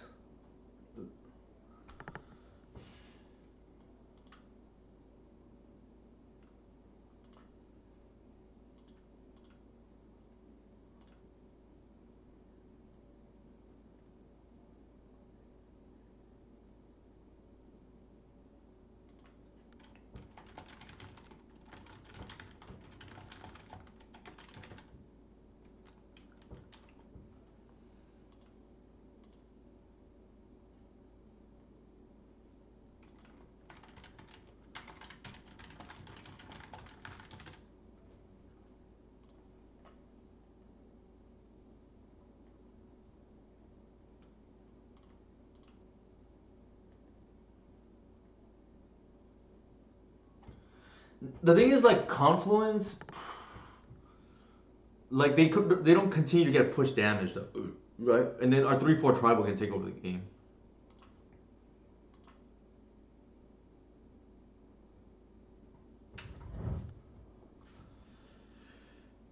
Which do I prefer? I don't know. This list felt pretty good so far though.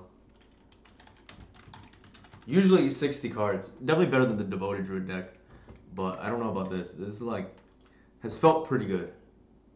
The losses have felt pretty much on me so far.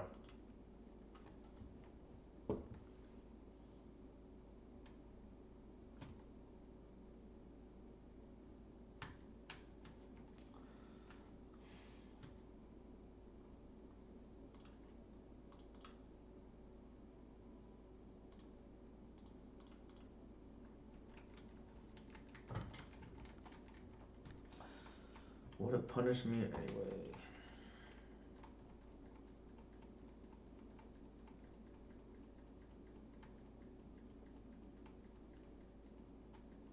Oh god, why? Why?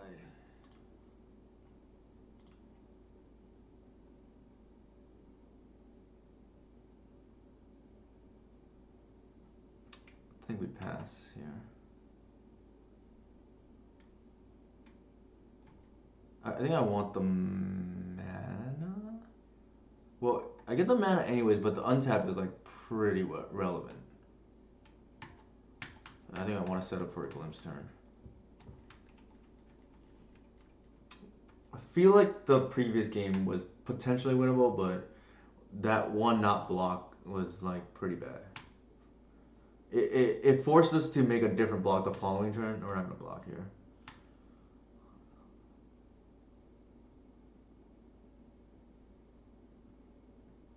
It forced us to make a different block the following turn, which ended up walking us into the confluence.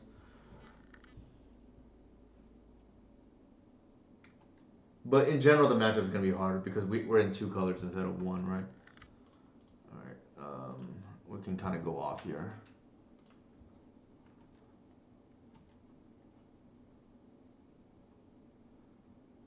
I think we do that.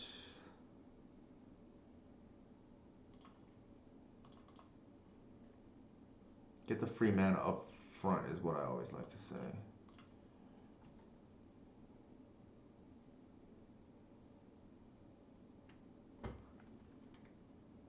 Alright, they just conceded.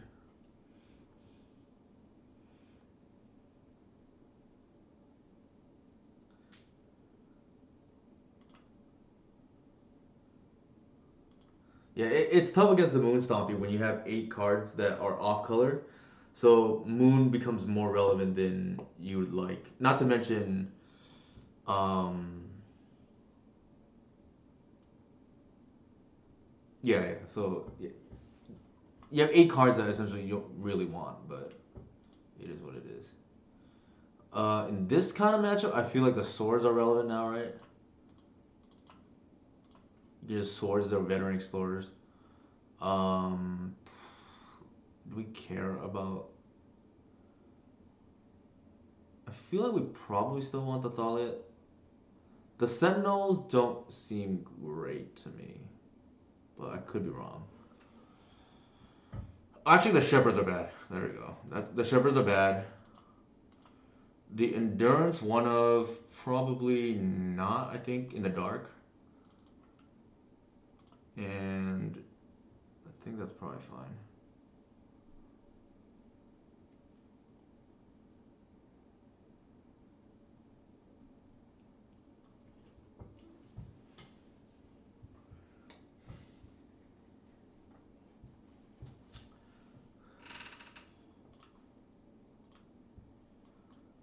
Sure. Oh, I forgot to board this out. Jesus Christ. Ooh.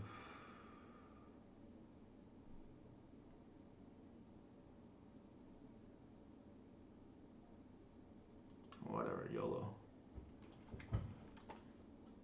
It's the last match of the night.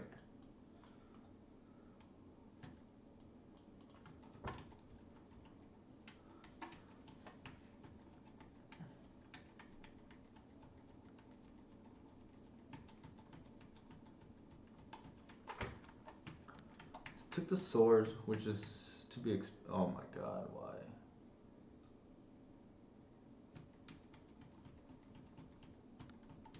Holy shoot. Okay, now we know what they're doing. They probably take the S%. Yeah, Jesus Christ. Alright. The good thing is, natural order tends to be insane if we can draw in these kind of matchups. I'm just gonna play the land here. Go.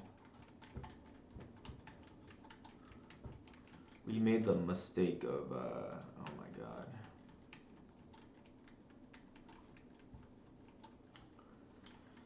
Holy shoot, that's kind of nuts.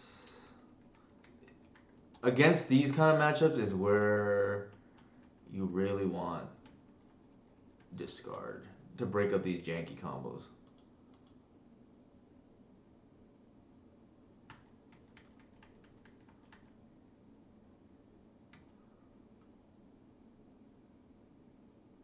Not the end of the world. Holy shoot, what the heck is going on, man?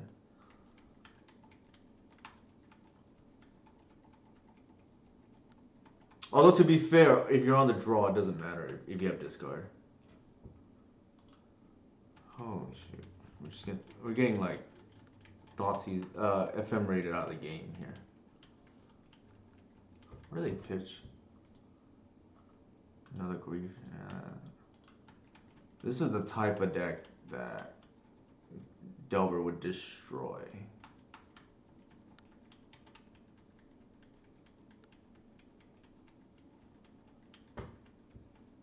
Like Delver is very good at breaking up like these really vulnerable combos.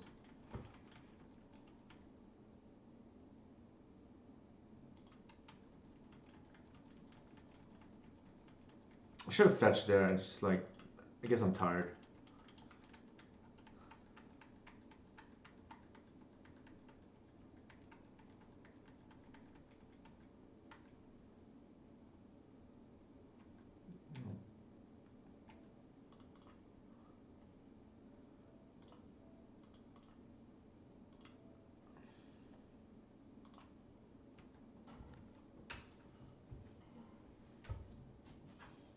Wow, better lucky than good.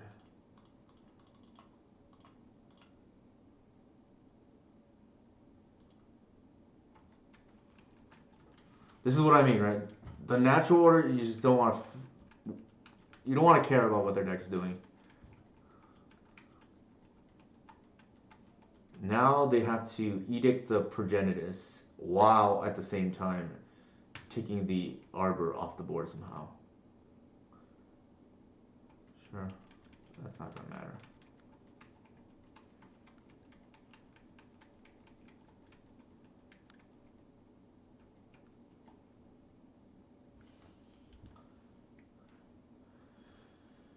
I think we're probably gonna win this game. What is going on here? I think we're gonna Tariff. I don't even know what that does. I forgot. Sure. Ooh, edict effects are live now.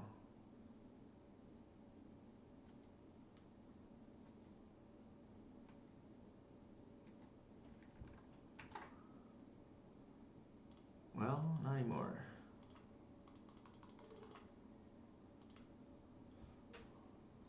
Then we want the Reclaimer.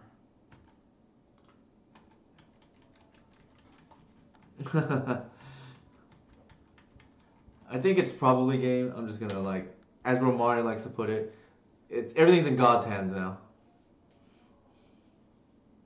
Yeah. We went overall. What's it called? We lost 3 tonight, so 7-3 tonight. Uh, and probably 2 of those matches we could have won. Like I felt like definitely we punted the previous game, the round against. I forgot we lost. We lost the 5-0 the previous round because I did not know that Yoryang doesn't target the Progenitus. So we definitely lost through that game, and I feel like I'm not gonna blame too much on this because I made a judgment call like pretty early on. If I slow down, maybe I make a different decision. But I think it's safe to say this is probably still counts as an L. This is a straight up punt though because I said it right immediately at the time, right? Where oh, I should have blocked, and then I didn't even get immediately punished. This one obviously we ran to the days, but I think again that's a judgment call. Hard to say should have been a win. We'll count as a loss, and this one probably not guaranteed to win, but definitely would have been in the game.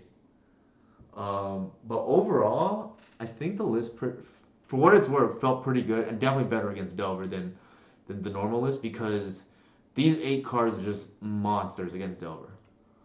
Or any blue deck, really, quite frankly. Or even any combo deck. They would play against an Ant player with, like, the Thali just locked up the game, right? Or the Deafening Silence with the Archon. Let's see. We went 7-3, not bad. I definitely think this build is better than the Devoted Druid build, but less fun, unfortunately. I know a lot of people play for fun, but I think it is probably less fun. The sideboard, possible we just play 4 Mind Rig Traps and just get to Thalia, right, so to speak. It's kind of like discard trying to get to Reclaimer. Same idea.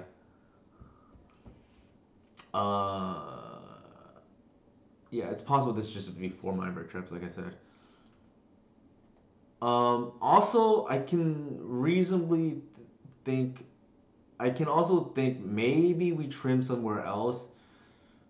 So we have the right numbers against like Moon Sun, but it felt definitely real awkward to have to keep in the Sentinel. Um, Obviously, one way we can get around that, although if it's like kind of iffy, is we play the basic planes. But that sounds hideous though, for whatever it's worth.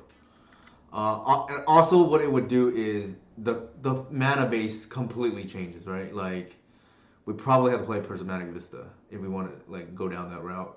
I think ultimately I would have to think about that. Yeah, the mana base completely changes though. Also, Vista not getting a dual land is kind of bad. So yeah, if we do play a basic planes, the mana base needs to definitely change because we go up to four Windswept and probably go up to four Vistas. Um, but any other questions besides like the list? I mean, we went 2-0 against Delver, right? For whatever that's worth. And I think one of the matches for sure, if that was a 60 card list, we probably lose because Yorion helped us stabilize, and these 8 cards here are just a monster against Delver. All right. With that said, anybody have any questions for me? Here's my socials again. If you enjoy my content, actually, quick announcement. Again, if you subscribe to my Twitch here, I will send you the metagame update, which is conveniently out next Tuesday is the next update. And more importantly, I think the article to really look out for is one I just wrapped up. And Romario's actually seen the draft version of it. It's more or less done. I could add more things, but I wrote an article, and the people who are currently subscribed to my Patreon have seen the first draft of it before Romario even sees. So that was just like me, an unfinished version. So Romario has seen the first draft of the finished version, and I think it's the best article I've ever written, or at least the most important, because I go over sequencing, and I think 95% of elf players don't sequence properly. So I think if you really want to learn elves or beat elves, it's probably the most important or valuable article I've ever written. So be on the lookout for that. I'm planning to release it because what my tentative schedule is. I try to release a article. One is the monthly metagame update, so that's every 4 weeks. But every other week, so I also try to release another article in addition to the cyber maps, which are released just every week period. So more or less 2 articles a month or so, in addition to the weekly sideboard map update, is what you get. And I do think if you are gonna ever subscribe, that's probably the time to do so, because I mean Romario is my friend, but he will vouch. I think the article is very good, and if you struggle with sequencing or struggle with playing against elves and where their choke points are, I would highly, highly recommend it because Romario even said it himself, where he wished when he was learning the deck, he had access to this. Unfortunately, I didn't have it written at the time. I only wrote it on Tuesday, so 2 nights ago, or 2 days, 2 nights ago actually, because I had a rough draft that was like a third slash a half finished that I just sent to my patrons for courtesy view because I thought it wasn't gonna be finished for a few weeks. But Inigo Runcor pushed me to finish it, and I didn't want to play a league on a preliminary night, or a prelim fire because I just didn't want to run into nonsense. So I wrote that instead and actually finished the article. Will there be changes from now to 2.5 weeks from now? Minor, if anything. It's for more or less. It's for the most part more or less done, and I do think it's probably the most valuable article I've ever written. So if there is a time to subscribe, I probably would say this would be it. All right, let's see who's streaming right now that I can raid. Yorion Glimpse combo.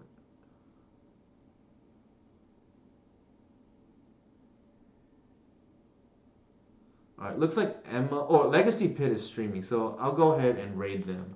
Thank you everybody for coming out. I think 7-3 actually is very good for tonight. We had some pretty good pilots that we played against for what it's worth, and I think of the three losses, probably two of them on me. So if I'm trying to be like reasonable, like, you can't just say all three because I think the one against Mitchell, judgment call, sometimes that happens, right? Like you can't blame it on that, so to speak. And the other one was just a straight up punt because I didn't know the interaction with Yorian and Progenitus that Jeff pointed out. But I'll go ahead and raid the Legacy Pit here. Thank you everybody for stopping by. And for those interested, Romario and I will stream pretty soon. He just ran a little bit late today, unfortunately, and then we're gonna have a pretty nice stream where I want to be streaming other decks besides elves, or he'll stream. But what we have in mind is the Riddlesmith deck and possibly the Paradigm Shift deck. All right. Thank you again for stopping by tonight.